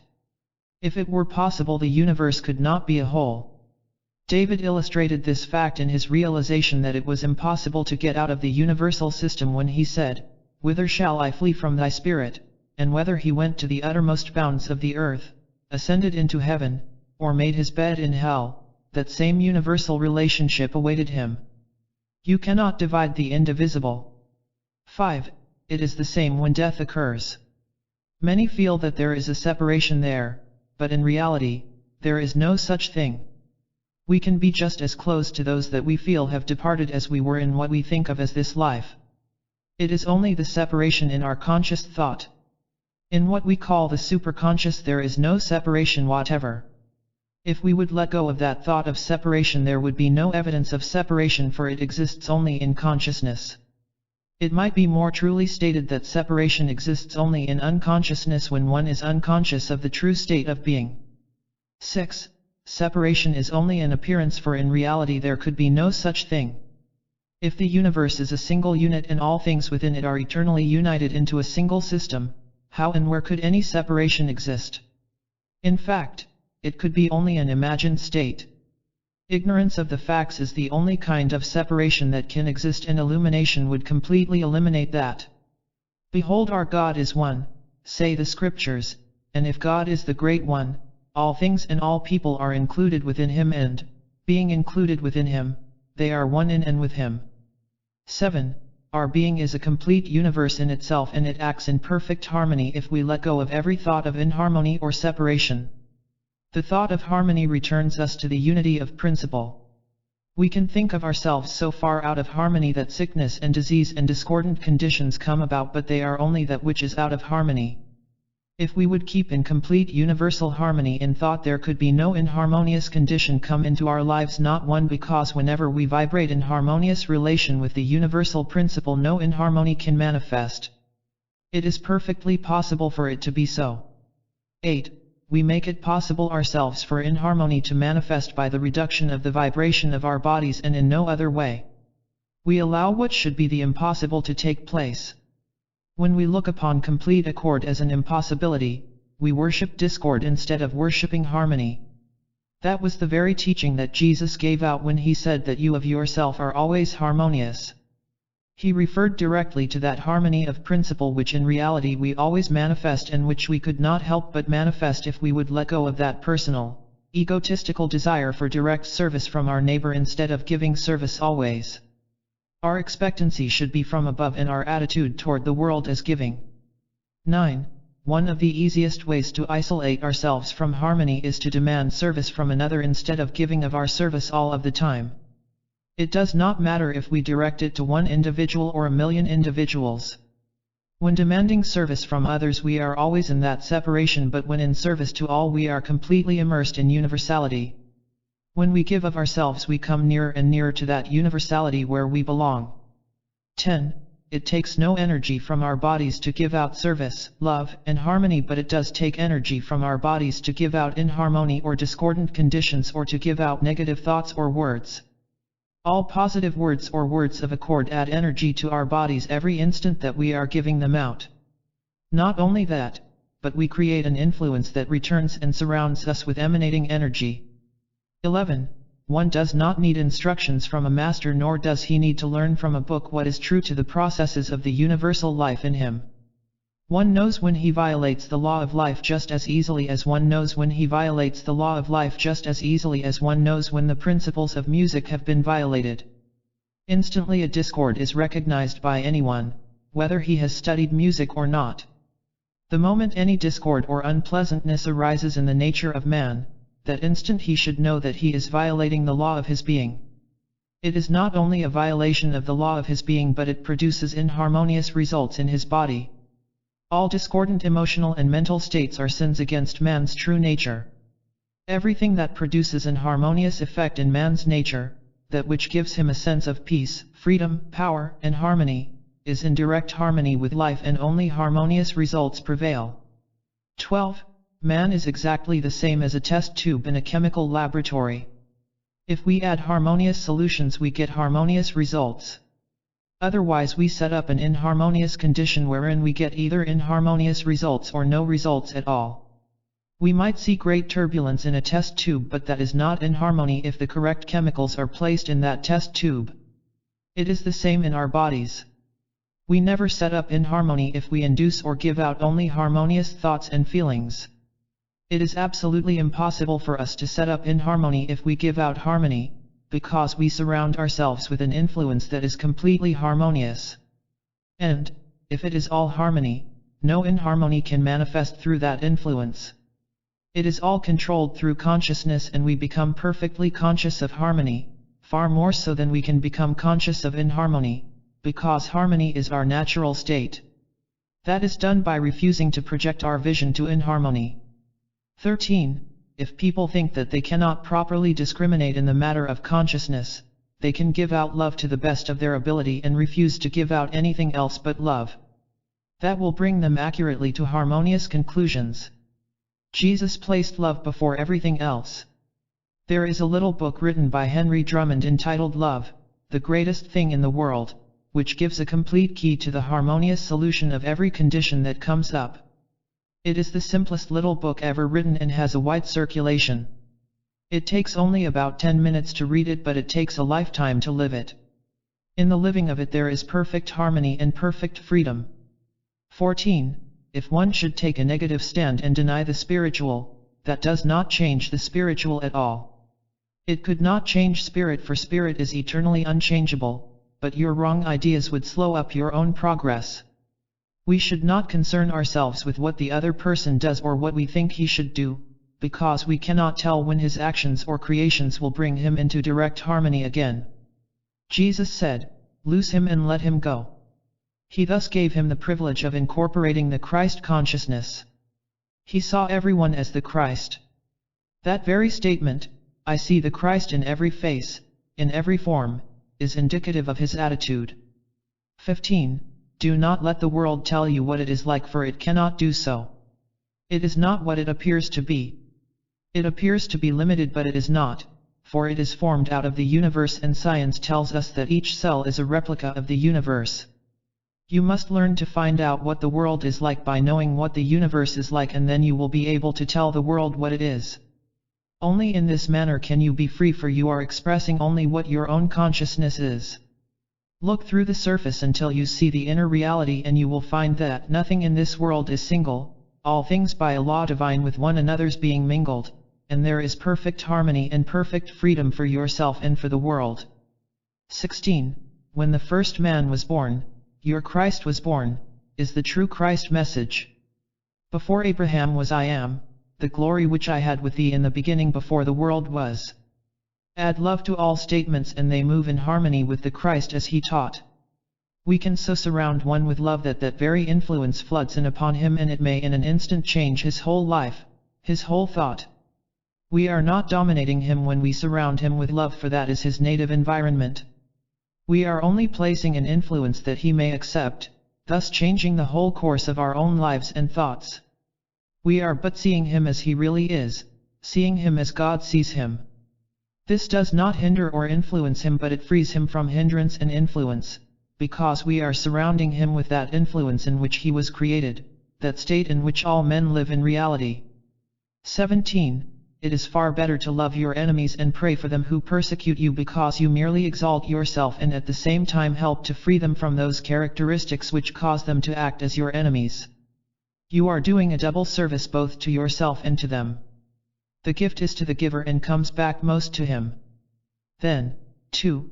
Sometimes our so-called enemies bring our thoughts out into the clear light of day more so than our friends do.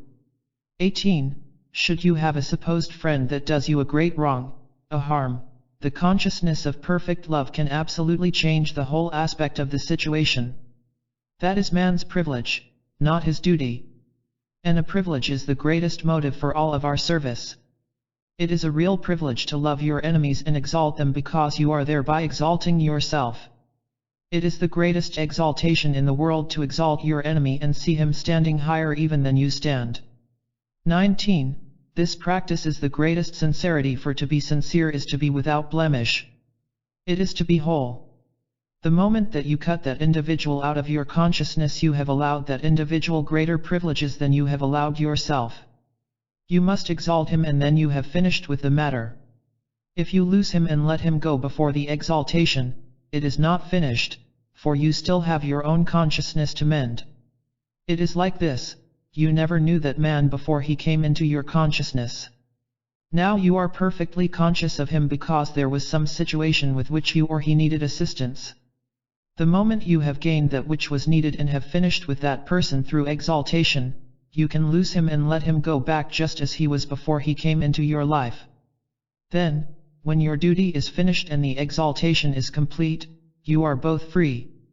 Both can go your separate ways the same as you did before. Unless this is done, the blemish is still in your own consciousness. 20. You see, All imperfection exists in consciousness only. There is to you no imperfection in those whom you have not contacted.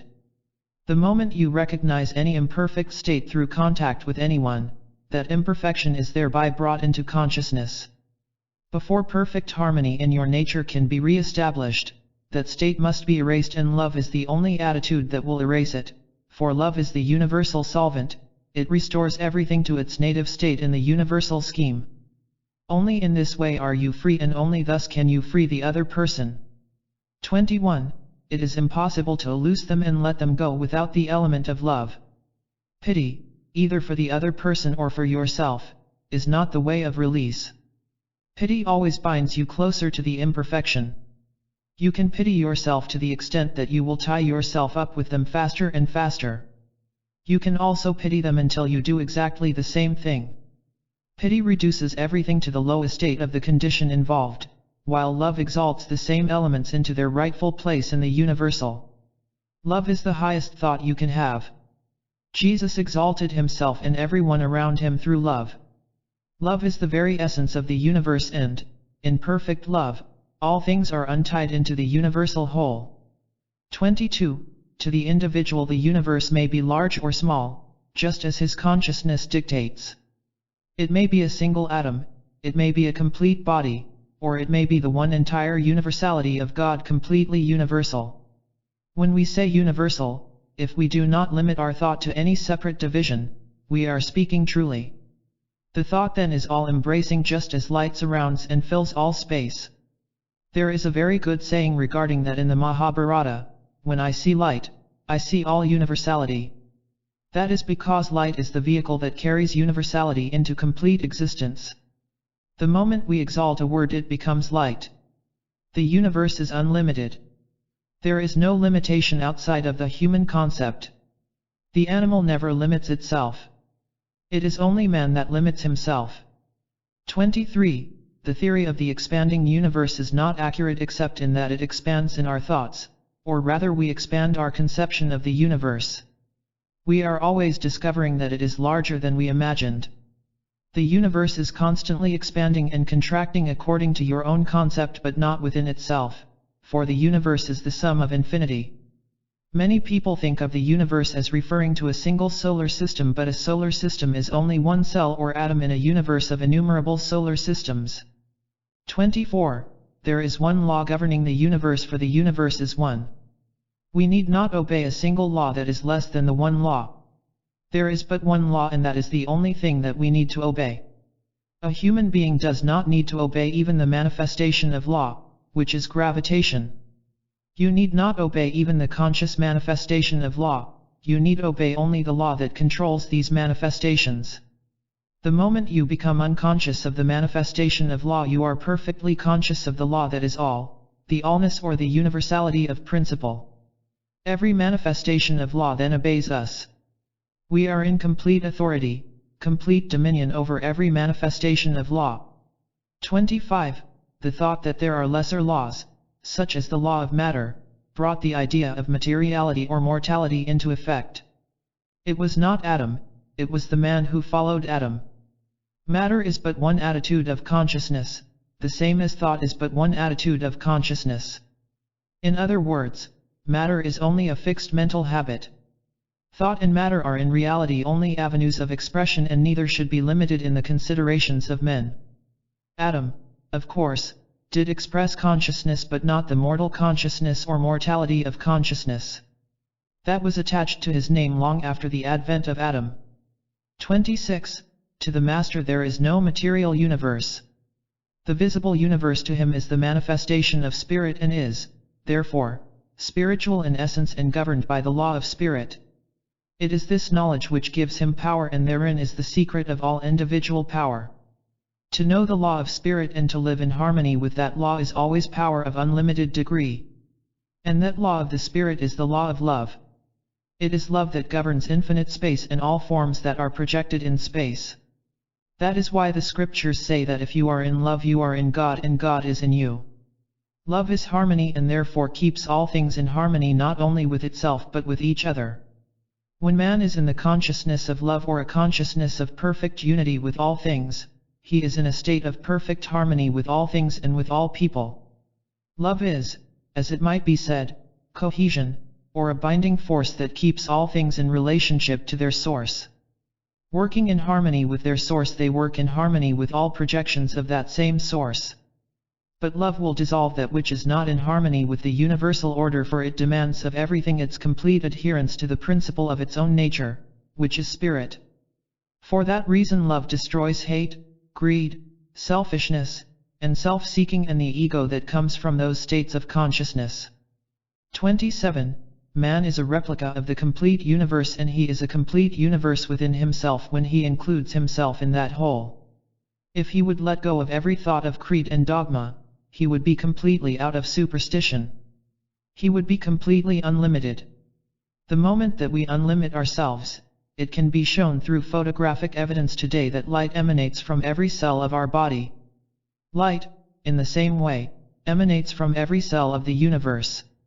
The source of this light and energy, which invigorates and fills the expanse of the universe and the universe of our body, is the great central Sunday. Cosmic means great, it is the whole of which man is a part. For the teacher. 1. Paragraphs 1 and 2. This lesson, like the ones just preceding, deals with the universality of all things and shows that all manifest forms are contained within the whole and are an inseparable part of the whole. It also deals with the fact that each individual organism is in miniature what the universe is in all its infinity. The point in these first 2 paragraphs is to help the student to the realization that all the immeasurable power and force that moves throughout infinite space moves also within him, and that his attainment in life is determined by the degree to which he becomes conscious of and works in harmony with these forces. 2. Paragraphs 3 and 4. Man is only isolating himself by ignorance and by perpetuating his own notions of separation. There is nothing in the attitude of God which separates man or relegates him to obscurity and weakness. God is intent always upon fulfilling himself and, instead of moving to exclude man from the blessings that are rightfully his, is seeking always to manifest himself through man. Man needs but to eliminate his obstructions to the divine purpose. 3. Paragraph 5. There is no death. What seems to be death is only that state where man has crowded the divine fact of his being so completely out that it cannot longer sustain the body. The life of the body is the spirit that created it, and when through ignorance the body is completely dominated by false concepts about life, the body has lost all its true sustaining power and, therefore, can no longer function. This is what is called death. The spiritual man, the man that God created and the only man that God knows, lives as eternally as God is eternal. Your ideas live on when the forms through which you have expressed them are destroyed, and God's idea of man lives on when it is crowded from the vehicle designed for its expression. They remain one in and with the Father principle, and, whether in the flesh or out of the flesh, all men may be conscious of the eternal unity that exists if the ignorance which causes the sense of separation is dropped out of consciousness. 4. Paragraphs 6 and 7. Ignorance is the only enemy of man. Knowledge of the facts brings him into harmony with the forces of infinite space, all of which are friendly and move constructively for his good. In principle there can be no opposition to itself. Therefore, all that there is in the universe is moving in the very nature of man, and his position is the direct point or vehicle in and through which infinite power and possibility is manifest. 5. Paragraphs 8, 9, and 10. It is impossible for anyone to find peace and harmony so long as they are expecting everything and everybody to do for them what they alone can do for themselves. No one can give us that which we already possess and cannot awaken in us that which we ourselves refuse to express. It is not the world or the people of the world that can give us what we need or serve us in accordance with our need. Every good gift and every perfect gift comes from above. The law of the universe moves from principle, God, through the individual manifestation and then gives of itself, its true nature, to the world in service. If we reverse the process, expect the world and its people to give to us so that we in turn may become happy and harmonious, thereby attaining our divinity, we can but meet disappointment. God is the beginning and is the great servant of mankind. To receive his spirit is to become the sons of God, and then our attitude toward the world is to bestow our great gifts upon all around us, a gracious and generous service. 6. Paragraph 11. Man's own nature is the book of life and, if he will study the eternal trends of his inner nature, allow the deepest side of his nature to expand and grow, then he will understand himself, the universe, and the law of the universe. He will not need any man to instruct him. 7. Paragraph 12. This should be obvious to anyone who has known turmoil and peace within his own nature. Only when false elements are induced into his nature does this upheaval come, and only when he receives into his nature that which is harmonious is he in harmony. Man is the chemist, and he mixes within himself that which produces his pains and his pleasures. 8. Paragraphs 13, 14, and 15. It is as easy for anyone to tell what is in harmony with his nature and the purposes of God moving through him as it is easy to tell the difference between harmony and discord in music. This is as evident to the one who has never studied music as to one who is a finished musician. It is just as easy for the most ignorant to recognize discord and inharmony as it is for a master to do so. We must learn to discriminate and refuse to let ourselves indulge in any mental or emotional reaction that dulls our sense of perfection. 9. Paragraph 16. It was not Adam but ignorance that caused man to forget his divinity, and it is ignorance that keeps us in bondage when in reality there is no bondage. Infinity fills all time and space, and our mission is to awaken to the fact that all of infinity moves through us and our capacities are measured only by this fact. 10. Paragraphs 17 to 21. The greatest doctrine of Christ was love, for love is not only the fulfillment of all law but is the solution for every problem that arises in life. Love is the law of the universe, and when it becomes the ruling passion of the individual, then he is in harmony with all the forces of infinite space. He that is in love is in God. Love is first to be developed in the individual as an inseparable union with the infinite. Being one with the infinite, you are one with all the manifestations of the infinite. This does not mean that you are to love the imperfections in the world, in your neighbor, or in yourself. Drop these out of consciousness and make your union with the divine that is back of this outward mask in which you cannot see or know God. 11. Paragraphs 22 and 23. Your universe is the one you see. The land thou seest, that will I give unto thee as an inheritance. Back of all things is light, for in the beginning was light. The light became the life of man. Even our material scientists say that light is the foundation of all manifest form. Therefore, man's real body is not a body of material flesh but a body of light which includes the flesh, for light sustains the flesh in exactly the same sense that oxygen and hydrogen sustain water. When ignorance is withdrawn from consciousness, we will see and manifest the light. 12. Paragraphs 24 and 25. If one obeys the Constitution of the United States and gives everyone the right to life, liberty, and the pursuit of happiness, will he not automatically obey every other law in the country? Obedience to the highest law automatically involves the fulfillment of every obligation to every other law. The law of the universe is love, and if one moves in love, conscious union, and oneness with God and man, he will not do anything that would violate any lesser law. But in this sense he would move in an infinitely free and uncircumscribed manner, and there would be no sense of bondage by these lesser manifestations of laws. 13. Paragraphs 26 and 27. The universe and all that is contained within it is one single system, and our mission is to so see it. Not that it matters to the universe so much, but it makes all the difference to the individual. His release comes in his knowledge of things as they are. Chapter 11. Yourself. 1. When Jesus the Christ taught, unless you become as a little child, you can in no wise enter into the kingdom of heaven, he gave one of the most profound truths. A child has not yet been hypnotized by the world idea of limitation and lives naturally in harmony with its source. That is why most grown people love to be with children. They radiate the natural harmony of the universe, and that is the natural environment of man. If we would only drop all the ideas that have related us to the world, we would find ourselves in that determination which comes from the universal movement, and we would perform the works that are always seeking to manifest themselves through our nature. Wherever thou findest self, drop that self, wrote the ancient Hindus, and that is still the central teaching of the masters. Only when habits to the contrary are dropped from the primal nature of man can he hope to live the life which is the only life. Most of our attempts at living are so completely adverse to the purpose and natural trend of life that it only leads to the dissolution of the flesh. There is a way that seemeth right unto man, but the end thereof is death, said Jesus. 2. Know this, there is nothing that really limits man and keeps him in a state of uncertainty and inefficiency but his own thought. When these thoughts are removed, he may enter into the life of the universe with ease, and then his life begins to give evidence of its natural possibilities. In that day when ye think not the Son of Man cometh, was the wise instruction of the great Master.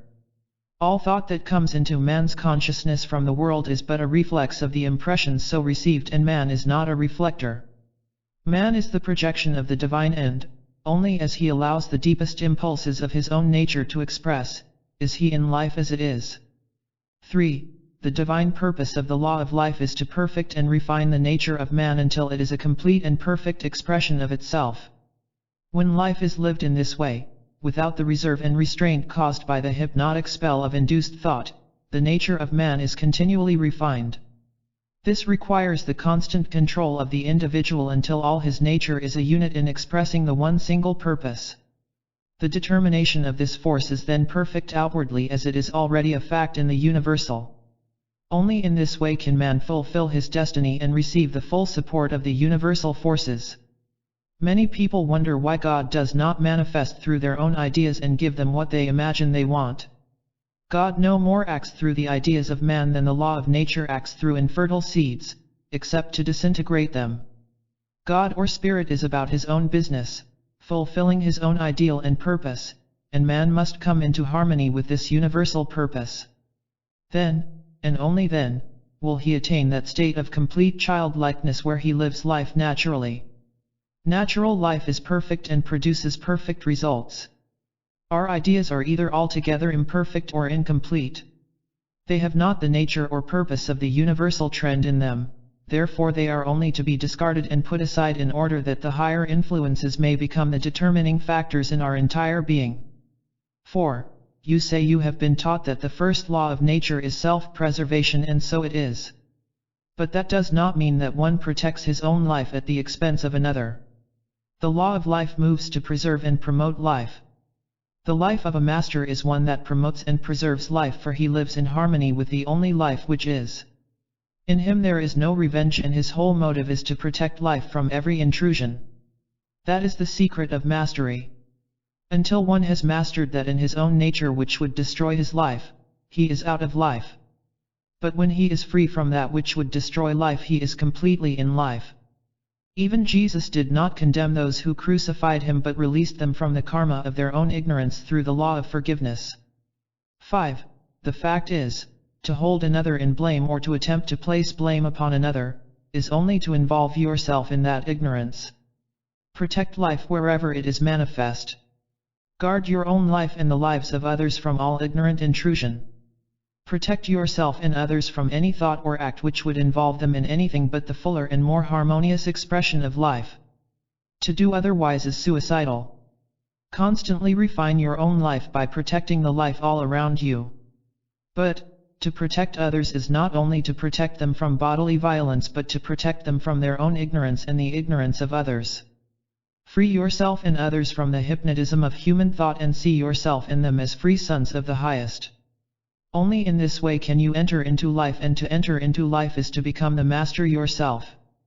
If someone does you an injury, free him instantly in your own mind and free him from the possibility of criticism or condemnation from others. Always hold him freely in the universal life. 6. Many people never stop to think why artists paint a halo of light around the saints and masters. It is because they are illumined, and illumination is always there when the veil of ignorance, the cloud of hypnotism, is removed. You even see in some degree the same light around children, and it is the emanation of this light that makes you feel peaceful and calm when in the presence of very small children. They are perfectly free vehicles of the universal life. This is the influence one feels and the light one sees around a master. He has become as a little child, he is freed from all world ideas that dim the light. Light is life, and when one is completely in life he is in light, he is that light. One who is completely in light lifts everyone into that same light to the degree that they are willing to let themselves respond to its influence. It is nothing supernatural that people should see light emanating from a master. It is perfectly natural, for that is life in its natural state. You have all potentialities within yourself, and you are able to recognize life as it is in those about you if you will just let yourself see. The only thing that prevents it is your unwillingness to drop what you have come to believe is your state or condition. Drop the veil and behold, there is the light. 7. To advance, you must come to see yourself as a master.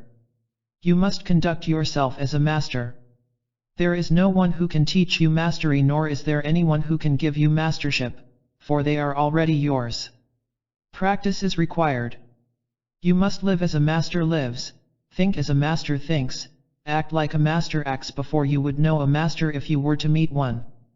8. Just how do you think a master would meet the situations you have to face every day? Try meeting your problems in the same way. How would a master speak to those about him? Try speaking in the same way. What would a master's attitude be toward those about him? Try expressing the same attitude. Could you imagine a master worrying about business? Would a master gossip and hate and become jealous or angry?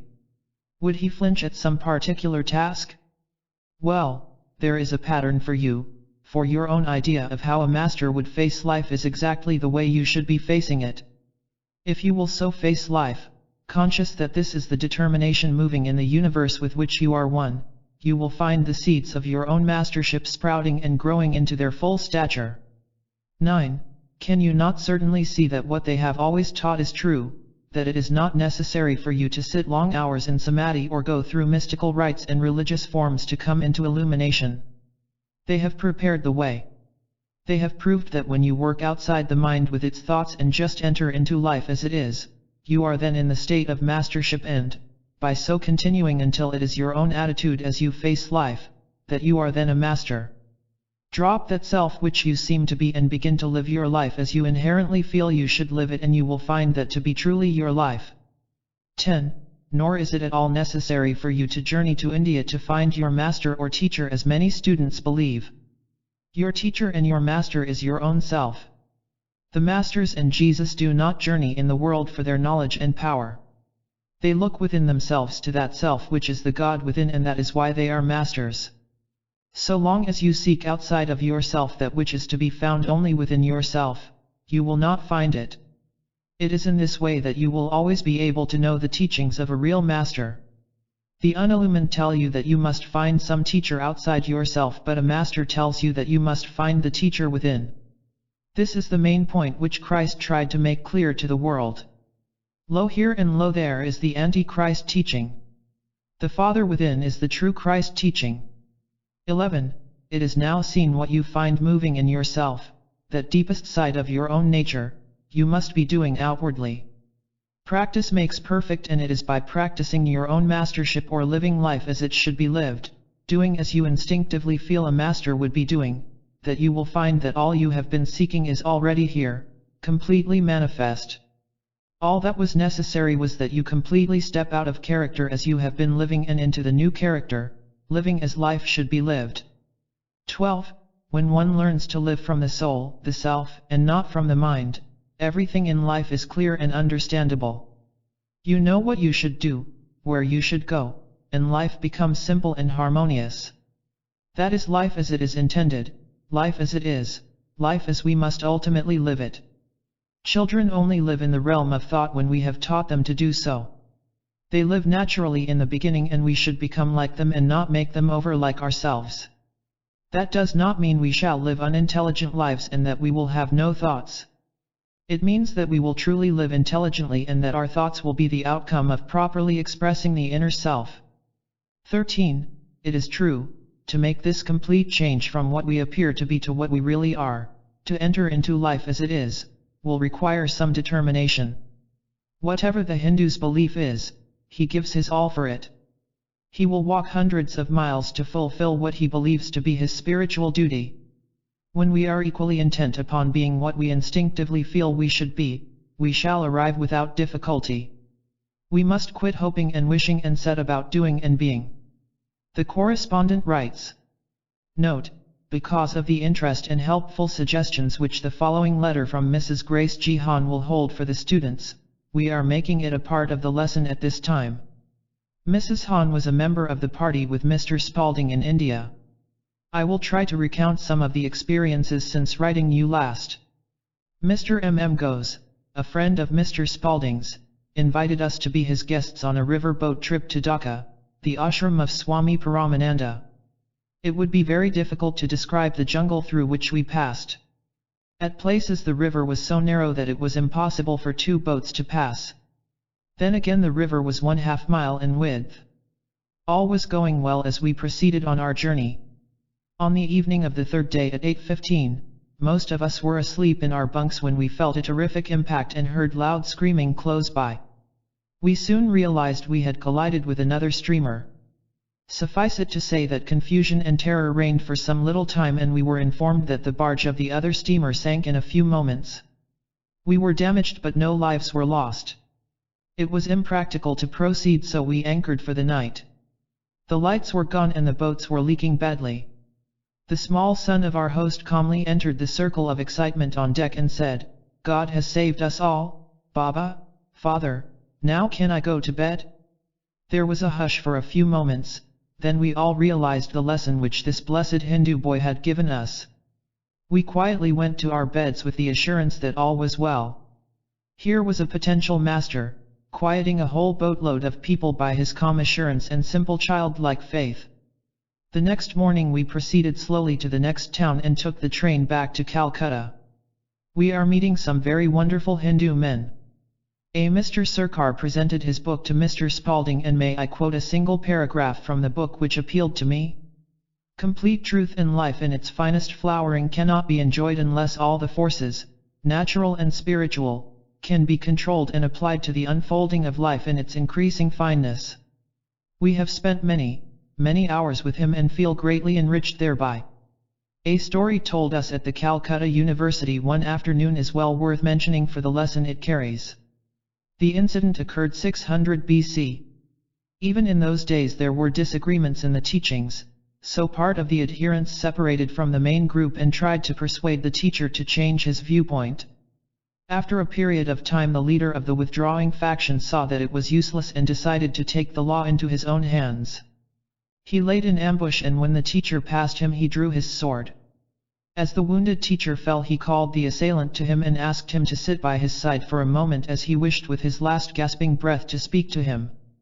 Very kindly and lovingly he told him to go straight ahead, and then no one would know what had happened, and thus many people be saved from avenging his death, because in reality he was going on to a greater realization, but that if he returned the way he came he would cause many others to suffer for his deed. He alone would suffer for the crime which was his. The great master gave this lesson to the man who thought he could harm him. We left Calcutta last Monday and arrived at the ashram of Swami Omkar. Such a wonderful restful place in the country 30 miles from the railroad. After a couple of days of rest, each one of us was called individually to interview the Swami. As I sat listening to him talk in his quiet, calm voice, I saw the light glow all around him and back of him. I was spellbound for a few moments and was afraid it would disappear, but it remained as long as I did. The room was aglow, just as Mr. Spalding has told us many times. It was my first actual experience, and one that I shall always cherish and remember.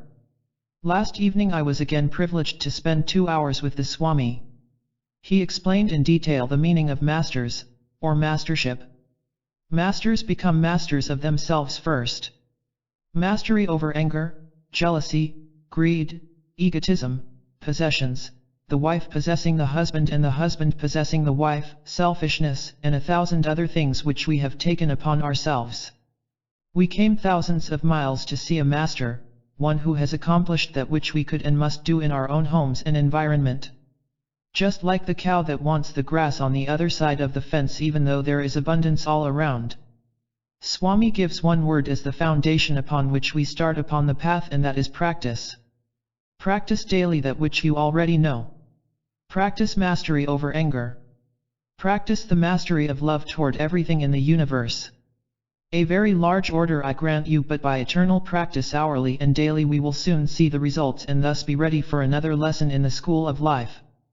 These silent men know the value of the law of mastery over the self, and thus they do not mingle with those that have not yet learned to be silent for at least some part of each day. How can we ever hope to contact them in our Western chaotic state of mind? Argument shuts the door. An open mind and intuition alone throw the portals wide open. This much I have so far learned in India. I thought I knew it before, but when you come into the presence of one of these holy men, you very soon realize it was theoretical only. It requires the actual practice and the soul's sincere desire to master the self and really become that which they have become. There is a wonderful Hindu boy here, 12 years of age. He is a little master in the making. He anticipates every want or desire before we are able to express it. The eyes are the windows of the soul, therefore one must see the radiance of that youngster's smile as he silently stands before you wanting to serve you. He stood at my door last night and seemed reluctant to depart. Not yet accustomed to the Hindu custom, I waited for him to make his wants known, and, as he advanced toward me with that wonderful smile, he looked me straight in the eye and said, "I love you so." Then he turned and was gone like a flash. During the meditation class he sits immovable for an hour in the silence. Some of the older ones go to sleep, but not this child. We spent one happy week with the Swami, then wended our way southward to Madras. Mr. Spalding went ahead to Tiruvannamalai and met Paul Brunton, the author of The Secret Search of India.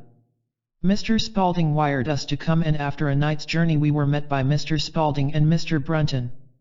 We were taken to the ashram of one of the greatest living saints in India, Sri Ramana Maharishi.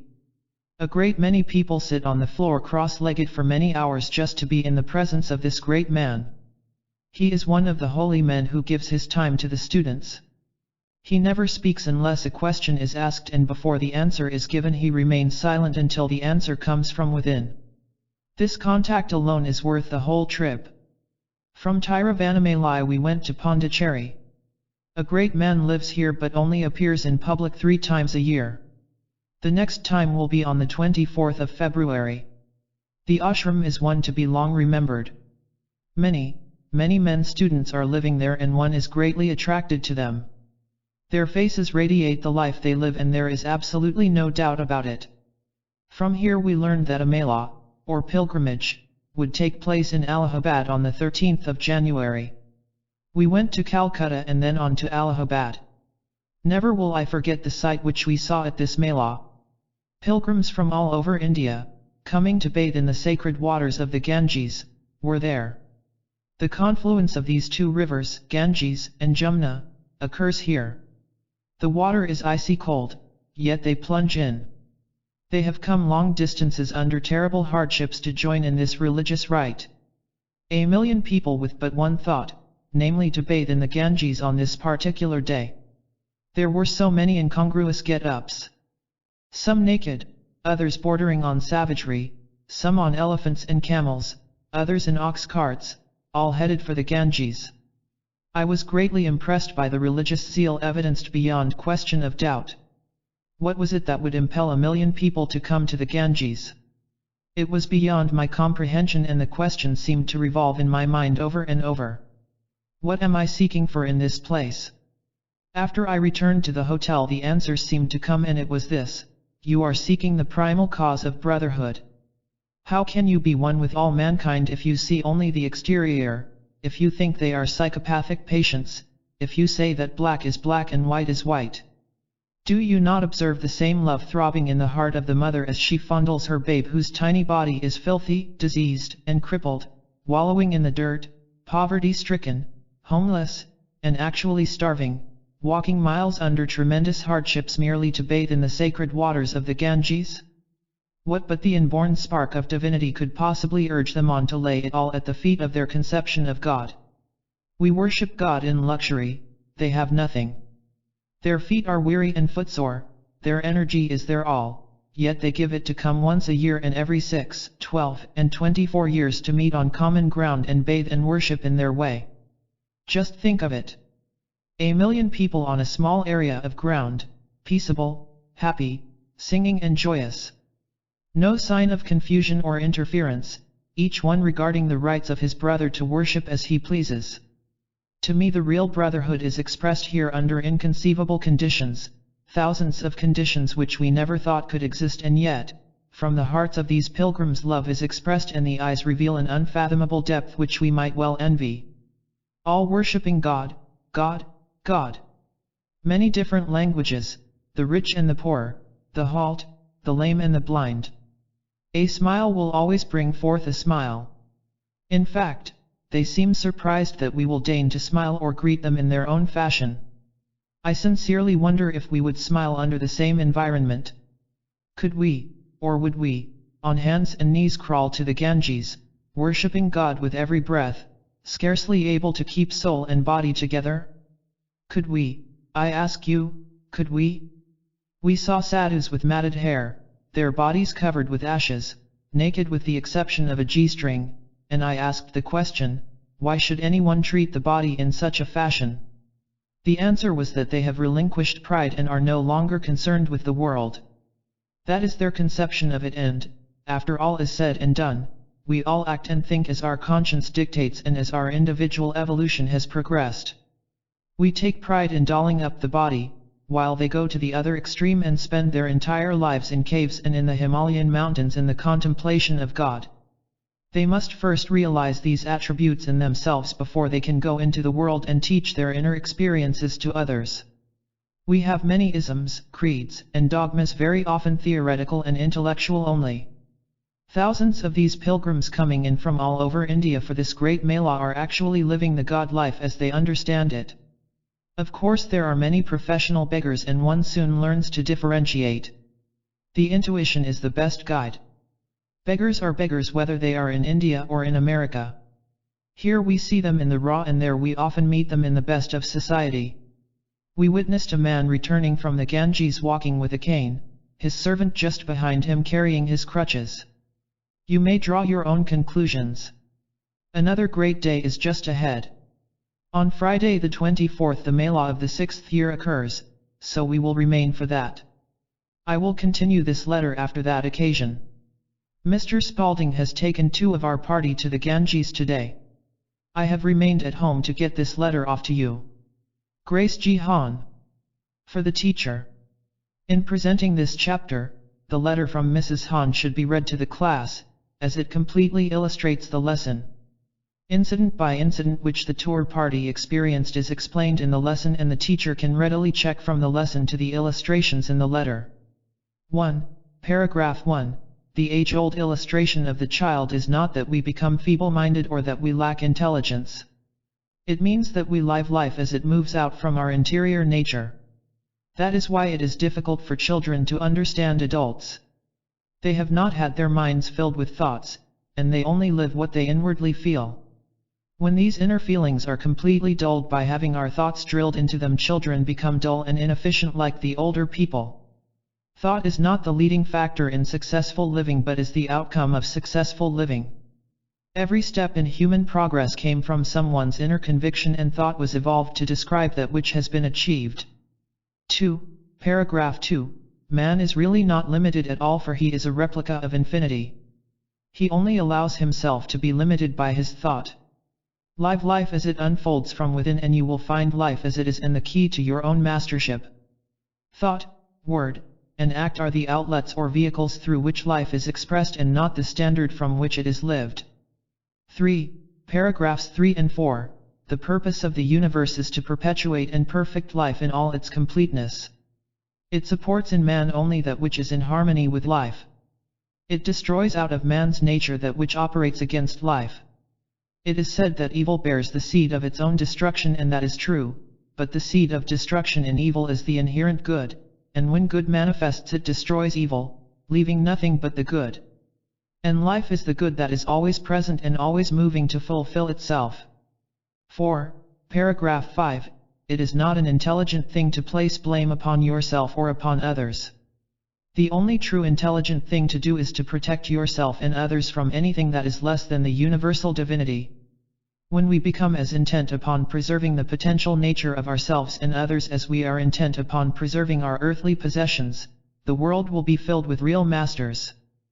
5. Paragraph 6. Look at yourself in the mirror. Is there any light in your face when you are sad? When you are radiant with joy, is there a light there?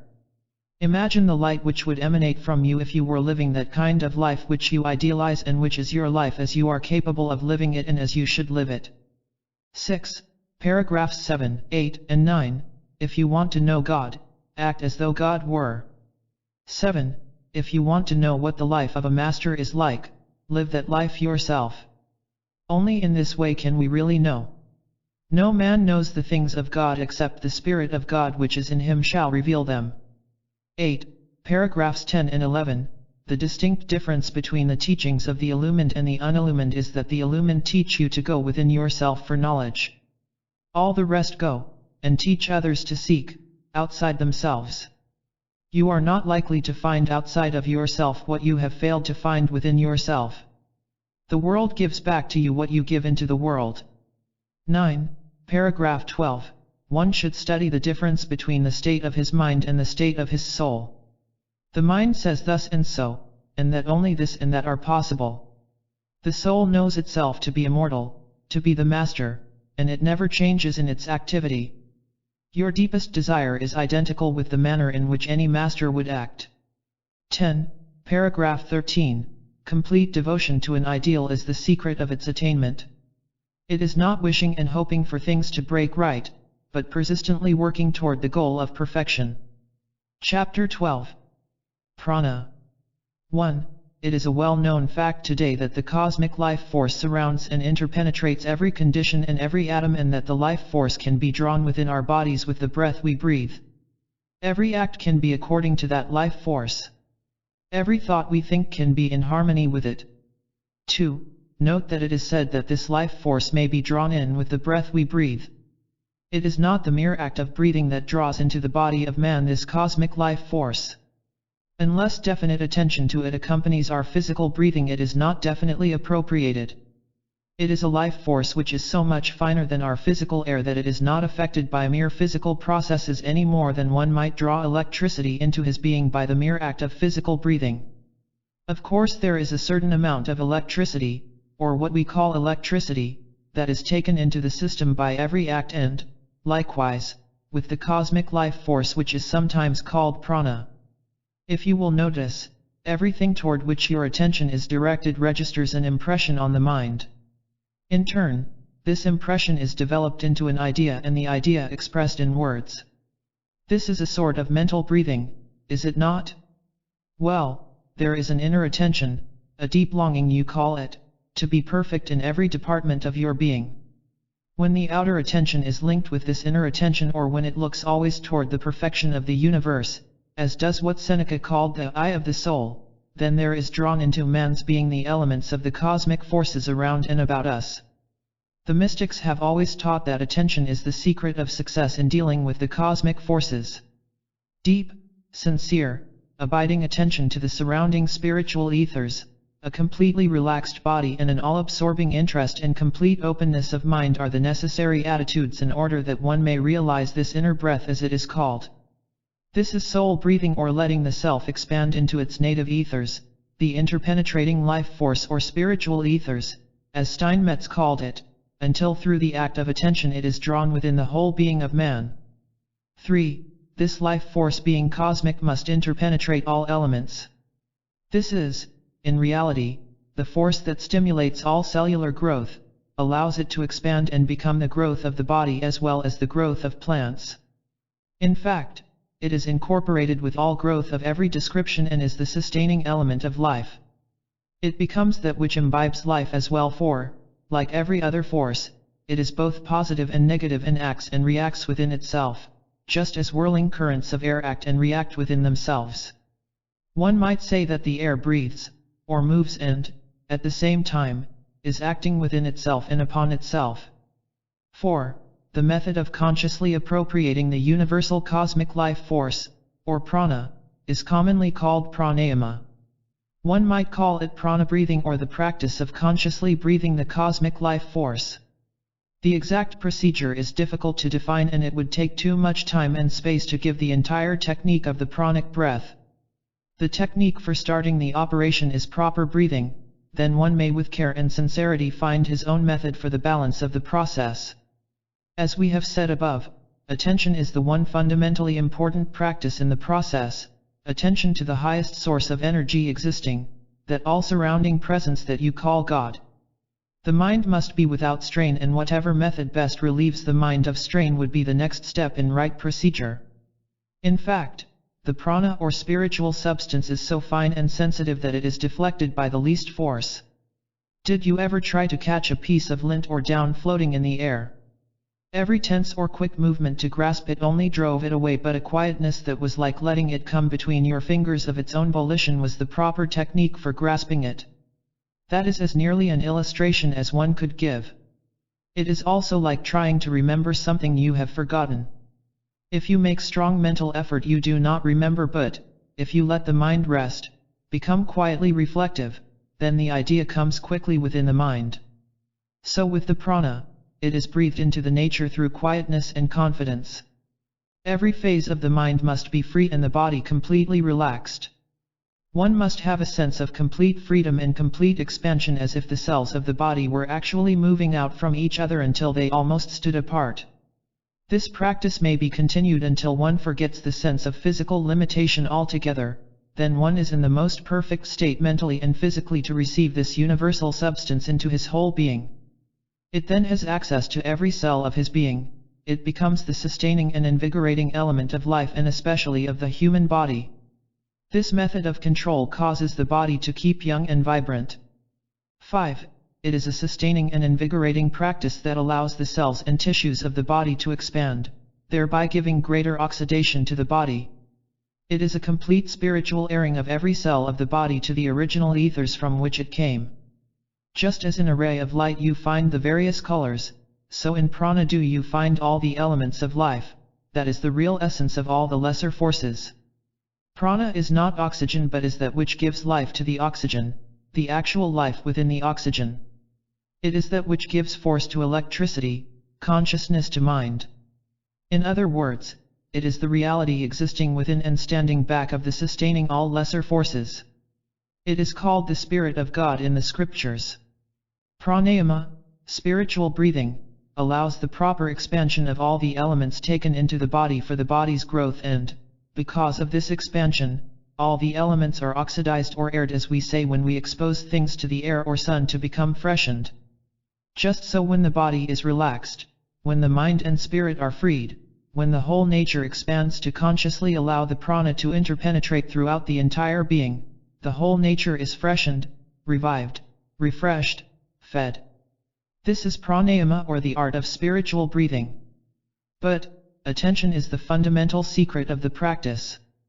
You even have to give attention to the sun in order to gain the greatest benefit from a sun bath.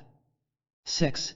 It is through this practice that certain yogi are able to suspend animation for certain periods of time. This rests the whole system and renews it for the contact with its origin or source. It is restored and the original life elements are again contacted by the flesh itself. In the same way and, with the same results, they suspend respiration. It is like coming up out of the water into fresh air after one has been submerged for a period. To try to suspend animation and respiration would only be to drown yourself literally. But, to expand yourself and so relax yourself that you begin to consciously sense the life-giving ethers, makes one so much alive, so vitally filled with life, so refreshed and fed that one has no need of the outer breath or the outer activities of the body. He becomes alive from within. 7. Just as this practice vitalizes the body, so it enlivens the mind. The reason men do not think well is because the mind is too tense, too compressed, so to speak, so that it does not function freely. Under the practice of pranayama the whole nature is expanded and functions more freely and completely. It is like loosening bearings that are too tight on a machine and letting the oil penetrate through it. It then moves more freely. Memory, in this case, comes in from 1,000 different sources and one remembers what he was in the beginning. It comes without any effort at all and anything he wants to know comes instantly and easily into his mind. Inasmuch as prana interpenetrates all, there must be a close relationship between prana and that function of the mind. Prana allows no division in function, for it unites all the functions of the individual with the universal. It is, of course, universal and opens the way for all activities, thousands and thousands of activities at the time. Prana is an emanating energy underlying all substance. Of course, substance in its original state is energy and energy is substance. What we know as energy and substance are but two aspects of a single primal energy, and this primal energy is prana, or spirit. 8. We may more truly say that prana is one of the elements of spirit, for spirit is not only energy but intelligence and substance. It is more subtle than ether. The Western world is defining ether as prana, though there is a difference in the subtlety and the activity of prana and ether. The latter is nascent while prana is always active. Ether is prana becoming or coming out toward manifestation. All of the finer forces of nature, such as electricity and the other moving elements of creation, are divisions and mediums in which and through which prana works. 9. When the human body or any material form disintegrates, it goes back into prana, first into the various forms of energy and thence back into universal and primal force. If prana were constantly received into the whole being of man, the flesh would be eternally quickened, or it would become more and more animated, more and more alive, and the last enemy would be overcome. There are those who overcome old age and death with or through an understanding of prana right along. They rebuild the body with the pranic influence. This happens in a slight degree every time one goes to sleep or rests, but when one adds conscious attention to the pranic presence, completely relaxes in mind and body, the attention breathes the ever-present prana into and through his whole being. Therefore, the greatest degree of renewal of mind and body is attained. 10. You see, intelligence is the primal attribute of being, and the activity of consciousness is prana, or vital force of creation, and substance is the form through which both act. Intelligence, life, and substance are the trinity of elements in the first cause as defined by the Western world. Intelligence is its knowing aspect. Life is its quickening or vital aspect. Substance is the aspect which has the capacity of form. Prana is usually used as embracing both the substance and life elements, and they are the vehicles or mediums through which intelligence moves to direct and determine the created forms. 11. This primal intelligence, life, and substance are just God Almighty in action, but it must become a conscious fact in every individual. It becomes selective to the individual and is of conscious use to the individual as the individual selects it. 12. The cosmic ray of which Millikan speaks is a pranic wave. They will find 9 divisions of the cosmic ray which are all definitely pranic in origin. They can be of great benefit if properly used. These 9 rays are the emanations of pranic energy, just as the 7 colors are emanations of a ray of pure white light. Creation is only the splitting up and recombining of influences or energies, as we call them, emanating from the pranic ethers. 13. When we go back to the center of anything, it is pure light, and this is the inner light of which Jesus spoke. It is the light of illumination.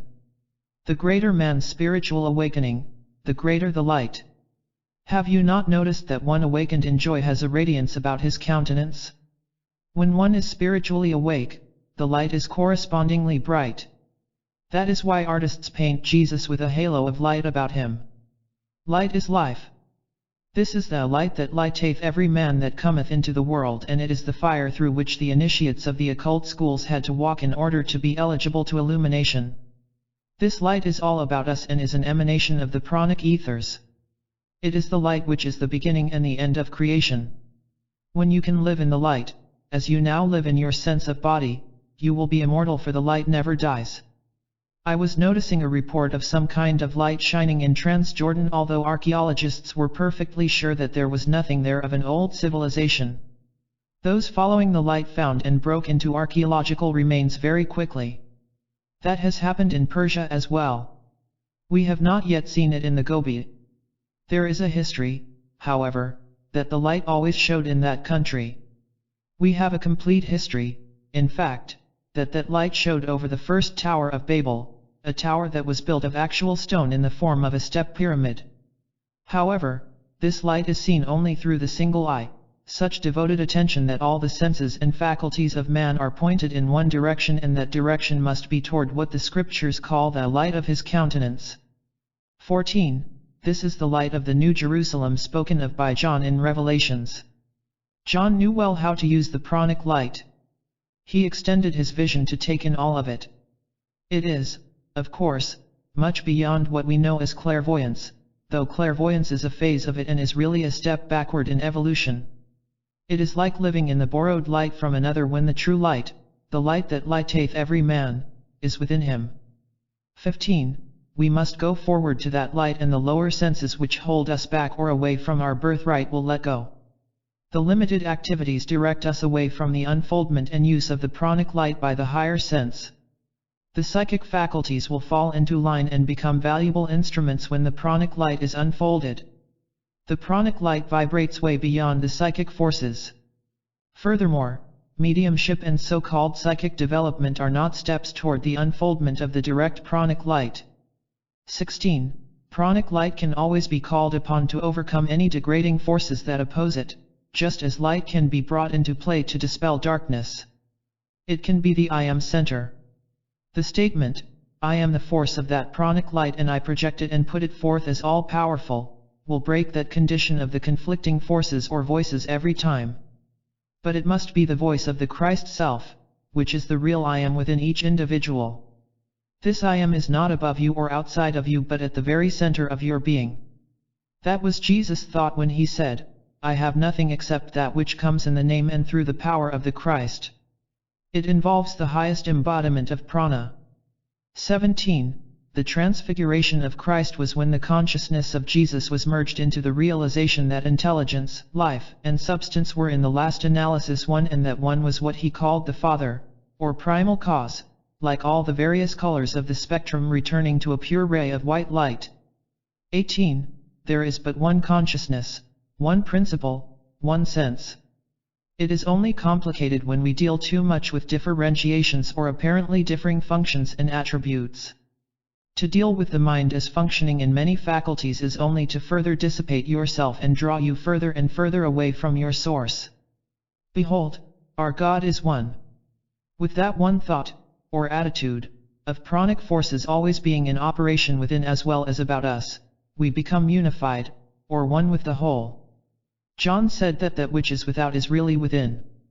He carried it right to that great pranic force which always exists and is always active, and this action is the one action throughout all creation and all space. For the teacher. The foregoing lesson received from Mr. Spalding by the India Tour Party deals with a subject most vital to every student. It reveals the close relationship which exists in the minds of the Hindu scientists of Calcutta University and other Eastern scientists and the religion of the Orient.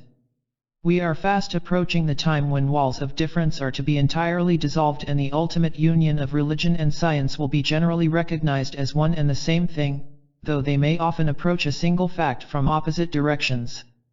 1. Paragraph 1. In the matter of successful living, it should be clearly understood that man is not sustained by what he has commonly considered essential. His real supply must necessarily be contained within the movement of forces which operated to create him in the beginning. Within these forces are all the elements out of which the visible creation is formed, and it is only through a conscious contact with these original forces that man may hope to successfully live life to its fullest possibilities. 2. Paragraph 2. The cosmic breath is not a matter of physical breathing, but it is a matter of conscious contact with the life forces that move in the spiritual ethers about us. Breathing is receiving into your nature the elements within the air, and then exhaling what the body does not assimilate. Spiritual breathing is receiving into the consciousness of man that which is within the spiritual ethers, and that is brought about through the quiet and deep attention of the mind. People often relate it to physical breathing, but it should not be confused with this process. Whatever you look upon, you receive impressions concerning it into the consciousness, and everything you do is an expression of what thus impresses you. By attention to the spiritual ethers you draw their elements into your being, and your whole life's expression is quickened and increased because of the very nature of that which occupies your attention. 3. Paragraph 3. One should contemplate the permeating presence of all the forces of being until he becomes as conscious of these forces as he is now conscious of form. This is the secret of developing unlimited power or mastery. 4. Paragraph 4. Pranic breath is not something mystical or difficult and does not require a lot of instruction. One easily and readily absorbs the sunshine, for it is the nature of sunlight to penetrate all objects upon which it shines. More penetrating is the vital energies of the spiritual ethers. Relaxed, quiet attention is the secret. 5. Paragraph 5. Physical tension is a contraction of the flesh caused by mental contractions. Mental contractions are caused by studying the apparent limitations of form and environment.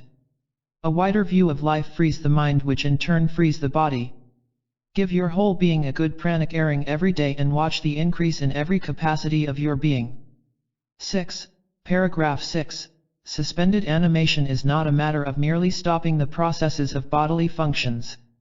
It is identifying oneself with a superior action that meets all the requirements of the physical being. Then the so-called normal functions are not necessary. The greater always supersedes the lesser and fulfills the needs of the lesser. Do not try to stop eating or breathing or cause the heart to stop. Apply yourself to the divine presence until you find it quickening your entire being. 7. Paragraph 7. Vitality or living energy is not the result of food or breath. It is the activity of the life force of the universe reanimating the being of man. 8. Paragraph 8. Spirit is the activity of the entire creative machinery of the universe. It is God in action. This action involves all the elements within the nature of God and, therefore, contains all the elements involved in creation. 9. Paragraph 9. Death and decay is only a lack of animation from the source of one's being, as is failure and poverty. 10. Paragraphs 10 and 11. The universal cause knows what it is doing, and it knows what you should be doing to fulfill its purposes. Constant attentiveness to all the activities of the spirit is to know and to have the power to do. 11. Paragraphs 12 and 13. Light is life, but there are higher forms of light just as there are higher forms of ether and energy. Only the individual who practices the presence of God can know exactly what that light is like, but one who is given to deep meditation often catches a glimpse of it. 12. Paragraph 14. True clairvoyance, clear vision, is not seeing shapes and forms, but is that awareness of mind that sees and knows the pure action of spirit. 13. Paragraph 15. Do not wait to do what you call overcoming before you feel worthy to enter the path that leads to illumination. Go into the light and let it burn away that which is false. Drop your faults, diseases, undesirable conditions. Face the light and these conditions are not. 14. Paragraphs 16 and 17. Pranic light, or spiritual light, is not something difficult to obtain any more than is physical light. It is always moving toward you and works as quickly through your highest ideals or least needs with infinite swiftness, just as physical light flashes instantly through any opening, large or small. 15. Paragraph 18. Reducing everything to oneness simplifies the entire matter of living and spiritual progress. Chapter 13. The Quantum Theory. 1.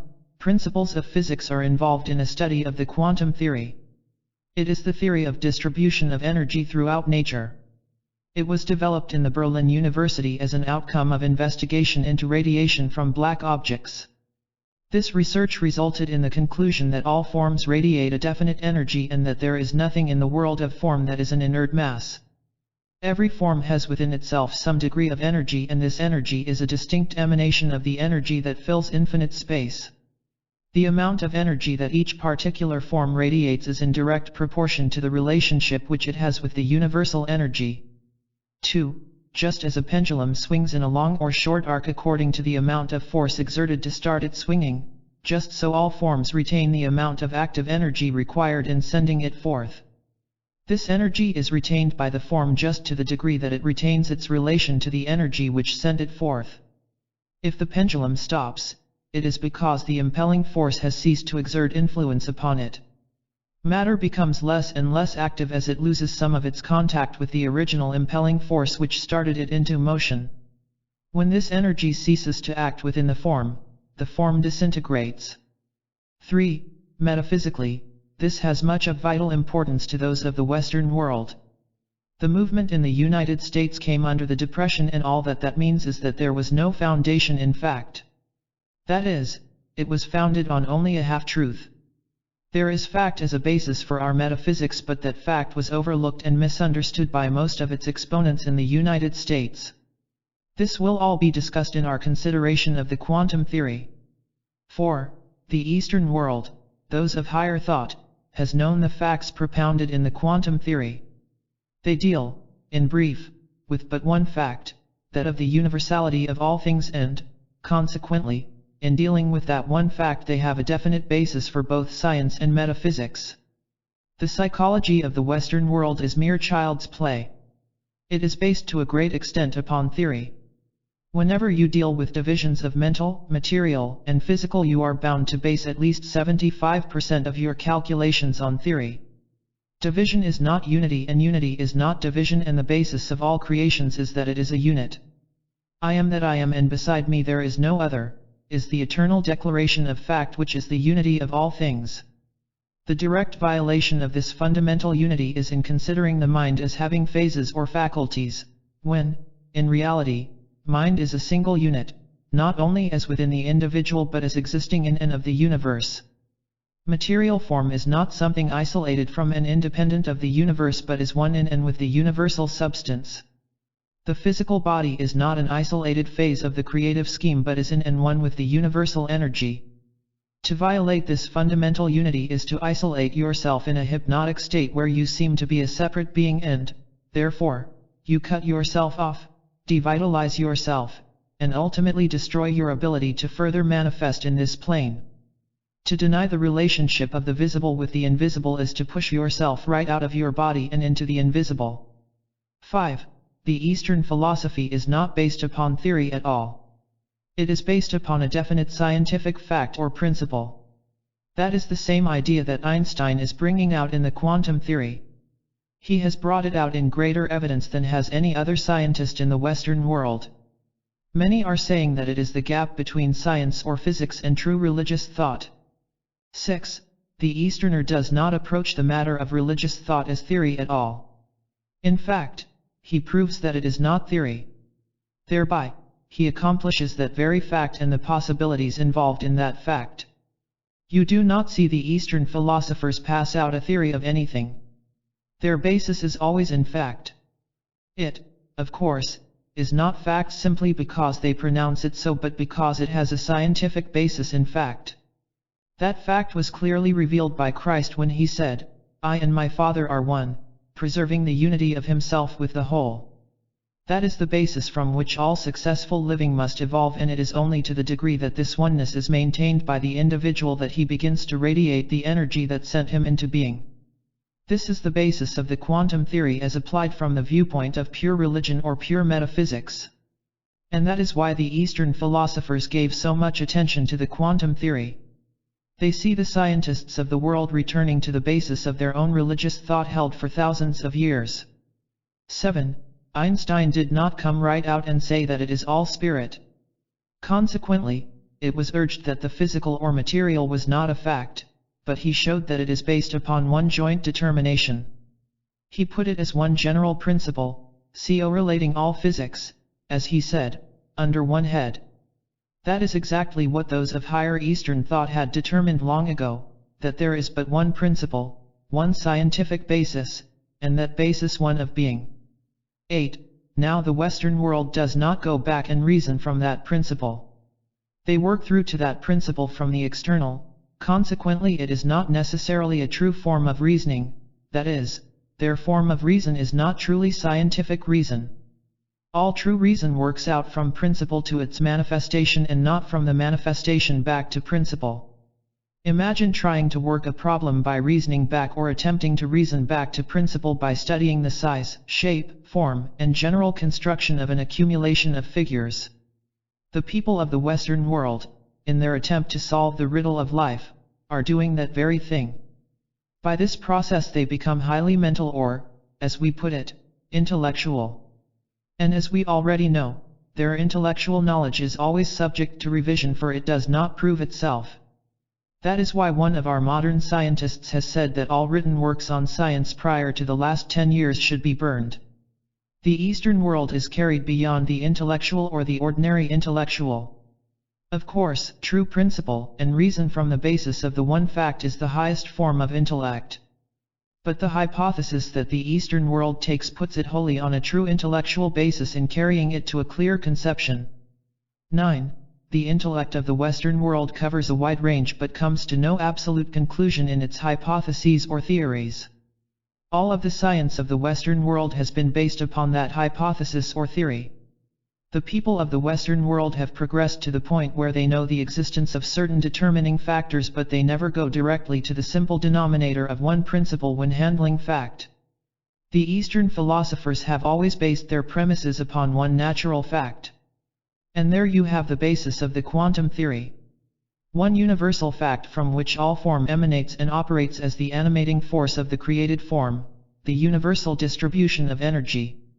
10. The difference between the Hindu conception and the theory of monism is that the latter eliminated all but the blind force of nature or creation. The Hindu always considered it an active, intelligent force that knew what it was doing, an energetic force, and a force that did accomplish an intelligent creation that moved toward an intelligent purpose, and that anyone who would work with the intelligence of that force could accomplish all things through it. 11. The crux of the whole matter is therefore right knowledge. What we have called knowledge is past. The true knowledge is outside of the senses. The true basis of knowledge is to know the motivating force and the ends toward which it moves, as it is this motivating sense or the inward sense of the trend of the motivating force of the universe that brought all things into existence in the beginning and will bring all things into being through that individual who senses and works in harmony with its purpose. 12. The true knowledge comes through samadhi or silence. It comes through an inner feeling or an intuitive knowing. This is rightly what we call understanding. With all your getting, get understanding. When we obey what we inwardly feel, the accomplishment is achieved, and then we have correct knowledge, for it is based on the outworking of principle. This is the manner in which all true knowledge comes, not only in things spiritual, but in relation to the principles which we use every day. We discover certain principles, apply those principles, results are forthcoming, and from these results we formulate our knowledge. 13. When you take that knowledge completely out of the realm of hypnosis, you get down to the fundamental fact or truth. Knowledge does not necessarily exist in the fundamental fact. That fact exists prior to and is greater than knowledge. Knowledge, as the Hindu puts it, comes directly from the expression of the fundamental fact. 14. When the Bible says that the flesh profiteth nothing, it does not say that the flesh is nothing. It has no reality except that which is of the Spirit which produced it. The flesh is not a producer, it does not produce anything, for it is the thing produced. It is the Spirit which produces. Flesh is spirit in form, as they put it. They do not make any distinction between flesh and spirit or material and spiritual. Consequently, it is all one and the same to them, and that is where they accomplish. The Word made flesh is the true spiritual form. 15. When the Spirit works in manifest form, it obeys a manifestation of law. If you can know that law, you can know Spirit definitely. As Paul says, faith is Spirit substance. It means that faith, made knowing, is all substance. You know instead of having faith. There is where the Sanskrit never deviates. That evidence of Spirit, which is first faith and then knowing, creates. Through that evidence men create always, not through the senses or the sense of the material or physical, but through all substance as spirit. 16. Faith is the active principle of the mind. The mind acting upon inner knowing or understanding ripens into knowledge or becomes absolute knowledge. Spiritual intuition is direct knowing, it is tapping the infinite consciousness directly at its source. This power of direct knowing is born in every individual. Some manifest it earlier in life, chiefly because they are less hypnotized. That is, the less one is subjected to the supposed knowledge of the race, which is really ignorance, the more readily does that one follow what he instinctively knows and feels to be true. It is within the individual always and must be brought out. 17. Jesus said, I have nothing save that which comes in the name and through the power of Christ, putting himself in direct receptivity to spiritual intuition at all times. What Jesus did was really a lesson in how each man should proceed in every phase of life.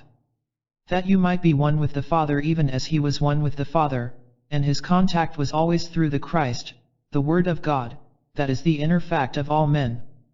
Christ is all and in all, and Christ is the inner reality of each individual. 18. There is only one kind of intuition just as there is only one kind of physical sight. You can, through your eyes, look toward and discover anything you wish. You may look for beauty and ugliness and you use the same sight. One is desirable and the other is undesirable. You may train your intuition to search out the determining principle and its operations. You can train it into psychic planes and find out what is going on there, or you can train it on your neighbor and discover his secret thought and motives. But, intuition turned in any other direction than to discover the operations of the principle itself is perversion of this sense back of all senses, and hypnosis is the result, for it clouds the clear perception of the individual. The only way to escape any degree of hypnosis is to train the intuition into the channels of direct knowing. This is the path of light, and any perversion of the intuitive sense is the path of darkness. 19. The old theory of occultism that the senses must be destroyed or killed or reversed is not in accordance with the teachings of the pure Hindu philosophy. They say that all is spirit, that the senses are spirit but must be so used and their true spiritual significance preserved. They become avenues of expression of that which the intuition learns as coming from the spirit. This direct knowing is also direct manifestation. If we would accept the fact which is revealed in principle, that fact would become immediately manifest to us. It is just that easy. The Westerner has simply submerged it in complexities. 20. When you rightly understand the nature of what you call matter as pure spirit substance, then you can see just why this is true. The Hindu says, compress the cube and you have a different substance. Expand it and you have a different substance. You do not define this as material or physical substance, as in the compression or expansion you do not change its nature, but only the relative position of the atoms. Water or ice is just as much H2O, regardless of its form, and this power of expansion and contraction is the fourth dimension of it. Likewise, the power of extending anything from one magnitude to another by the simple rearrangement of the atoms is its fourth dimension and does not change its inherent character. If all things are made of spiritual substance, there is no dividing line between what we have called spirit and its manifestation. Only when man is under a state of hypnosis does he imagine that there is something besides the unity of all things and the oneness of all things. Through his state of hypnosis he imposes false influences into form, and these distortions are the fabrications of his own ignorance. For the teacher. 1. Paragraphs 1 and 2. The lesson to be found in this explanation of the quantum theory offers unusual opportunity to impress upon the mind of the individual the fact that all of his lack is due to separating himself from the original first cause. Just as a motor stops when it is disconnected from an electrical current or a light goes out when the switch is turned off, so does man cease to function in just that degree that he separates himself from the Spirit of God. 2. Paragraph 3. When it comes to a matter of merely manipulating the world with thought, trying to demonstrate by the use of affirmation, man sooner or later exhausts the ability to achieve. Only through deep meditation upon the oneness of all things, man's unity with God, is his power revived so that he again returns to the position of power that is rightfully his. Man of himself can do nothing. It is the Spirit that quickens, and, when his mind and nature are reanimated with the Spirit, his words and acts become alive, and then only does he move with power. 3. Paragraphs 4, 5, 6, and 7. It makes a vast difference to man whether he proceeds from a true or from an assumed or false hypothesis. The conclusions at which he arrives in his calculations depend upon the foundation or principle from which he moves. If that foundation is false, the conclusion must be false. As creation began in the great universal whole, man can find no substantial starting point for his own activities except from that same basis. One cannot adapt a principle to his own thought, but he must adapt himself to the movement of principle, and his thoughts must be evolved from that principle. In turn, his action must conform to that same principle, and then, only, can he hope to have results forthcoming that are consistent with his fundamental nature. 4. Paragraphs 8 and 9.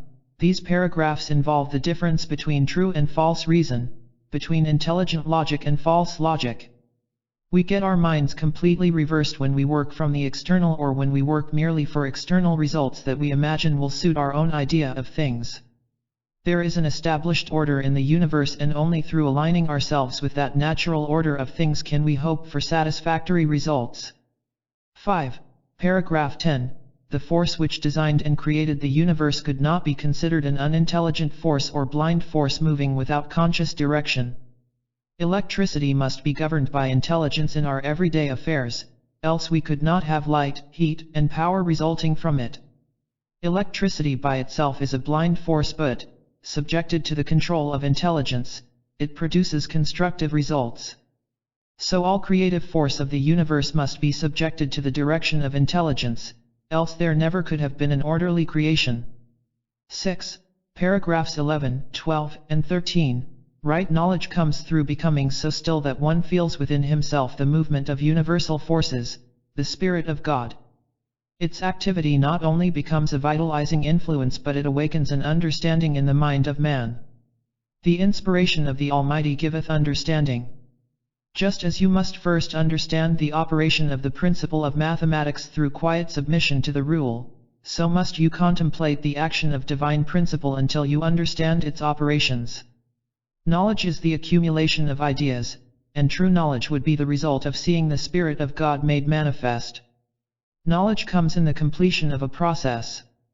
Understanding discerns the way toward results. 7. Paragraph 14. Neither mind nor matter have any power to create or to produce. The power to produce is in mind or spirit. It is the spirit that quickens.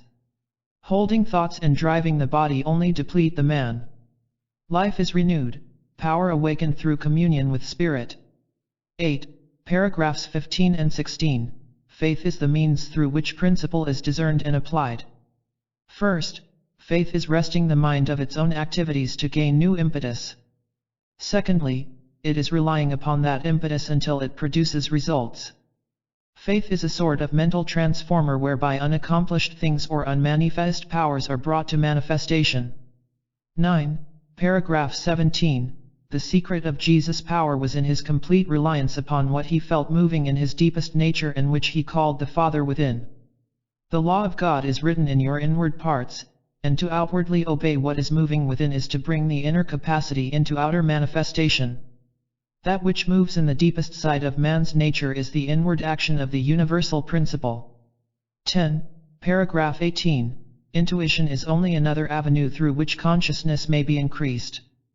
Through intuition one gains the inner facts of life. Trained to the omniscience of God or the all-enfolding intelligence, man can understand anything or any situation from the viewpoint of absolute knowing. 11. Paragraph 19. The outer senses are outlets or avenues through which we express inward knowledge to the outward world. The outer senses should not be condemned or destroyed. In so doing you would destroy your outlets into the world.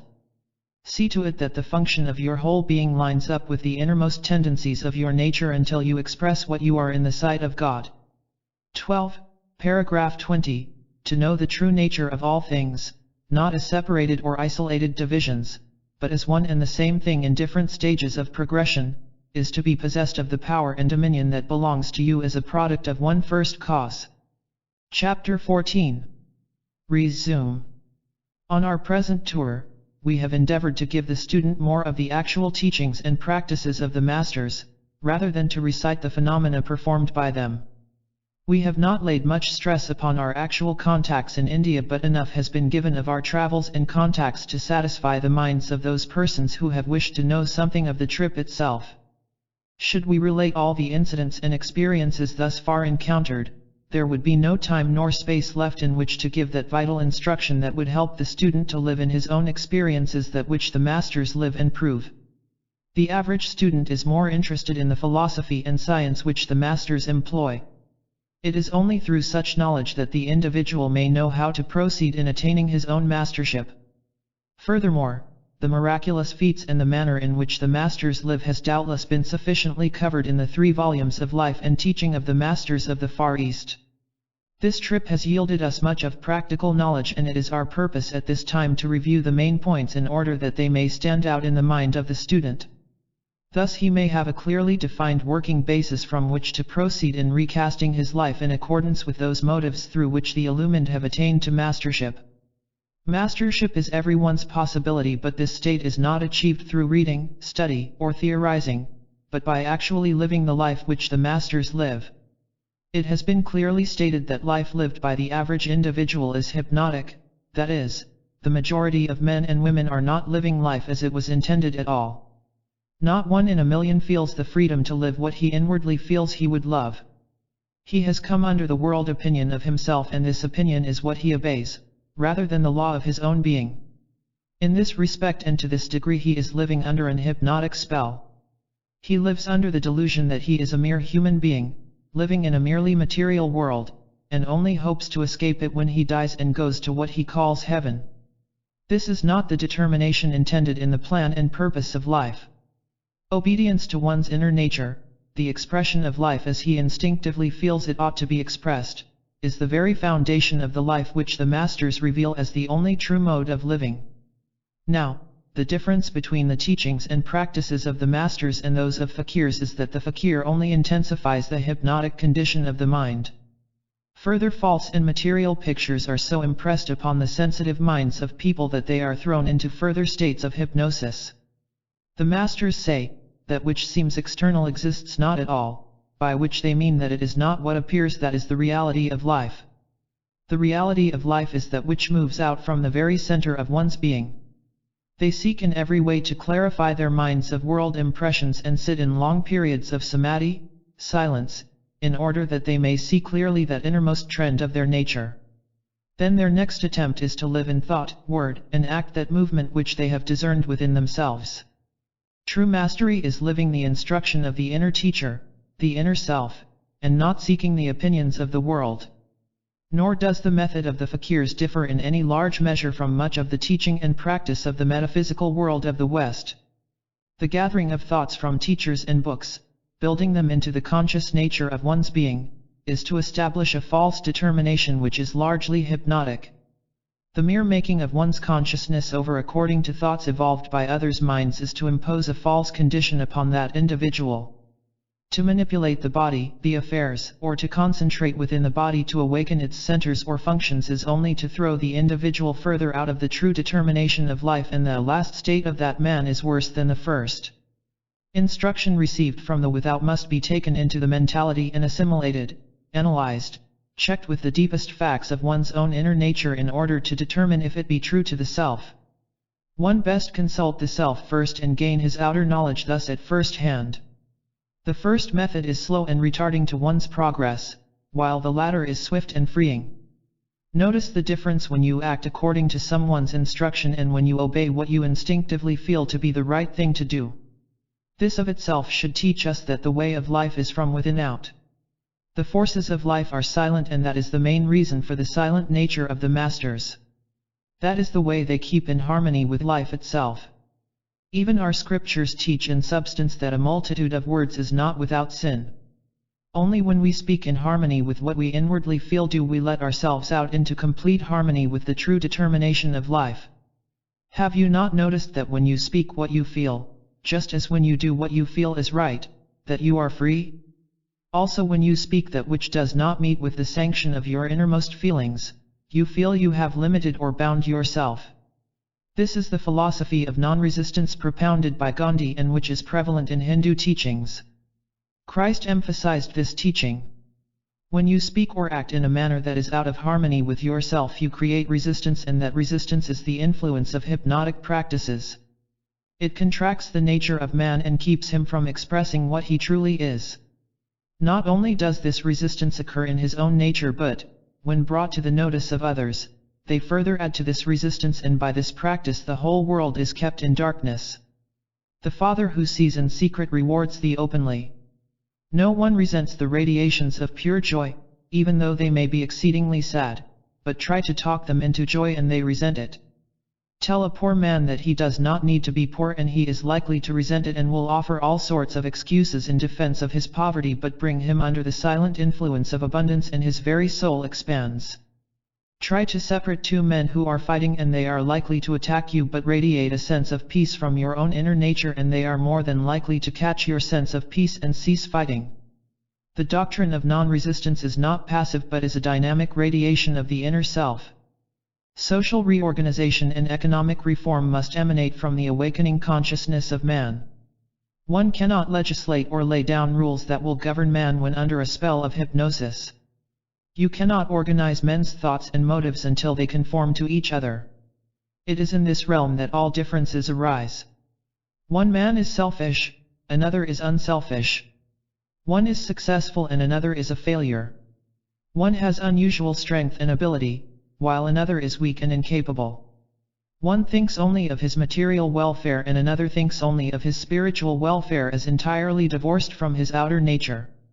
How can such diverging thoughts and feelings be organized into an harmonious mass? Only in man's innermost nature is he identical with his neighbor in thought and motive, and only through bringing out what is within can there be peace and harmony in the earth. It is that which moves in man's innermost nature that is identical with the great universal mind or God. The law of God is written in your inward parts. Mastership is bringing to the surface what is buried within. This is brought about only through deep meditation and consulting with the self, which is the only master one can ever find that will lead him to the goal of life. Overcoming is all a matter of learning to drop all seeming conditions of mind, body, and affairs and to begin life over again at its beginning. Start with the idea that you are that self which you inwardly long to be, and so devote yourself to being that self that everything else is forgotten. Once you have found yourself and have become that self, you are a master and a world helper. Many such working together in silence will spread an influence over the world more powerful than any movements that originate in the machinery of organized industry, war, or social reform.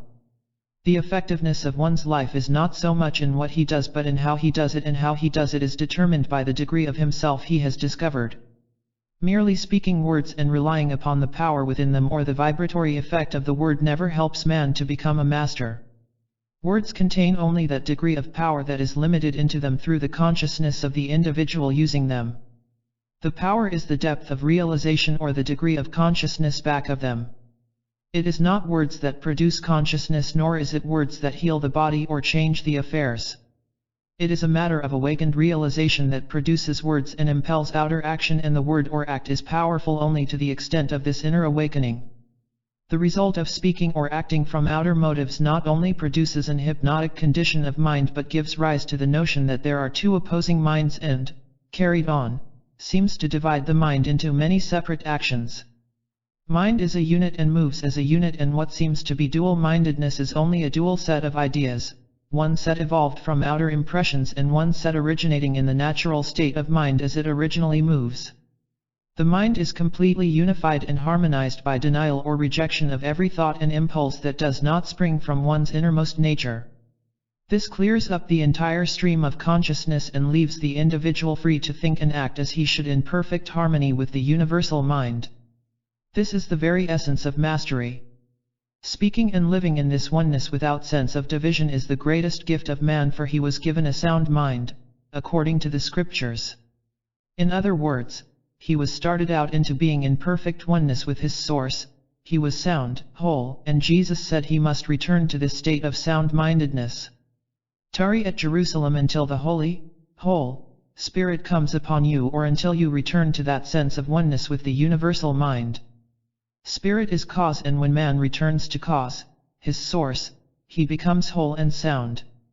He is not only sound in mind but sound in body, and his affairs become sound, for his entire being is united into that great unity which is the essential nature of all things. It is the soundness or oneness of all things in and with Source. Soundness or unity cannot mean anything less than the whole. It cannot refer to any individual or part of the whole. It must refer to the oneness of the whole. Everything is a center of unity, or a center where the oneness of all things must be preserved and manifest. To localize or segregate any fact is to take it completely out of its nature and to lose its meaning altogether. When Christ spoke, "These and greater things shall ye do," or when Emil said, "You can do these things just as easily as I can do them," they were speaking from this consciousness of the only true unity, the soundness of the individual in his relationship to and with the whole. This life of oneness is the life of the masters, and anyone may live that life if he will drop his alliances with institutions and religions and races and nations and accept his alliance with the universe.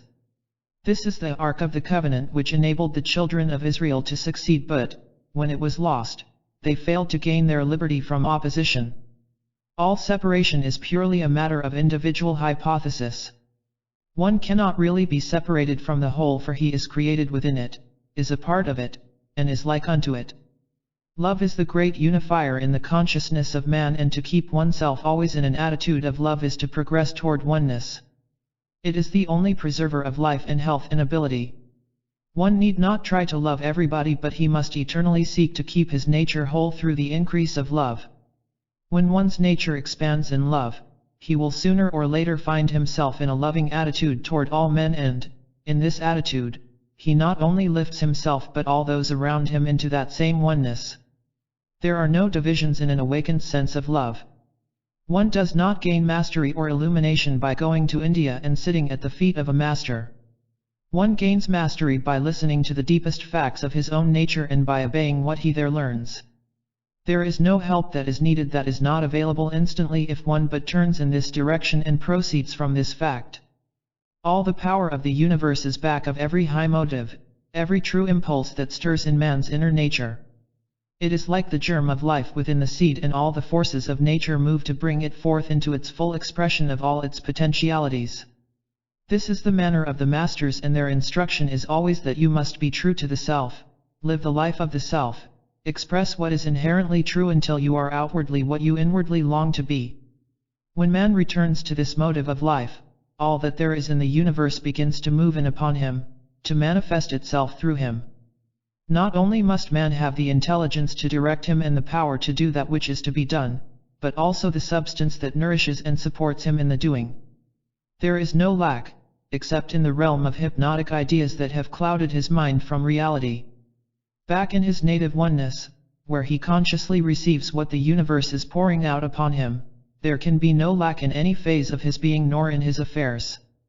The quantum theory is the approach of science to this basic fact of life, and there can be no true science, religion, social structure, or successful living outside the undefeatable and indissoluble oneness of all things. This is the road to mastery, the life of the masters, and the only true life there is. It is to be found just where you are in the secret places of your own inner nature. The masters teach that liberation is to be found in this and in no other way.